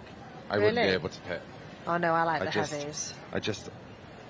I like the one that's nice in whatever category it falls Yeah, into. yeah. Diplomatic Just- as ever. I couldn't. Yeah, I think if I was going to go shopping, yeah, I don't know. I don't think I could pick. It would have to be dependent on what the horse was.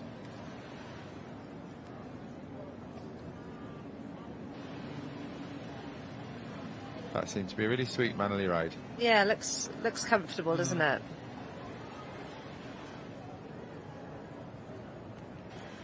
I think Sarah's been doing a really lovely job Yeah, riding. yeah. Very forgiving.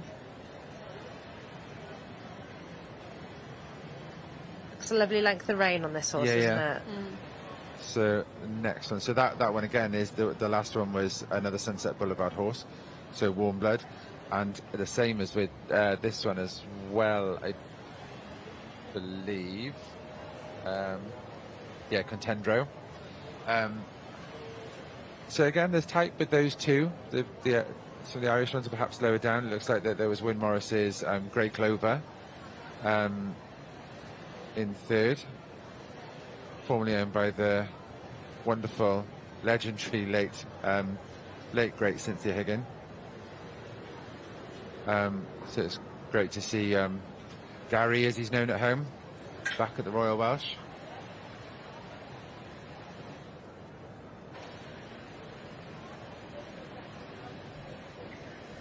So he was actually Grey Clover was actually winner here in 2024.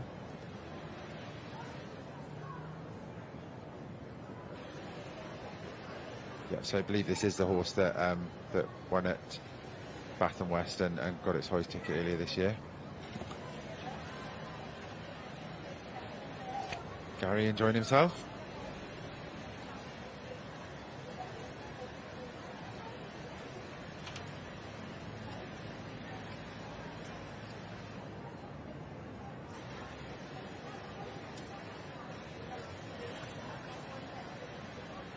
He's getting a bit excited in front of the grandstand there. He's saying, "Let me gallop."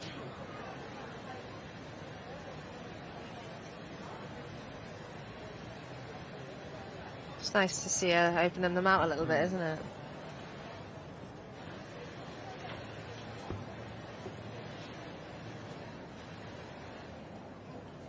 A good gallop is always something I think of when I see this horse go.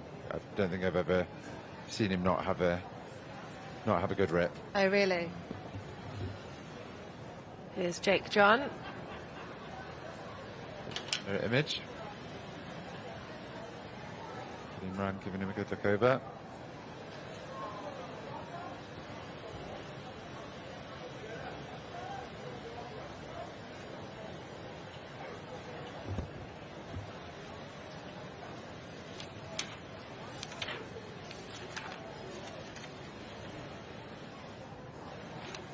So as said earlier, these are the heavyweights, and they stand around 17 hands, and they have 9 to 9.5 inches of bone and should be capable of carrying more than 14 stone. The weight divisions are divided into 3 categories, so the lightweights, middleweights and the heavyweights. We've already seen the first 2 divisions completed, and this is the third of the 3, and after this we'll have the championship of the hunters, which will include the small hunters as well.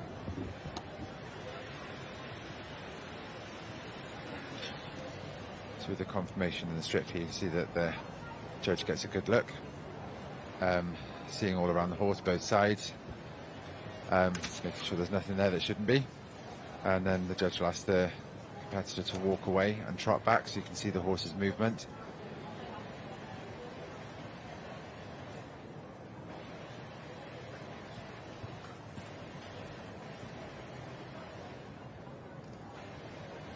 Well done, Jake.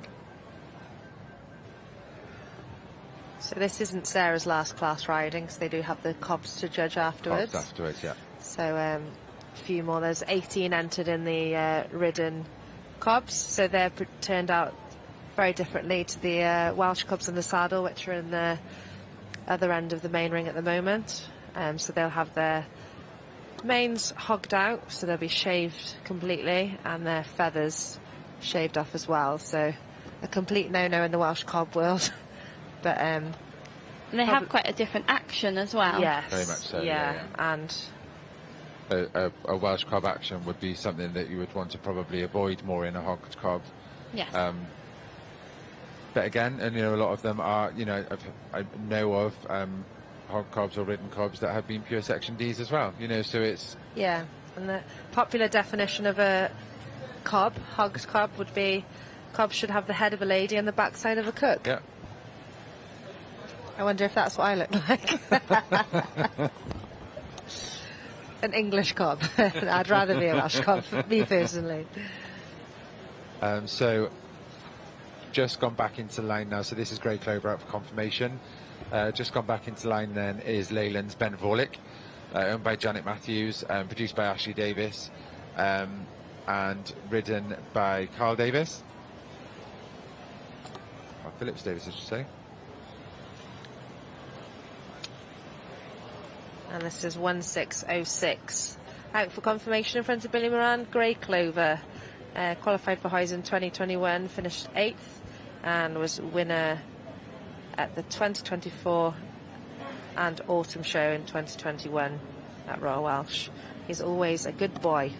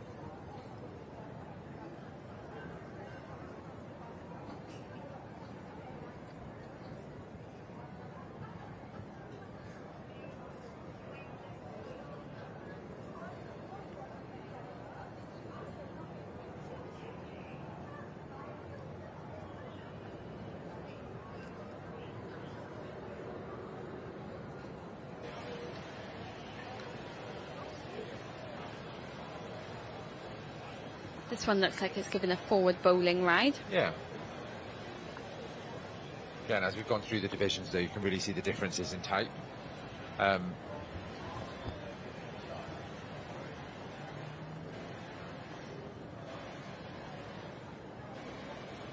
So, 1599. This is Melbourne, the Iron Man, ridden by Eleanor Little, owned by Valerie Deutsch. By the one-known Irish Draft Stallion Scrapman. Again, it's so lovely to see Sarah Chapman just chatting with the competitors, giving them ride feedback, which is something that I don't think happens that frequently. No, definitely not.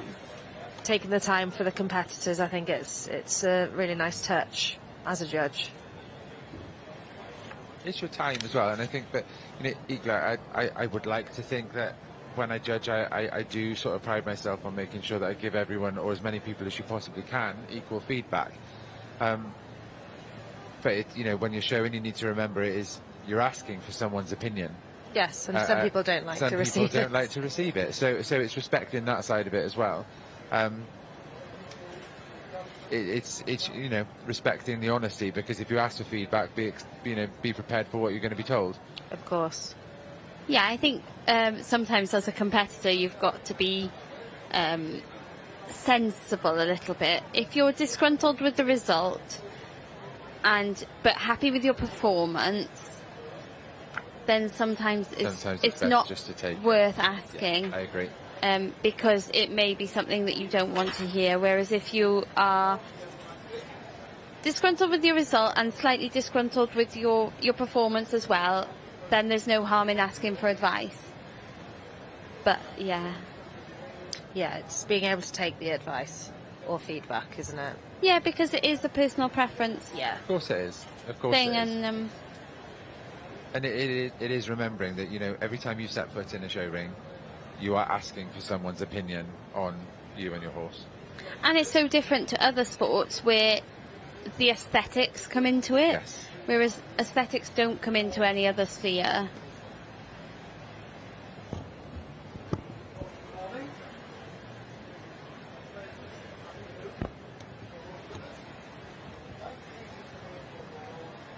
I know it's a regular debate in the working hunters. That do you want bigger jumps, or do you want maybe the ones, a balance of jumping and conformation and show, and it's a really tricky one. Yeah.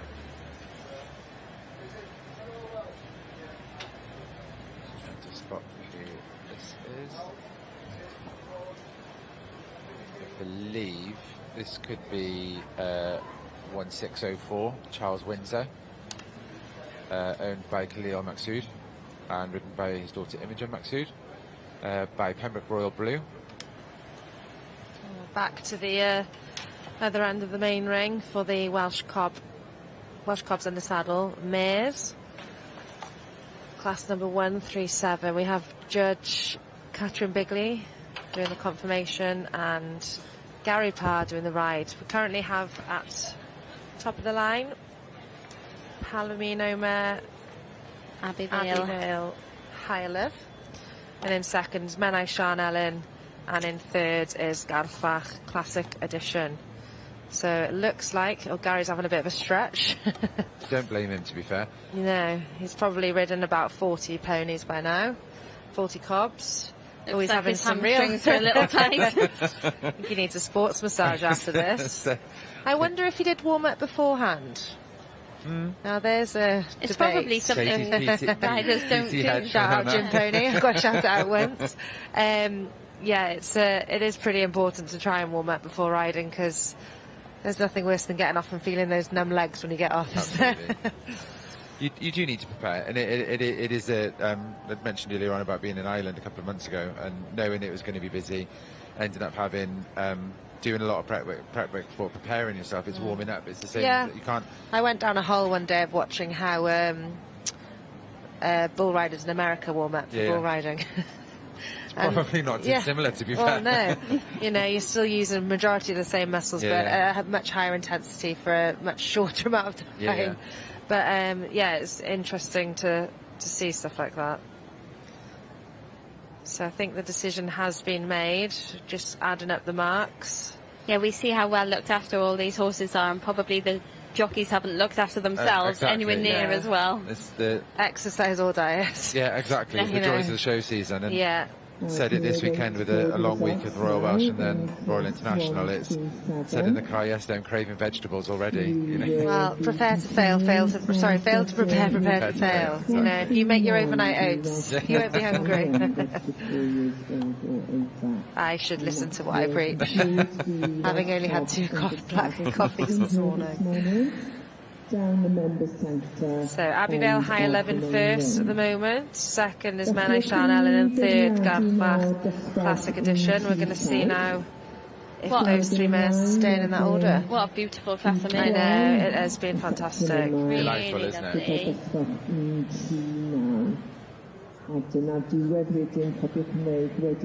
Yeah, unbelievable. I think is there 21, 22 there? Camera moved too quick. So Abigail Hylev standing in first at the moment. Was 4th here in 2024, sorry, and Palomino champion with Kelly. She now has a new owner rider, Scarlett, who is only 14. She's had extremely consistent results in the last 3 years, returning to Hoys again this year in 2 classes, the Open Ridden Ds and the Junior Large Breeds class, winning at Derbyshire Festival, Lincoln County with Kelly Hannah Morris in the Opens, and she's qualified with her new owner rider Scarlett in the juniors, assuming that Scarlett will take both rides at Hoys perhaps, or Kelly will ride. I do believe Kelly's still riding it. Yeah. That's nice for Kelly then, isn't it?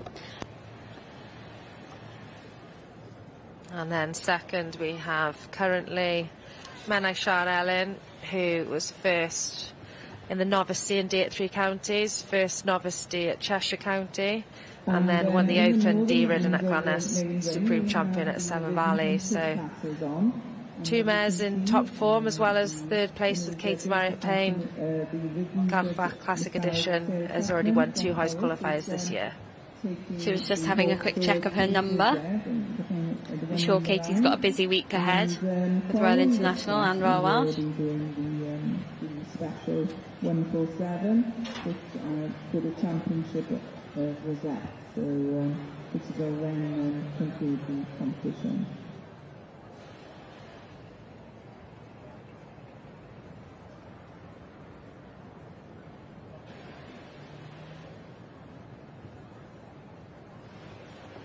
You'd be very proud to be a judge of a class of this quality, wouldn't you?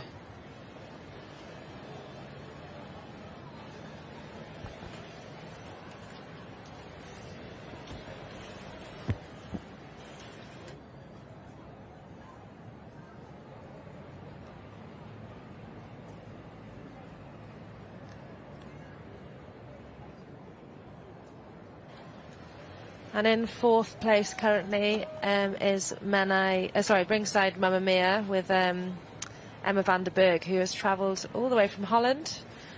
She was champion at the international show 2 years ago in Holland under Judge Sonia Smith. And she's currently staying with Diane Shan of the Pennell Stud. Oh, Abbeyvale Higher Love, winner of the Mares Under Saddle. Katie's up second. KMP, Katie Marriott Payne in second, with Garthvach Classic Edition. 3rd, Menai Sian Ellen with Mia Whittaker.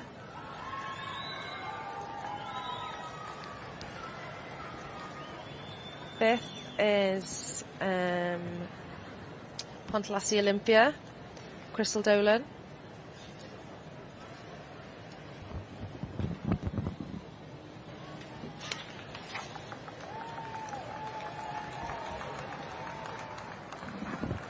Yeah, Abbeyvale Higher Love here with new owner Scarlett. She's only 14. What an achievement. Absolutely. This is Ed Marman on half, the chestnut just coming in there now with Chloe Evans, daughter of Nicky Bond. Hasn't long returned to the show ring having had a baby. Yeah. Fair play to her.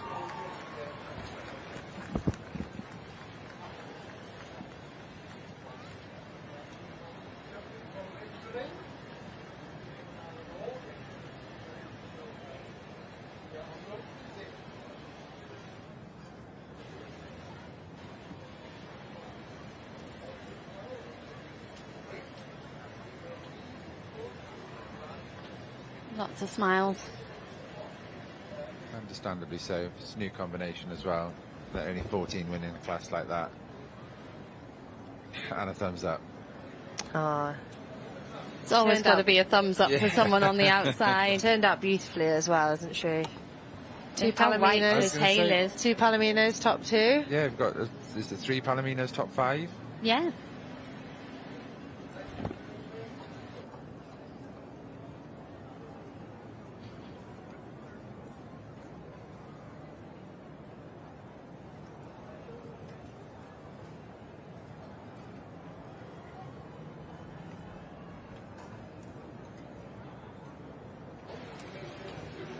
The red rosette and card would judge there, Gary Parr.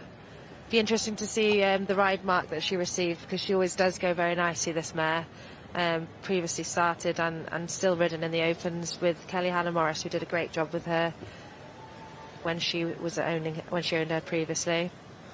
It's KMP, Katie Marriott Payne, second there, Garthbach Classic Edition, and 3rd Menai Sian Ellen with Mia Whittaker in her novice season, which is tremendous achievement in your first season, in a class of this quality, isn't it? And the results are in for class 137, felly y canlyniadau am dosbarth E T Stella Gwelyn. This is the Welsh top mare registered 4 years old. Lovely to see such smiley competitor in first there. Becky Oh, doesn't want to have a picture, clearly. Oh, since she's been standing a long time. There we go. Yeah. Tax out. Should get the squeaky pig out like they do in Australia.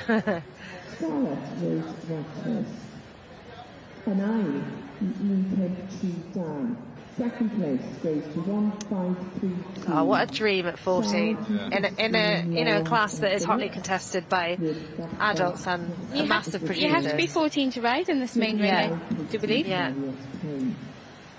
And Trydydd, 153. Third place goes to 1535. Very pretty there. Yeah. Written by Maya Whittaker. Yeah, the first two mares are really... Yeah, they match quite well, don't they? They do, yeah. A bit of a smaller type.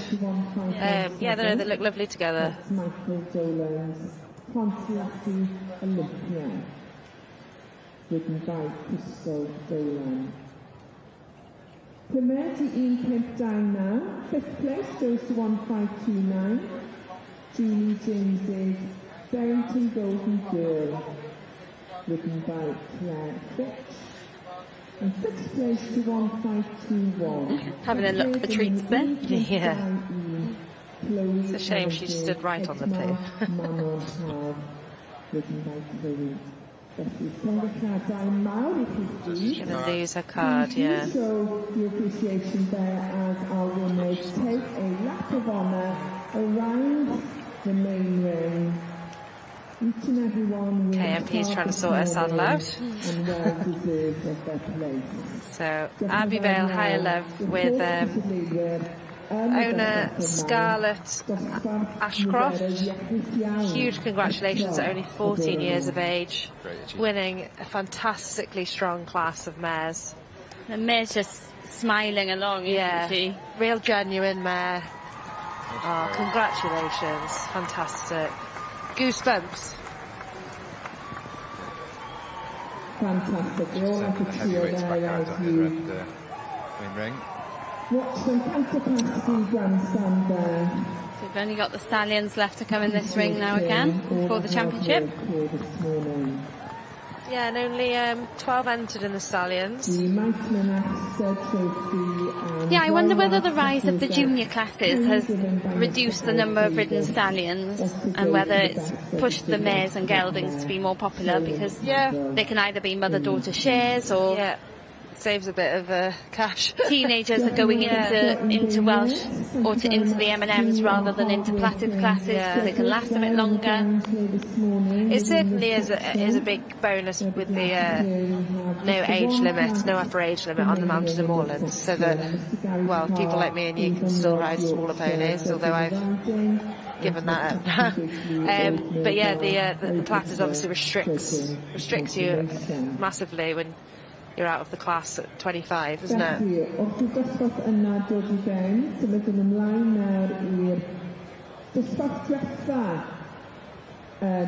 Yeah, and I think probably also the fact that a lot of people now keep their horses on a yard rather than at home. Yeah. And stallions are difficult to keep on yards. Yeah. And they do have to have the temperament.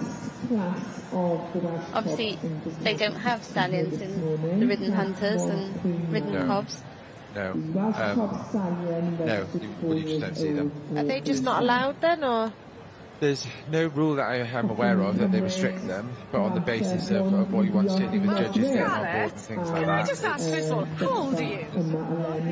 You're 14 years old, and you are coming out having just won the Royal Welsh Ridden Welsh Cob Mare class. Look at Kelly crying there. So Kelly used to own her and ride her, and she's I think also qualified her again before. Many Horse congratulations. of the issue this year at Lincoln She County. bought the pony off, and she's been a great support to you. Llongyfarchiadau mawr iawn I chi, a phob lwc yn y pencampwriaeth. Oh, congratulations, Scarlett. And senior students. Kelly looking very emotional there.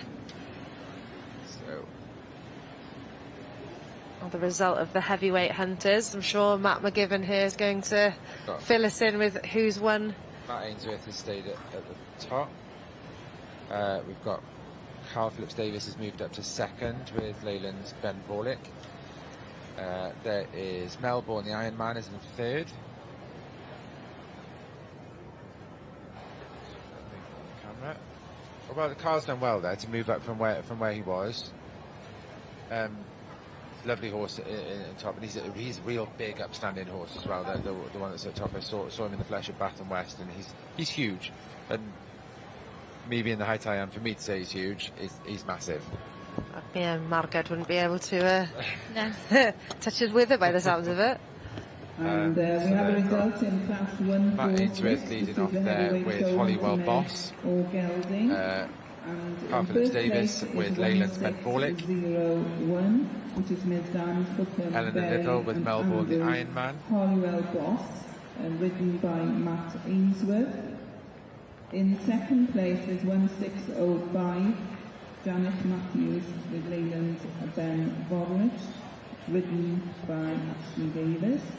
And third place, 1599, Valerie Deutsch, Melbourne, the Iron Man, ridden by Eleanor Little. Oh, huge congratulations to Matt Ainsworth there. Mirror Image, ridden by Jake John. Yeah, he does a fantastic job of producing them. 1606, Win Wallace, Grey Clover, and ridden by Megan Williams. And in sixth place, we had 1604, Khalil Massoud, with Charles Windsor. At least it's not like the racing winning enclosure where you have a bucket of cold water thrown over you. Yeah. Although they might appreciate it today. I was going to say that some days that would be appreciated. Yeah. So we're going to move on to the Hunter Championship now. Hunter Championship one end, and at the other end will be the Welsh Cob Stallions under saddle. I'm sure we'll probably see a winner's interview clip first. Will we have Matt?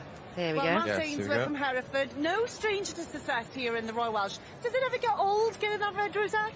No, not at all. We're very fortunate that we do it with quite a lot of different horses. I've got a very strong client-based team from Wales, so it's good to come and support it. We are indeed, the Welsh. We're very strong. Well, congratulations. I know you've got the championship, so I'm not going to keep you any longer. We'll have a go.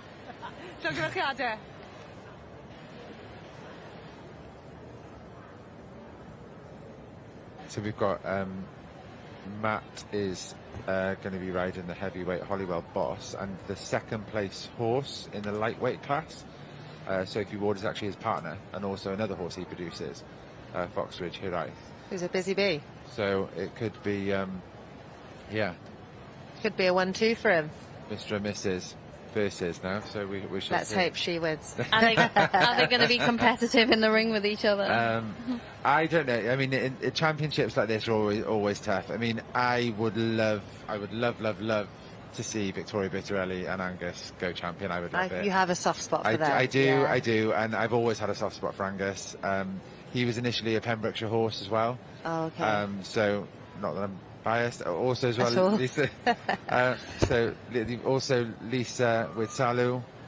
It's a lovely championship, and it is always hard when you're looking at classes like this, and you know a lot of the people and you know a lot of the horses. It is, you're rooting for them all. There's Foxridge Hiraeth just coming past now with Sophie. It's a nice championship. It is a lovely championship. There's on we trot. Jess Pritchard there with the Small Hunter. Winner last year as well. Yeah. Bobby Thomas, second place Small Hunter. And then Matt Ainsworth with the heavyweight. It's a lovely big ring to get them around here as well, isn't it? It's nice to have that full half of a ring. Nice size, and it's nice to see a nice bit of space. I feel that the mountain and moorland classes can get a bit gung-ho, but the lot more etiquette in the horse classes, which I wish the mountain and moorlands kind of adopted a little bit, because there is something nice about having your own space to ride, isn't there? Zara passed there with the 4-year-old Hunter. I imagine it's quite disappointing on a good moving Hunter, to be in a small, tiny ring. Yeah. To be fair, you say that with this half of the ring, and there's been a few horses I've been on in the past where the sides of that ring come up very quickly. Yeah, it's, certainly with the middleweights and the heavyweights, all of a sudden you get from one side to the other very quickly. Sarah's got a bit hot and taken a jacket now. Don't blame her. And the riding hats come off. There's just the small, Bobby with the second place small. They do match well, those two, don't they? Yeah, they do. Fair play. Real typey. That novice hunter of Zara's moves beautifully. Yes, just floating around. Yeah. Just, you can see, he's a baby. You can see what it's going to come to, oh though. Gosh, yeah, real quality. You can see behind the Section D stallions have just started trotting. Not many forward at all in that class, but Heavyweight really gets off the ground as well. So he gets really elevated through his stride. The beautiful Angus. There's your favourite, Matt. We're all rooting for Angus now. I'd say it's such a lovely story. I think Victoria's worked so hard with him to produce him, and she adores him. Like she said, he's won here twice as an ROR to now win as a hunter. Yeah, fantastic. That's some feat, you know.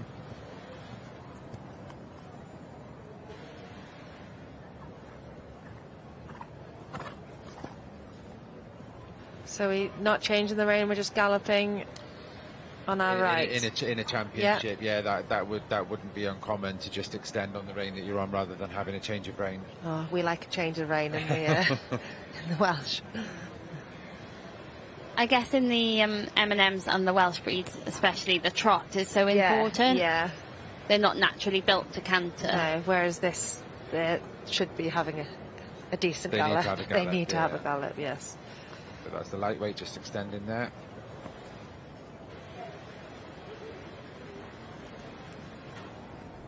There's the middleweight. There's judges Sarah Chapman and Billy Moran debating who's going to have champion. Well, at Yorkshire they did have to have a referee judge in with Billy Moran in the... Oh, right, okay. So, you never know. Hopefully he'll agree with Sarah maybe today. Maybe our opinion will count. They'll give you the call up, Matt.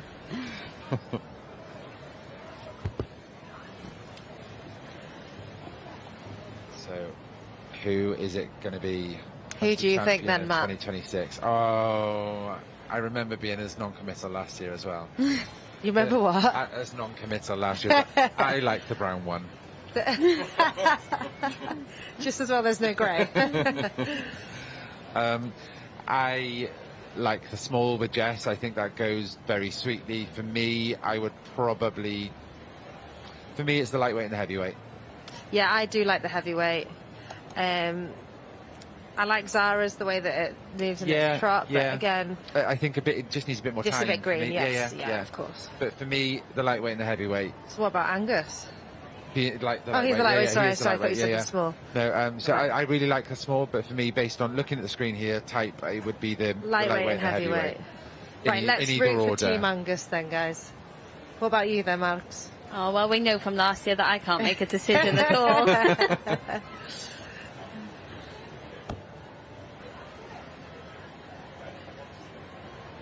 Oh, it's the heavyweight. It's the heavyweight.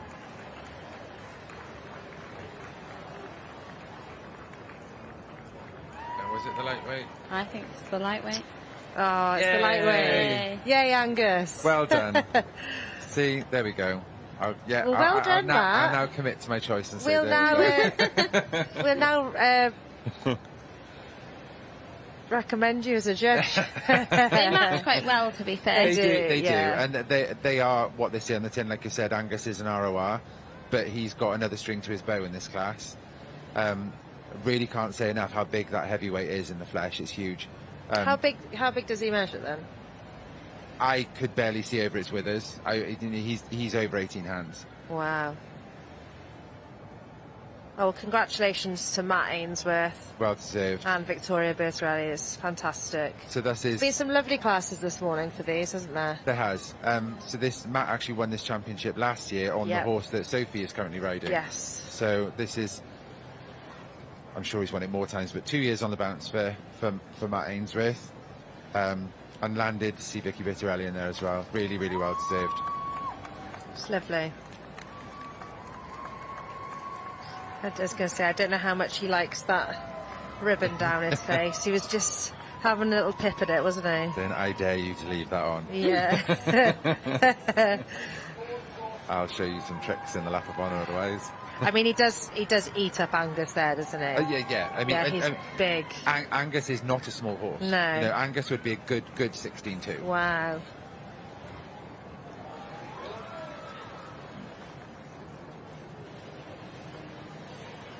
Matt looks like he's perfected the winner's picture there. In the Ridden Hunters, He's had enough practice. Yeah.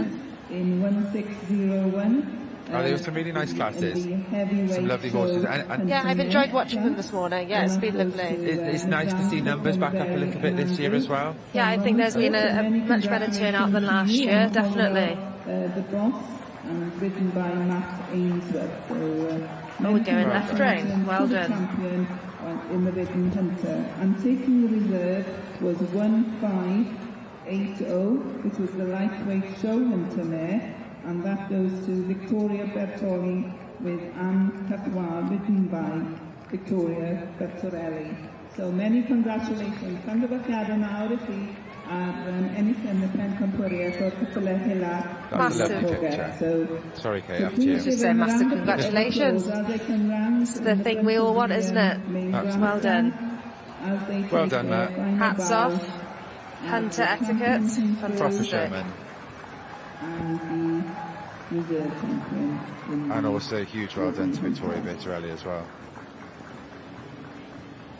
And the lovely Angus. Our championship and our classes this morning for the Ridden Hunters. So judges William Moran and Sarah Chapman now have the ridden cob up this end of the main ring, and the other end of the main ring we have got the Welsh Section D stallions under saddle. Much smaller class than the geldings and mares, with 12 entered. So hopefully we'll be able to see what's pulled top there, because they have just done their gallop. If we could hear that over the grandstand.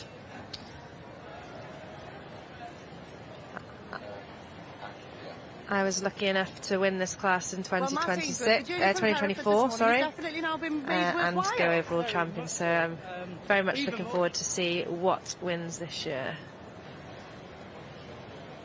Matt Ainsworth here having his winner's interview with Hannah Parr. I think there was a Matt technical Ainsworth, the issue early there. start this morning from Hereford has definitely been made worthwhile. Very much so. Made even more special. My owner, Sue Hookham, who owns this lad, has owned some of my best horses, and she's never actually won the championship here. I think we've been reserve about 7 times. I did hear as you came past you Congratulations went, to you finally, as well. Yeah. and that is what it means. And she deserves it more than anyone. She puts everything into the sport. And Touch of emotion good in on her. Matt's voice there. You don't Many, often many hear that. congratulations. It does sound And very have a brilliant rest of emotional. your week. Thank you very much. Oh, well done, Matt. So 6 times reserve champion for that owner, and she's finally done it on the 7th. Lucky number 7. Yeah. Oh, well done. I mean, 6 reserves is quite Still a feat in itself, isn't it, to be fair? quite That impressive. means 6 wins more than likely. Yeah. Right, so what's in top here?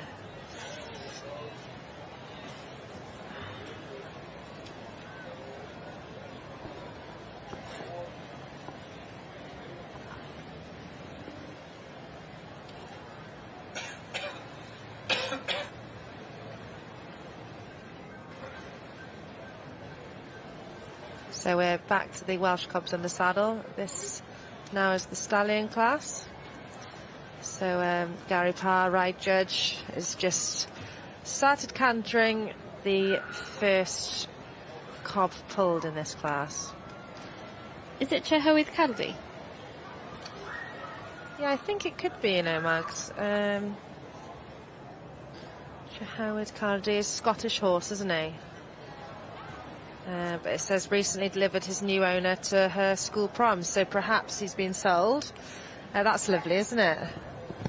So I think he's been pulled up. He's always been a very consistent horse here, been in the placings, isn't he? Going to highs a couple of times, Royal International and Olympia. Previously 5th in 2022 in this class. Always seems to put on a good show, doesn't he? He does, in Moves fairness. on forward. I think it is Trehowydd Cardi. And the pictures of him delivering his young jockey to her prom are lovely. Oh, 1566. Yeah, Trehowydd Cardi. So that is his young jockey there. How lovely. Nice for another young girl to win.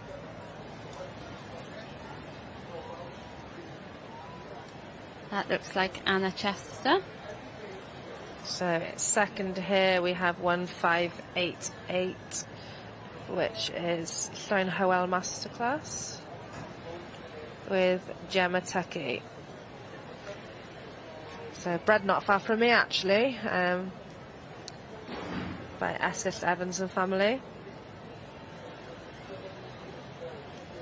So he used to be produced by Brian Williams, produced and owned by Brian Williams, who is a previous ride judge of this class as well, I believe.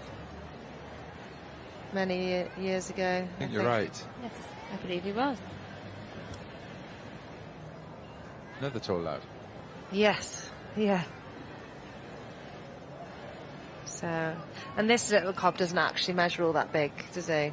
No, he doesn't at all. I've judged him a couple of times, and he's not the biggest of horses, but always looks quite happy. Kyle and Christopher Ray had him after Brian, didn't they?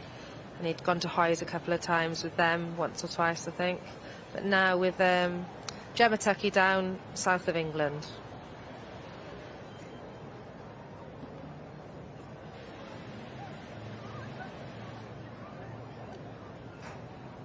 Felly, yn symud ymlaen gyda'r dosbarthiadau yma bore yma yn y Prif Gylch, a fel y gwelwch chi, wedi gwneud o fewn i'r Prif Gylch ar y gogledd o'r cylch, mae'r cobiau... Gary just asking him to lengthen a little bit there in front of the grandstand in this wonderful sunshine.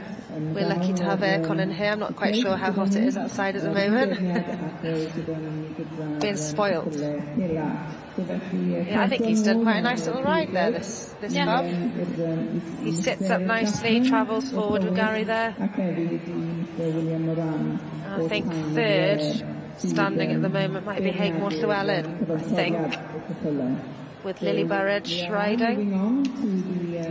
19 years old now. Yeah, he just keeps going, doesn't he? He's a lovely little stallion that has had lots of successes. He's been to Hoys before. No, it's not. This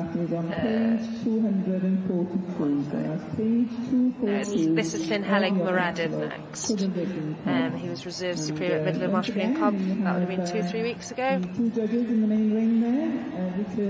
Owner rider Danielle Marsh. And Sarah Chapman, who's doing the riding, and on the confirmation is William Moran from Tyne and Way. So welcome back into the Anna Chester there, just going back to the lineup. And this is your That's number 1549. And that is Kylan Prince George by Monahawk Masterpiece. So Llyn Helig Meredydd going out to do his ride now. Wasn't looking too keen on going out, but Gary's got him out now.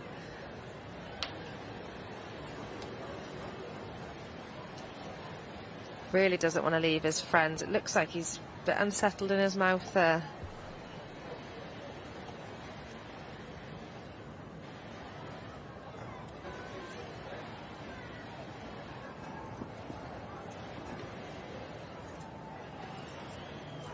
It's just busting a touch, like you said. Yeah, and this is where it shows, you know, if his usual rider was on, maybe she'd be able to hide whatever's going on with him. Maybe she knows, do you know what I mean, what is putting him off here. But obviously Gary's never sat on this horse. It does look like he maybe got his tongue over the bit or something there. It looks like his tongue could be over the bit.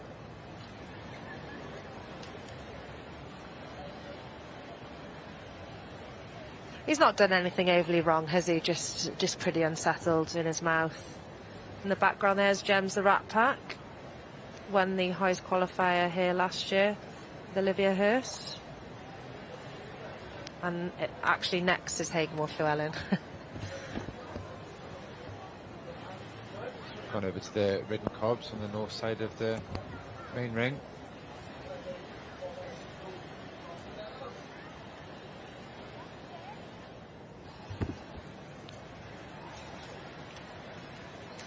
Cobs would be So with this, this is going to be a combined class because it's over 148. There's no upper height limit, which would indicate then that this would be a combination of lightweight, heavyweight, and maxi cobs. So with a light and heavyweight cob, they'd be 148 centimeters or 14.2, up to 155 centimeters, so 15.1 for a light or heavyweight, and then anything over that of cob type is a maxi cob. And what we would say is that in an ideal world, the advice would be that you wouldn't want a maxi cob over about 15.3, just so they maintain their cob type rather than lose that too much the bigger they get. So there we've got Mr. Bobby Thomas.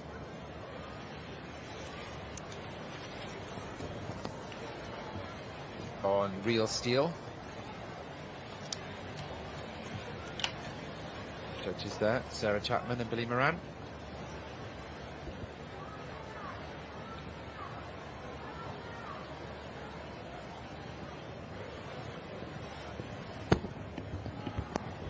Spot some of these now as they come round. Very different action to the Welsh cobs, Matt. Yeah, very much so.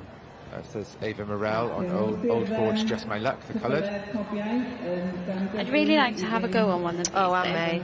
I tell you who's in this class. Who's a friend of mine, Amy Bonner.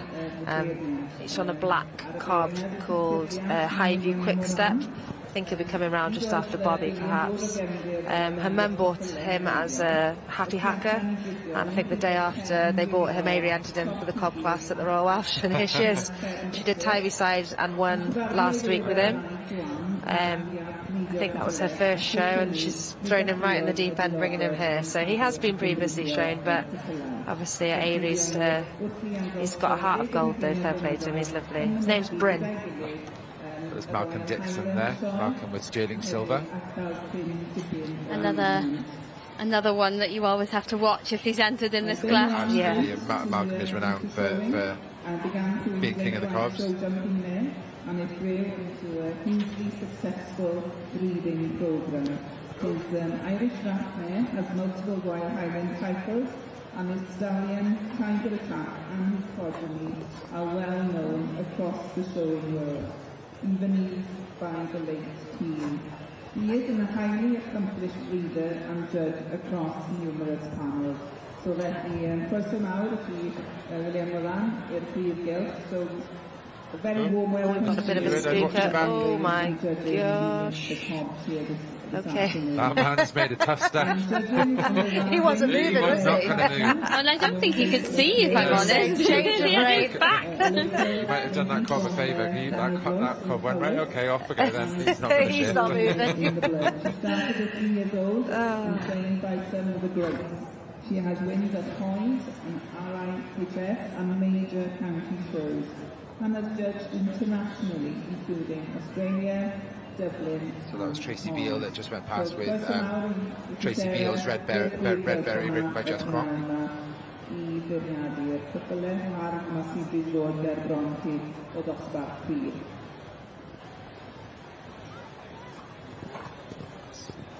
Alex George there with Pauline's Boy. And Cobacino, Charlotte Butler.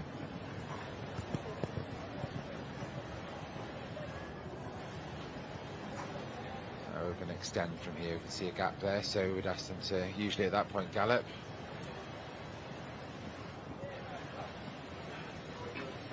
This is a strong class for the cobs. It is a strong class, again, in both number and quality. Yeah, we haven't seen one this strong for a while. There's some pretty well-known horses in there as well, to be fair. It's it could be interesting.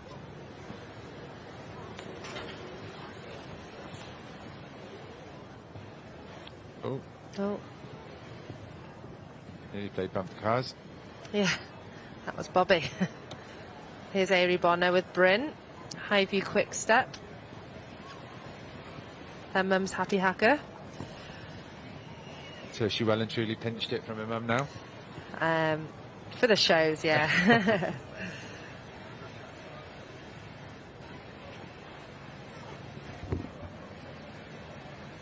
So the gallop completed, we'll be seeing an initial pull-in.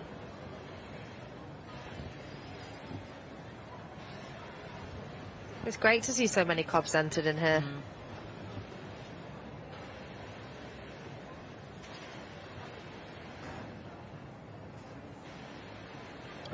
I do have a soft spot for cobs. Oh, Bobby's being pulled in top. With Real Steel. It's a great name. Yeah, they do have great names. I do like cob names, Yeah. to be fair. You can get as inventive as you like. What would your cob name be, Matt? Well, the one arriving tomorrow is actually a cob. Oh, So, yeah, Cookie the cob. Cookie the Cob.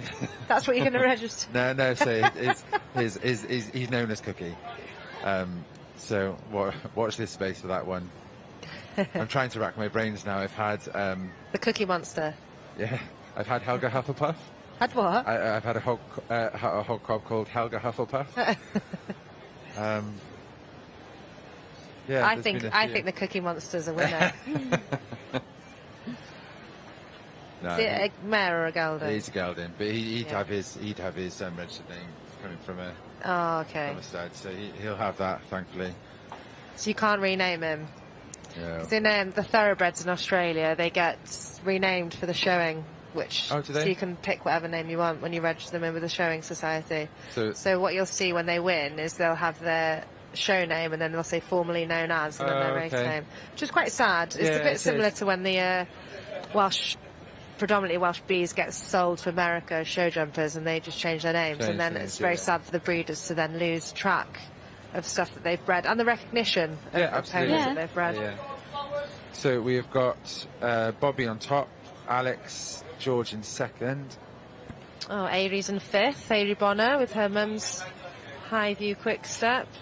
Malcolm is there. Zara is Zara there as on well, the with grey in Draft the and middle Scrap there. Design, owned by Alan Marnie.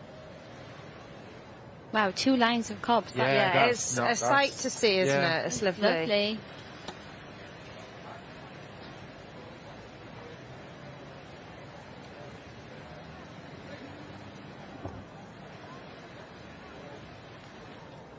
Quick redress for Sarah Chapman. Hopefully she's had another couple of biscuits and some cup of tea ready for this class. She might need them. I don't think I was expecting to see quite this many. I mean, there must be... There's 18 entered.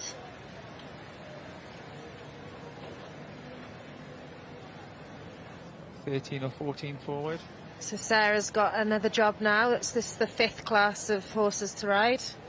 Having done the small hunters, lightweight, middle and heavyweight hunters, and now the English cobs. She's definitely earned her lunch token today. Yeah.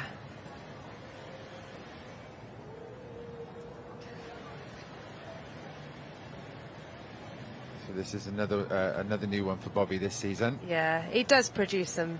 He does, works very hard with them, he's doesn't he? He's a hard-working lad, and credit where it's due to Bobby as well. He's a real keen learner as well. Oh, yeah. What he's picked up in the last few seasons, you know, and he's not afraid to ask. No, and he does produce them well. They all seem to go totally well. He's a real horseman, isn't he? Very much so. You won't catch Bobby doing something wrong twice. No. He's got his sidekick. Great teeth. Yeah. His sidekick, Keris Jones, there in the background as well.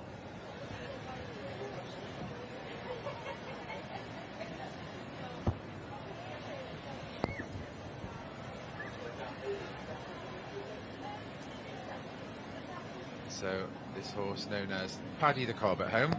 Paddy the Cob. Patrick when he's angry.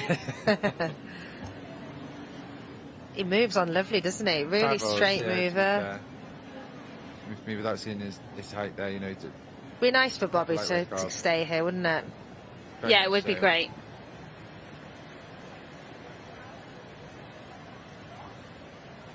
Well, so far it looks like it's travelling just lovely. Well done, Paddy. Yeah, I think you look at some people and you think you really deserve a nice win. Yeah. Nice. And this is a lovely class. Yeah. He's due one now, to be fair. And you know, Bobby's a jack of all trades, isn't he? He's done a bit of everything. He's point to point. He's race road, point to point in. He's in the Interhunt later on. So Oh, is he doing that? Yeah, Yeah, he'll be in the Interhunt fabulous. later on. It gives horses a great start in Yeah, fitness. They do a bit of everything. Well, that and Martel Jojo, do you remember the Yes, cob, the that's Palomino right, yeah. cob? He started that off for the cob and sold at the cob sales. Made an extraordinary amount of money on it, but it's gone on to do very well. That horse. Yeah. It was earlier on in the Ridden Seas this morning. That's given a beautiful ride. Yeah. I bet you want to have a sit on that, don't you, Mags? I want to have a sit on that. I'm going to ask Bobby. Can I ride your pony? Please. I already have. Have you? Well, that's not fair. Was he nice to ride? No, I've already asked. Oh. Haven't had a chance yet. So quite a similar type in this. Yeah, as well, very then. much so. This is colour phase. 1652.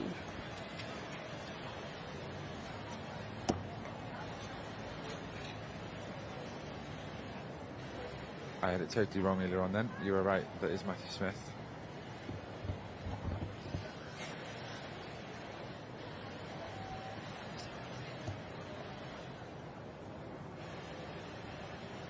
I believe I've seen as well that recently Matthew had some success, some working hunter success on this cob recently as well. So, can get airborne too. Yeah, I always think it's great. They obviously don't look like the most athletic types necessarily, but they can really jump. They really can. And to be fair, I mean, I can't tarnish them all with the same brush, but you know, the cobs are meant to be sort of safe for your granny. I can't say I know many cobs that I'd put my granny on. I think I'd put my granny's not here, but I think I'd put my granny on Bobby's as to how it went just Yeah, then. to be fair, it looks incredibly Yeah. sweet, but I think, you know, so cobs are also renowned for cheekiness as well, I Yeah. would say. I mean, this one looks just really happy in his bridle, Yeah. doesn't he? Just through his ears there. That's probably why we like them, Katie, because Yeah. they're like giant ponies. Yeah, they just look happy. Giant shaved Section A's. They have that real mischievous look up Yeah. in their They face. do, they And do. I like naughty things. But I mean, look at the bone on the real steel here with Bobby Thomas. It's a quality cob, isn't it? Yeah, pulled top in the English ridden cob class at the Royal Welsh. If you've just joined us, I'm Katie Parry-Evans, joined today with Margez Simons and Matt McGibbon.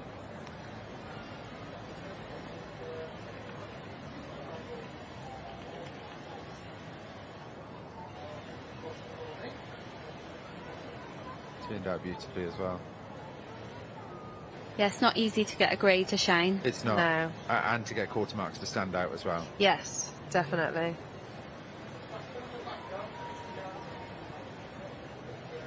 Bobby has got him looking very well, hasn't he? Again, just looking at that angle of it there, that it's got a lovely shoulder, and the way its head and neck are placed on it just flows. Yeah.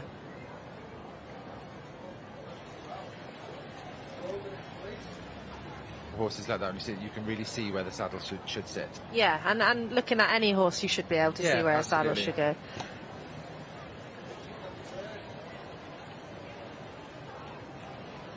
Which is why it screams the argument of, ridden judges judging in hands.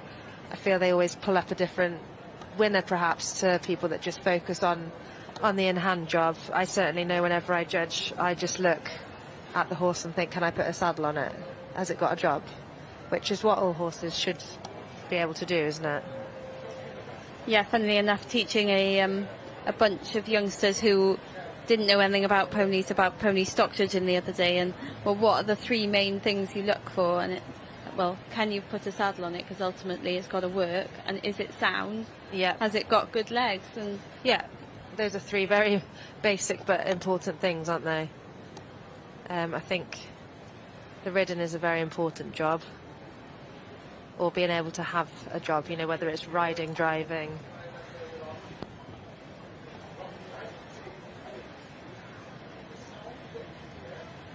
Number 1588 there, back in the ridden Welsh cob stallions under saddle. That was Glantraeth Masterclass. So I think, looking at it, the marks have been given. There's only 12 entered in this class, which is a lot less than the geldings, which had 37 entered, and the mares that had 40 entered. Judges Catherine Bigley for confirmation and Gary Parr for ride look like they're discussing their marks here, and we'll be waiting for a result imminently.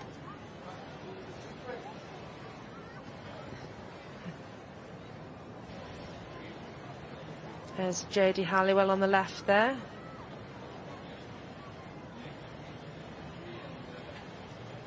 No, it's not. Ignore me.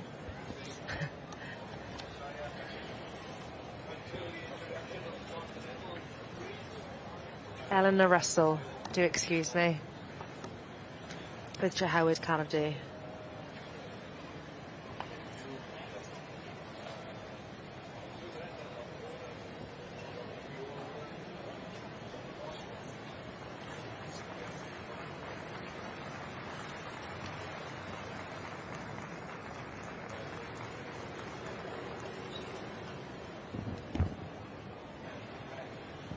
Oh, sadly, she's left the ring.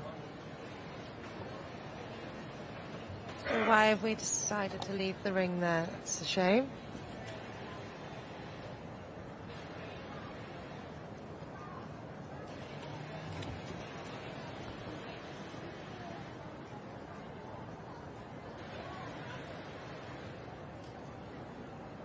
Obviously unhappy about something, so we're just seeing the one that was pulled top leave the ring now, which is disappointing for everyone involved, the judges and competitors alike. It's never what you want to see. So just 7 left then in the class. So currently still now, standing top now is Glantraeth Masterclass with Gemma Tuckey.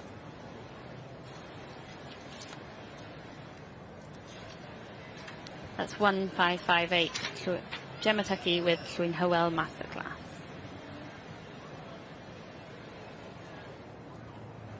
Then we have 1550. Mia Haskins Haig Morllywelyn, partnered by Lily Burridge. And in third we have Anna Chester. I'm sorry, Jodie Halliwell. Jodie Halliwell. I've gone completely blank then with San Model Ice exclusive. exclusive. And then we have Anna Chester with Kyle and Prince George.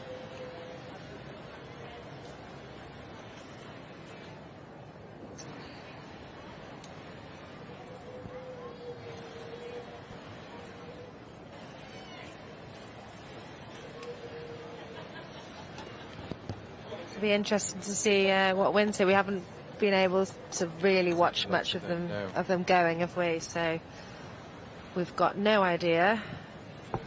We did see Glantraeth Masterclass go. He put on a lovely, nice little free moving show, didn't he? But we haven't actually managed to see anything else here.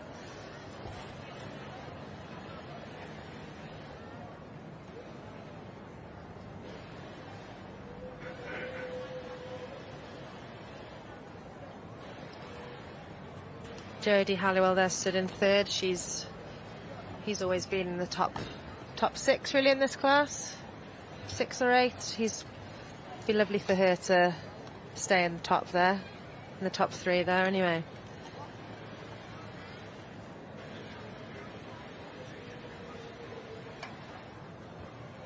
Looks like they've signed on the dotted line.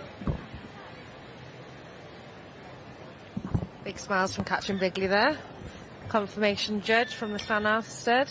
Probably big smiles from Gary Parr as well, having ridden all of those. Yes, as well. and stayed on and yeah, now able came to out walk the other still. side, exactly, yeah. That probably felt really good signing his name there. Yes, I would agree. What's the decision going to be then? There's Gems the Rat Pack there on the right, sorry, with Olivia Hurst.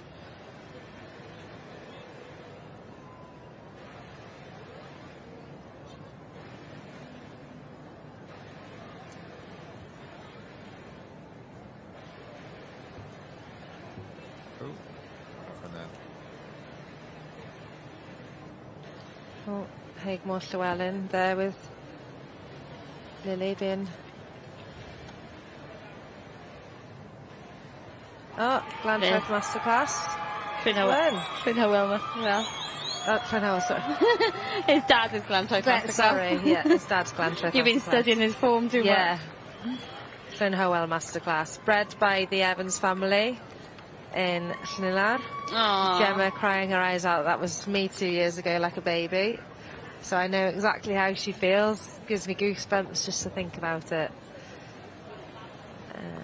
Haigmore Llywelyn in second with Lily Burridge.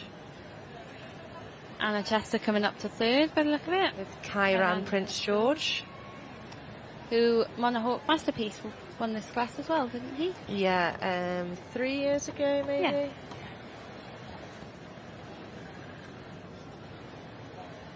What have we got in fourth place then?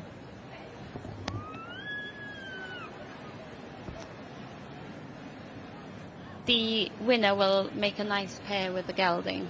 Yes.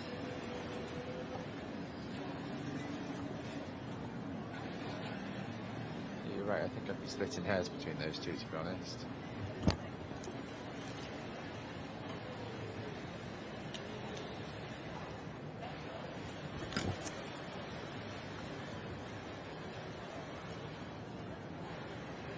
Yeah, they're going to have a really strong championship.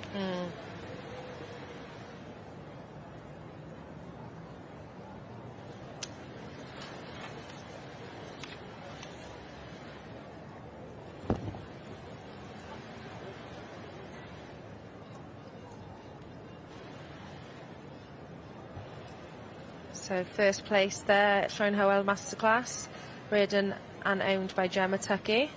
Long journey, travelled up from the south of England, being presented there by judges Catherine Bigley and Gary Parr. He looks so kind and gentle, doesn't he? Yeah. Second place, Haigmore Llywelyn with Lily Burridge for owner Mia Haskins.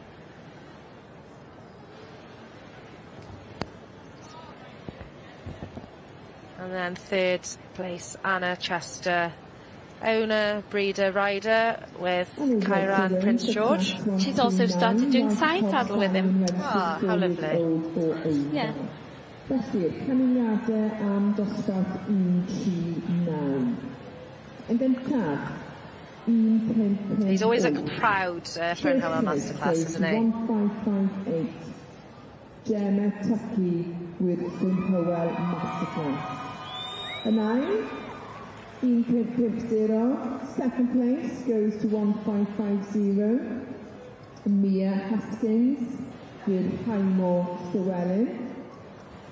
Third place goes to 1549 and trydydd i 1549. Anna Marie Chester with Kyran Prince George. Pedwerydd i 1555. Fourth goes to 1555. Lauren Pritchard with Trimmer Beth. Fifth to 1559 and pumed i 1559. Olivia Ward with Sandy Draco. Well, congratulations to Llyn Hywel Masterclass with Gemma Tuckey. By Glantraeth Masterclass out of Llyn Hywel Superstar, bred by the Evans family in Llanellar. Huge congratulations. Looks a picture of the pony going around there. Well deserved. Very well deserved. Diolch yn fawr iawn i'n holl. Nice to see a big old gallop going out there.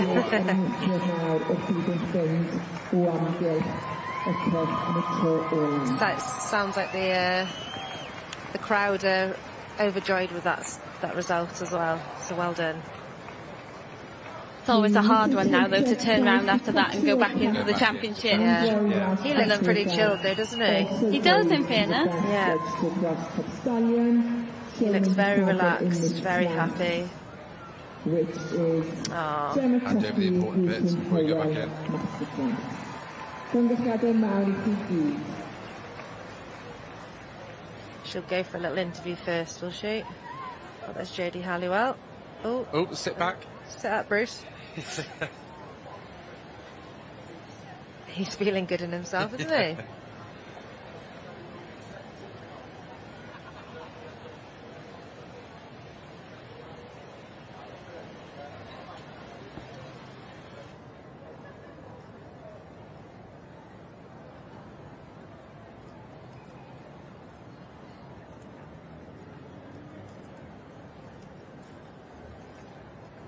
We conclude the Welsh Cobs in the saddle section now with class 141.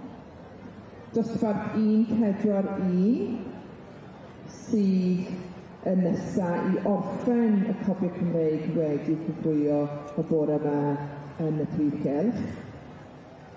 This is the Gorfelin Perpetual Trophy, WPCS Gold Performance Medal and Royal Welsh Championship rosettes. The trophy is kindly given by Mrs D.J. Johnson. The medal kindly given by Mr. Brian and Mrs. Janet Foster. And this is for the champion Welsh cob shown in the saddle from this morning's classes. Felly, un dosbarth I fynd nawr, y pencampwr o'r flaen I chi. Llun Hywel Masterclass, and he has exactly given that this morning, a masterclass. How does it feel to win the Royal Welsh? I've never competed here before, this is my first time ever, so I'm literally ecstatic. And it was quite an interesting class, wasn't it? We had a couple who had to come out, and I'm sure the tension was rising for you all. It was, but I'm just, honestly, it's amazing. He's my love, but I'm just so happy.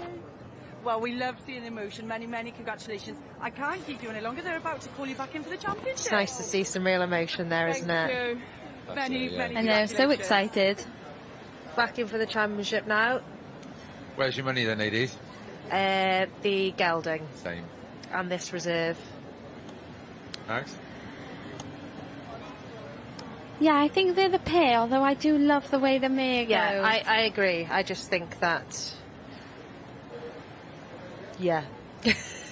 Let's be diplomatic. I think the two, the gelding and the stallion, I do love how the mare goes, like you say, Mags. So I guess it's just how they go now, isn't it? Yeah, absolutely. Yeah. It's a new class, isn't it? I remember going into the championship here thinking I was riding for maybe reserve at the max. Yeah. And just rode my socks off and ended up champion, and you never know what's going to happen to you. I think that's the best way to go for a championship. Absolutely. I think it needs to be a clean slate. Yeah. And you know, you've got it all to play for then, haven't you? Yeah, and even in second you could come up. Absolutely. We've seen that before, haven't we, last year? Yeah. I always ride a championship far better than a class. Oh, and me, because the pressure's gone now. Pressure's gone. So there we've got Garthwaite Classic Edition with Kate Merritt playing the Palomino. There's Eleanor Hope with Mathroy Dayor. She's my online PT client, so I'm very happy to have someone representing Jim Pony there. Behind Katie there we did have Sarah Parker, and there we've got the winner just now from the Stallions, Llun Hywel Masterclass in Gemma Tucky. Wonder if she stopped crying yet. I hope not. I remember when I won back in 2015 in the In Hands, and Lottie Flyden, long before I ever knew her and started showing for her, was judging. And I cried my eyes out, and she said, "Oh, I love it when I make people cry."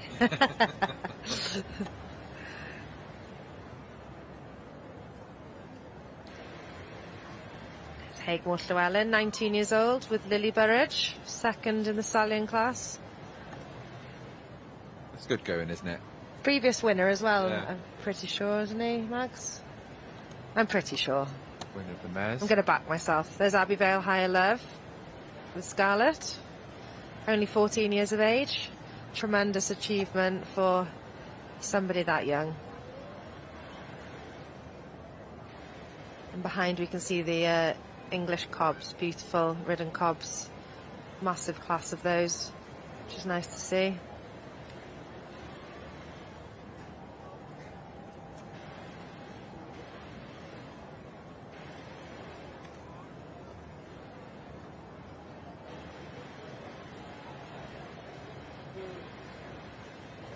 These just seem to have gelled instantly, don't they? Yeah, it's lovely. They really do. Real nice little partnership, isn't it? Yeah. I mean, probably she's putting in hours of work at home, but to us on the outside, they look like they've gelled really quickly. Well, she's moved on nice there, didn't she?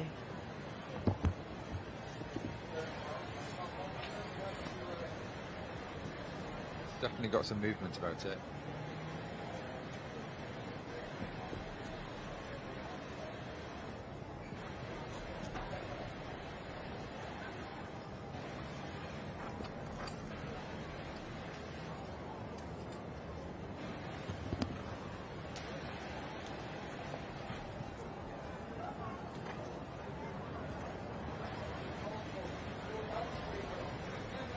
Katrin Bigley there and Gary Parr, the two judges. Katrin judged the confirmation and Gary on the ride. Will they agree? We'll have to get Matt in. No, this is your bag now. One of you can ref this one out. I think I'm a bit more decisive than Matt. It's not difficult. Although when I have to decide what we're having for dinner or what film we're watching on Netflix, I'm not very good at deciding those.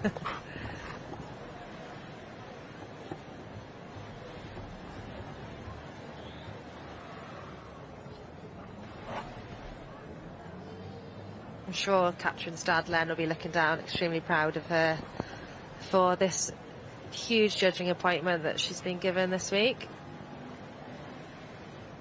Len, of course, from the Llanarth Studs in Hereford.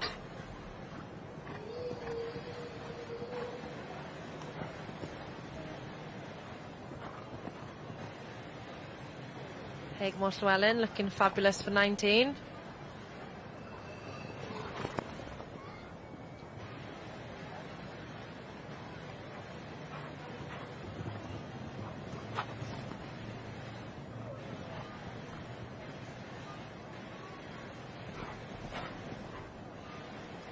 What are they going to ask them to do? Brain change and a gallop, I reckon now. Surely. Finhelig, Mr. Jones with Sarah Parker there.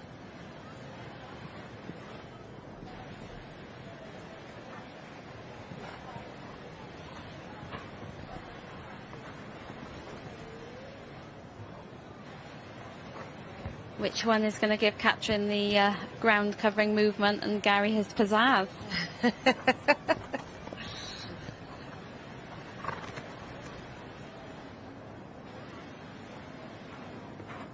It's always interesting, I think, sometimes a horse will pick up the vibe of a championship and up their game a little bit. Yeah. I think it's more than likely because, like you said earlier, the pressure's off you as a rider. You've won your class and now you just want that little bit extra. So you kind of feel a lot more relaxed, don't you? You kind of feel like... Let go a little bit. Yeah, and I think I certainly ride better in a championship. And I ride better if I'm pulled in second. Yeah. Being pulled in top, you have that pressure, don't you, to stay there. Second place, you kind of feel like you need to work more, and it's a silly mentality, isn't it? Let's be honest. But Katrin having a little laugh with Gary there. You're talking to someone who listens to about 101 sports psychology podcasts the day before any show. Do you have any weird rituals or superstitions, either of you? No. Do you want to hear mine? Me and Sonia both wear the same pants. We both have to wear the same leggings to work in and the same socks. Sonia has to have this terrible straw hat on to groom. We have to have a certain amount of stuff in the basket, which we normally always have in there. There's more. I can't go into it now, but we're very superstitious people. I'm glad you said the pants thing. Yeah, they're from horse hoods. It's definitely lucky pants and lucky socks. Yeah. It's yeah. So we've just seen Gallopback Classic Edition with Kate Marriott Payne have her gallop in front of the grandstand. She seems pretty pleased with herself.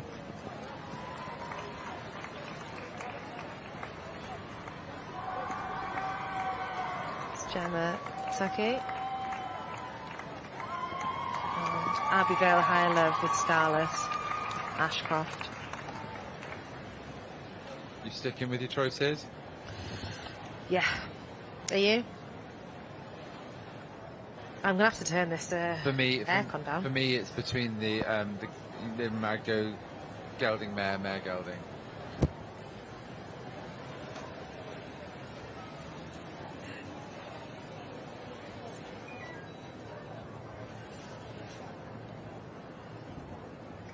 Who is going to have it then?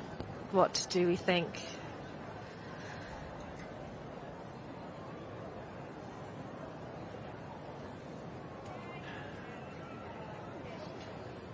Who's going to win the gold medal? Both May and Gelding were pole top and stay top, weren't they? Yeah. What was pulled top in the Stallions? Oh, Gelding, sorry. Yeah, I take that back. I forgot that Sarah's was gelded. Because I've known him as a stallion for a fair few years.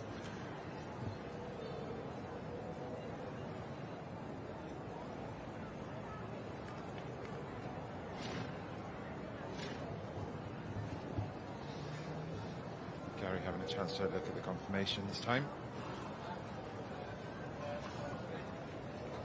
Yeah, that's always interesting as well. That the right judge gets an opportunity, and they may have a different pet hate to the confirmation judge. And absolutely.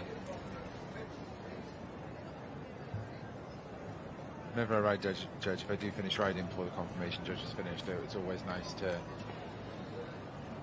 draw breath and go down the lineup and actually have a look at, so you know what you're discussing, and you can accept or challenge opinion at the same time. Katrin's already decided, look.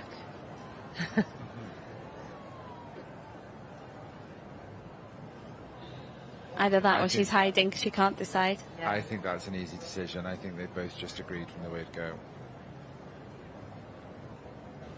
I mean, it would be lovely for the Palomino to go. It would. Because she's 14, and what a dream. Yeah, quick decision. I think it would be Sarah. Let's start. Sarah, well done. Finn Helig, Mr. Jones. Originally produced by Sarah, and then she has purchased it. Yes, yes. For her and Owen to share. And did he not have a horse whisperer at some point? Probably. Haven't we all?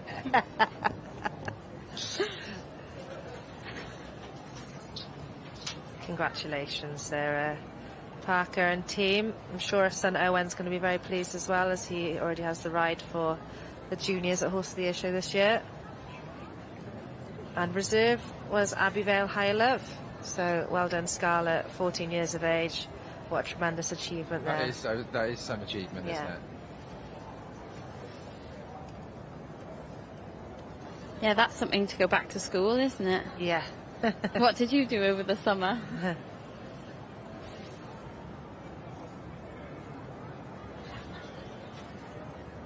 Oh, there's been some lovely ponies today. Yeah, lovely combinations, lovely ponies. And really typey championship. Yes, yes. Sarah needs a bigger waist. Yeah. It'll be nice to see the C and the D champions in the Supreme. Two black ponies together. The Welsh Clubs under saddle section here this morning. We have the results of the championship, special class 141, just in for you. So maybe we won't see Sarah because she'll be going towards national, perhaps. 1.09.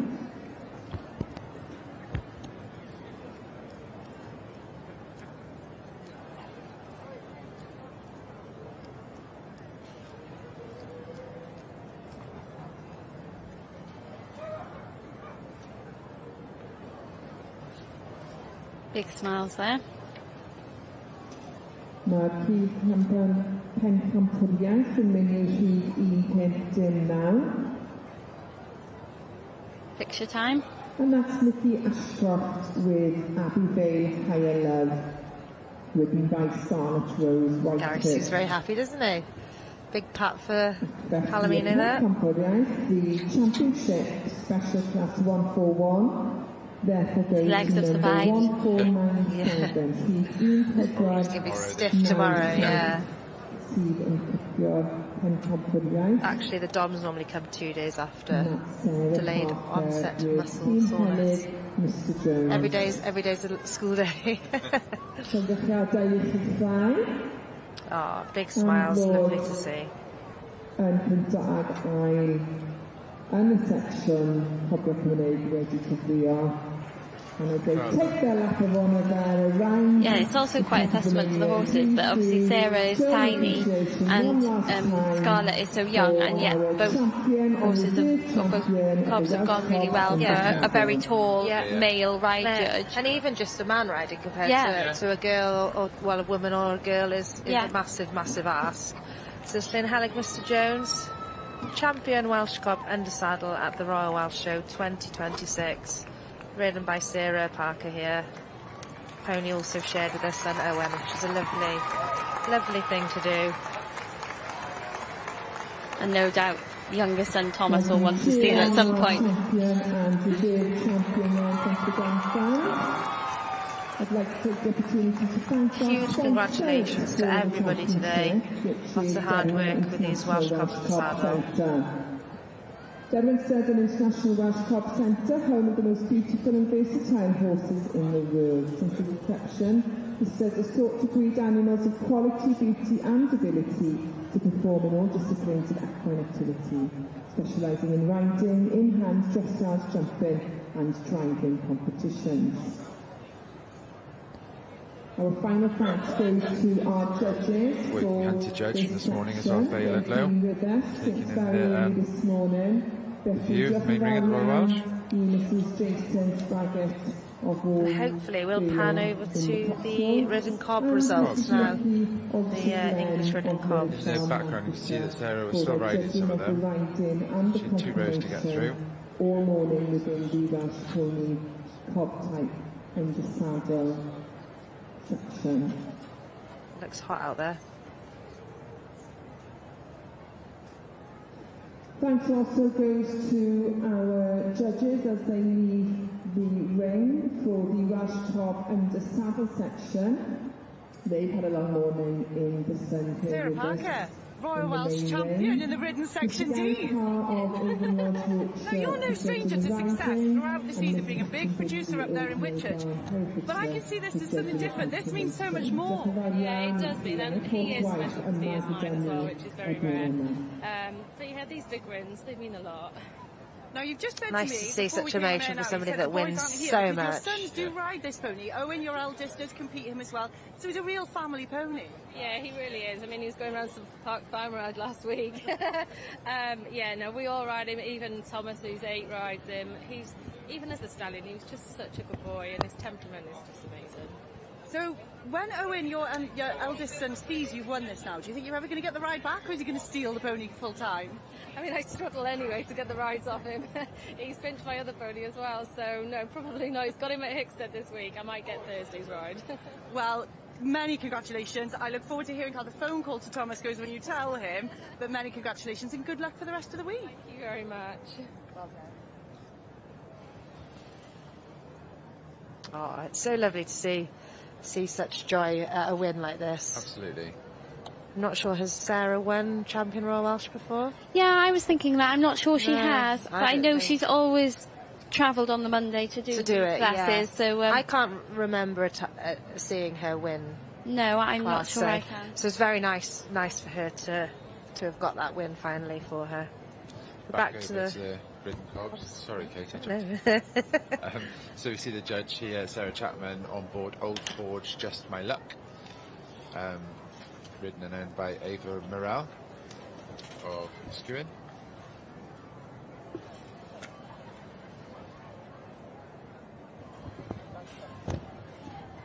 And there we have Red Beret out for Billy Moran.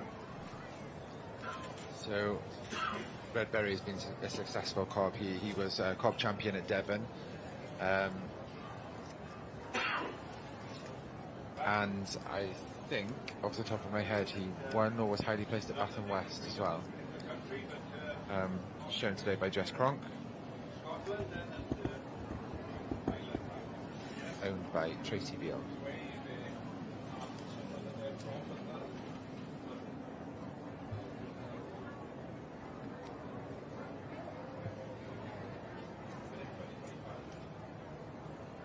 Looks like it's maybe the last one to ride.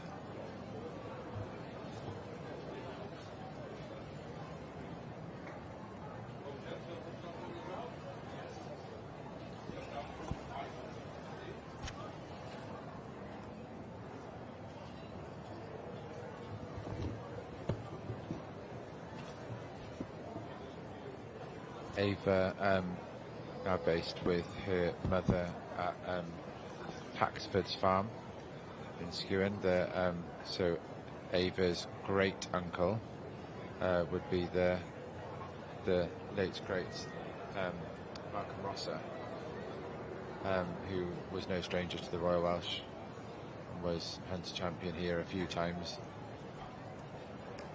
Now the yard and the business being taken over by, since the unfortunate loss of Malcolm, Ava and Laura are now running the yard.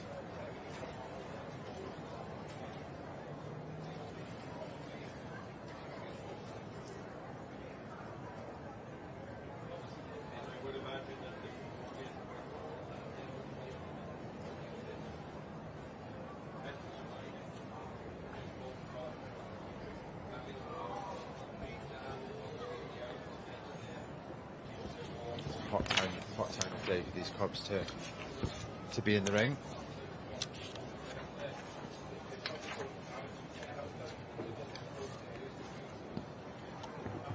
So these are the cobs, the English cobs.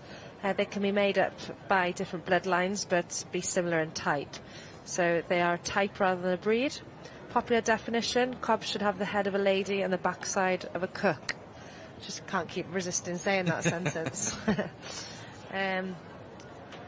So we've got a mixture in this class. We've got the lightweights, heavyweights, and maxi cobs. Just one class at the Royal Welsh. Purely, I'm guessing, because of the numbers in this sort of area, perhaps. But it's lovely to see such numbers this year. It's a considerably smaller class last year, I seem to remember. I don't remember seeing the cob class at the Royal Welsh this big. No, it's great to see. And so strong. Yes, Yeah. Absolutely. Yeah. So they shave the mane off and the feathers, which is obviously very different to the Welsh cobs under saddle. How often do they have to clip their manes off? Varies, to be fair. I mean, how quick each one will grow. I've had cobs that you feel like you're hogging them weekly, and other ones that you would want to be hogging them 2 weeks before a show. Oh, really? Yeah. So it's. So you want some growth back, but Ideally not. Right. And Clean shaven. as the rules state, that they need to be freshly hogged without growth. Right. But equally, there's a difference between growth and looking like you've just taken a pair of clippers to it. So just it's the same as when you clip a horse out. Yeah. You know, it can take a day or two for the coat to settle. For me, it's very individual, and the same as their feathers as well. You've got, because they're of cob type, some cobs won't need clipping, and I'm a big fan of scissor and combing rather than clipping. See, this would cause me nightmares. You know, like getting horses ready for highs, the rugging or clipping debate. Yeah. If I had to do this all year round, Clip it. oh no, I've never clipped the cob for highs. If any doubt, I'm a rug stresser. Yeah, I know. Temperature, I'm a clipper. temperature watcher, rug. Yeah. My husband finds it unbearable to live with me on the run up to highs, because I'm forever on BBC weather. Right, so we're sending them out for a final walk around. Is Bobby going to stay top? The real steal. I think it'll be down to what Billy potentially saw, because he looked to give a really nice ride. He did. We haven't seen many of the others go because we were on the Welsh cobs at the other end of the main ring, but it would be nice for him to stay top. Nice for Bobby. Absolutely. I'm sure we'll have a good time in the Welsh Pavilion Cup Pavilion if he does get a win. Yeah. He's got a fantastic walk. Yes. Yeah.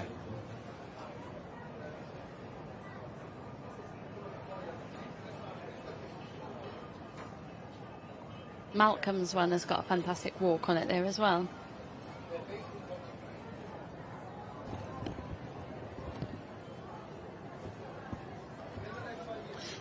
Yeah, I'd like for this to stay in top.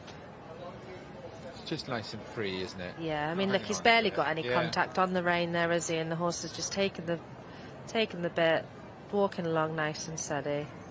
Nice big walk, isn't he? Yeah, that's what I like about him.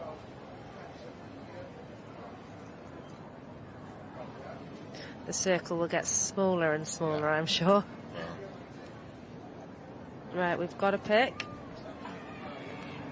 I think that was Bobby. I'm pretty sure. Yay, I Bobby. Well done, Bobby. Well done, Bobby, and the real steal.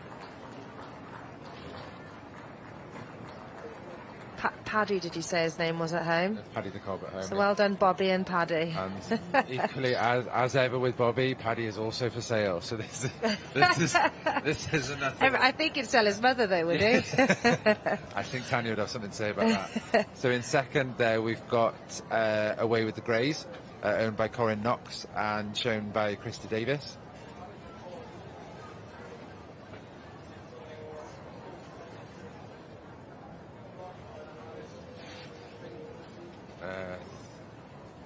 Third, I believe, is Cobacino.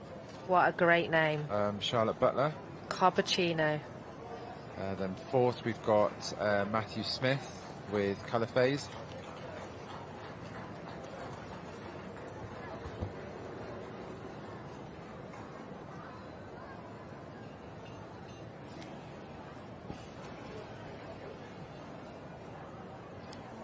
Sarah back in the straw hat. I think fifth we have. Is it Avery? Did Avery stay there?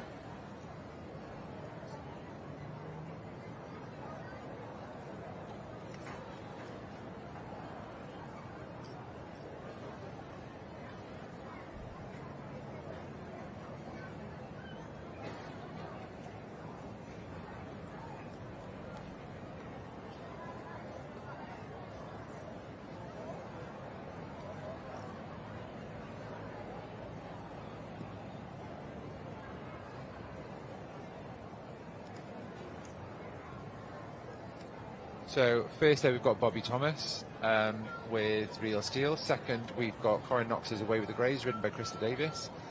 Third we've got Cobacino, and that's Charlotte Butler. Fourth, Matthew Smith with Colour Phase. Fifth is Letitia Banwell's Sir Nelson, ridden by Jessica Pritchard. Sixth, Malcolm Dixon, riding his own Sterling Silver. And I believe sixth was Drafton's Grand Design, ridden by Zara Owen and owned by Alan Marney. Couldn't quite keep up with the camera moving, the reading and the naming then. Well, what a great class that was. Absolutely, that's a real good class to see. And quite exciting to watch as well. Super chuffed Yeah. for Bobby Thomas. Yeah, landed I for hope Bobby. drinks are on him tonight in the pavilion. They better be. I'll be queuing up behind him and asking for a ride on Paddy the Cob. Really lovely class. Yeah. I did have to do a detour on the way up to Bilth yesterday to go and collect some horsey hair extensions that happened to be grey. I did see he was looking for a tail. So I believe that was This is probably the lucky for- tail. I think the lucky tail has just won the lucky cob class. Oh, well done, Matt. I saw he was looking I can take for no a credit tail. whatsoever, but no, I'm just landed for him. It's well deserved. He is such a grafter. Grinning away there. He would be like a Cheshire cat. Yeah. Showing off those great teeth. Well done, Bobby. Giving it What a pose there. the blue steel Zoolander pose there. Oh, Well fair done, Bob. play. He is happy, isn't he? Bless him. So is this his first win, do we think? I believe so. I think it could be.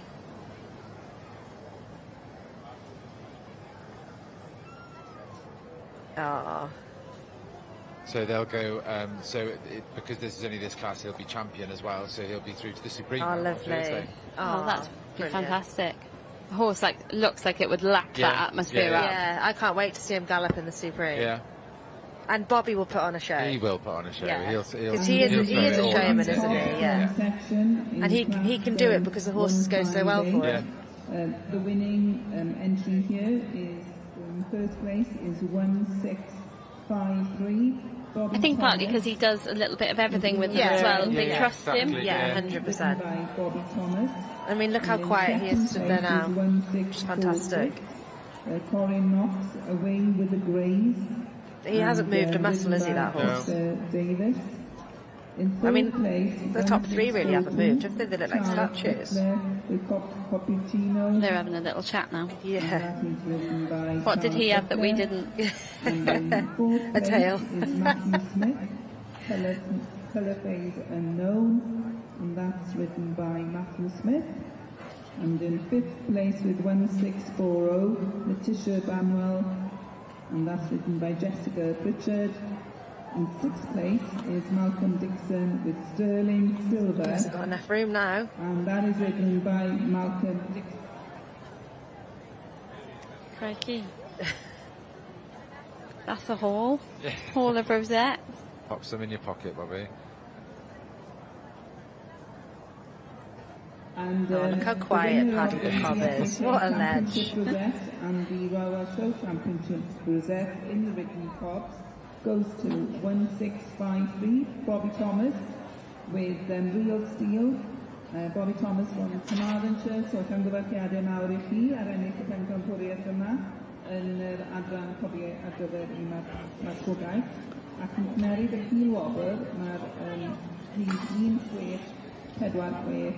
That's the last class in this ring now. With the Greys, and again written by Krista Davis. There's Bobby Thomas with Real Steel, winner of the Ridden Cob class, Royal Welsh 2026, through to the Supreme now on Thursday. So we look forward to watching him again on Thursday in the main arena, main ring. That's a sight. That's a real nice sight. Yeah, fantastic class. I'm sure judges Sarah Chapman and Billy Moran would have been elated to have seen such a standard of English cob here, especially at the Royal Welsh, which is, predominantly a Welsh cob show, isn't it? It's great to see. Yeah, absolutely. 14 forward there, which is, I can't remember the class at the Royal Welsh being that big. I can't remember it still going and the Welsh Cobs are finished. Yeah, true. Because normally the Welsh Cobs are the last thing in there, isn't it? They're normally waiting for us to go so they can get the displays in. So it's great to see. Yeah. Great to see that it's someone else holding up the ring. Yeah. No, fair play. Fantastic class to win. We hope everyone that has tuned in has enjoyed our ramblings today, this morning. I'm Matt McGibbon. Thank you for joining us. Maggie Simons, thank you for listening to us. Hopefully we've given you a little bit of an insight. And I'm Katie Parry Evans. Sorry for the rambling. Hope you've all had a really lovely time watching. We've certainly enjoyed commentating again for the second year running. Maybe we'll be back next year as a trio. Seems to be our annual outing now for the three of us together. So here's Bobby Thomas now on his lap of honour on Real Steel. Drinks from Bobby tonight, guys, I reckon. Congratulations. Just a reminder, this cob is for sale. So lovely sight to see. I'm desperate for a ride on this. As all of us, Huge congratulations. I reckon we're going to see a real gallop now, aren't we? So, go on, Bobby. Great to see. Real Steel, Bobby Thomas, aka Paddy the Cob.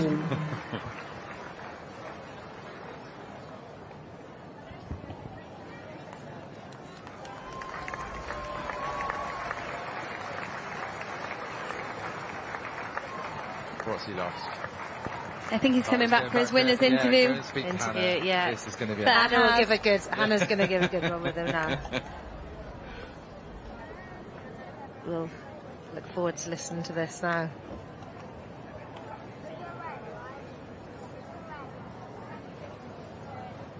Well, a big thank you to the ladies here in Tower who talked you through the competitions this morning. Diolch yn fawr at beth sydd wedi bod yn trwy trwy'r dosbarthiadau. Well, Bobby Thomas, you're just telling me up there, I can't believe that. I can't believe that. Am I right in thinking this is your first ever win at the Royal Welsh Under Saddle? It is, yeah. Oh, yes, it's his first win. Last year with the Oh, sport God. for friends, but first ever ridden win. It's been on my bucket list for years, so I'm absolutely overwhelmed. You had a pretty good day. You were second in the smalls this morning as well. Smalls was my own, yeah. They're all my own horses, and yeah, we just do our best and have a bit of fun. But I'd like to say a massive thank you to my really good friend Jamie Sharkey, who actually rang me in March and said, I've got a cob for you, and he just sort of said, oh, I'm going to drop him off and try it.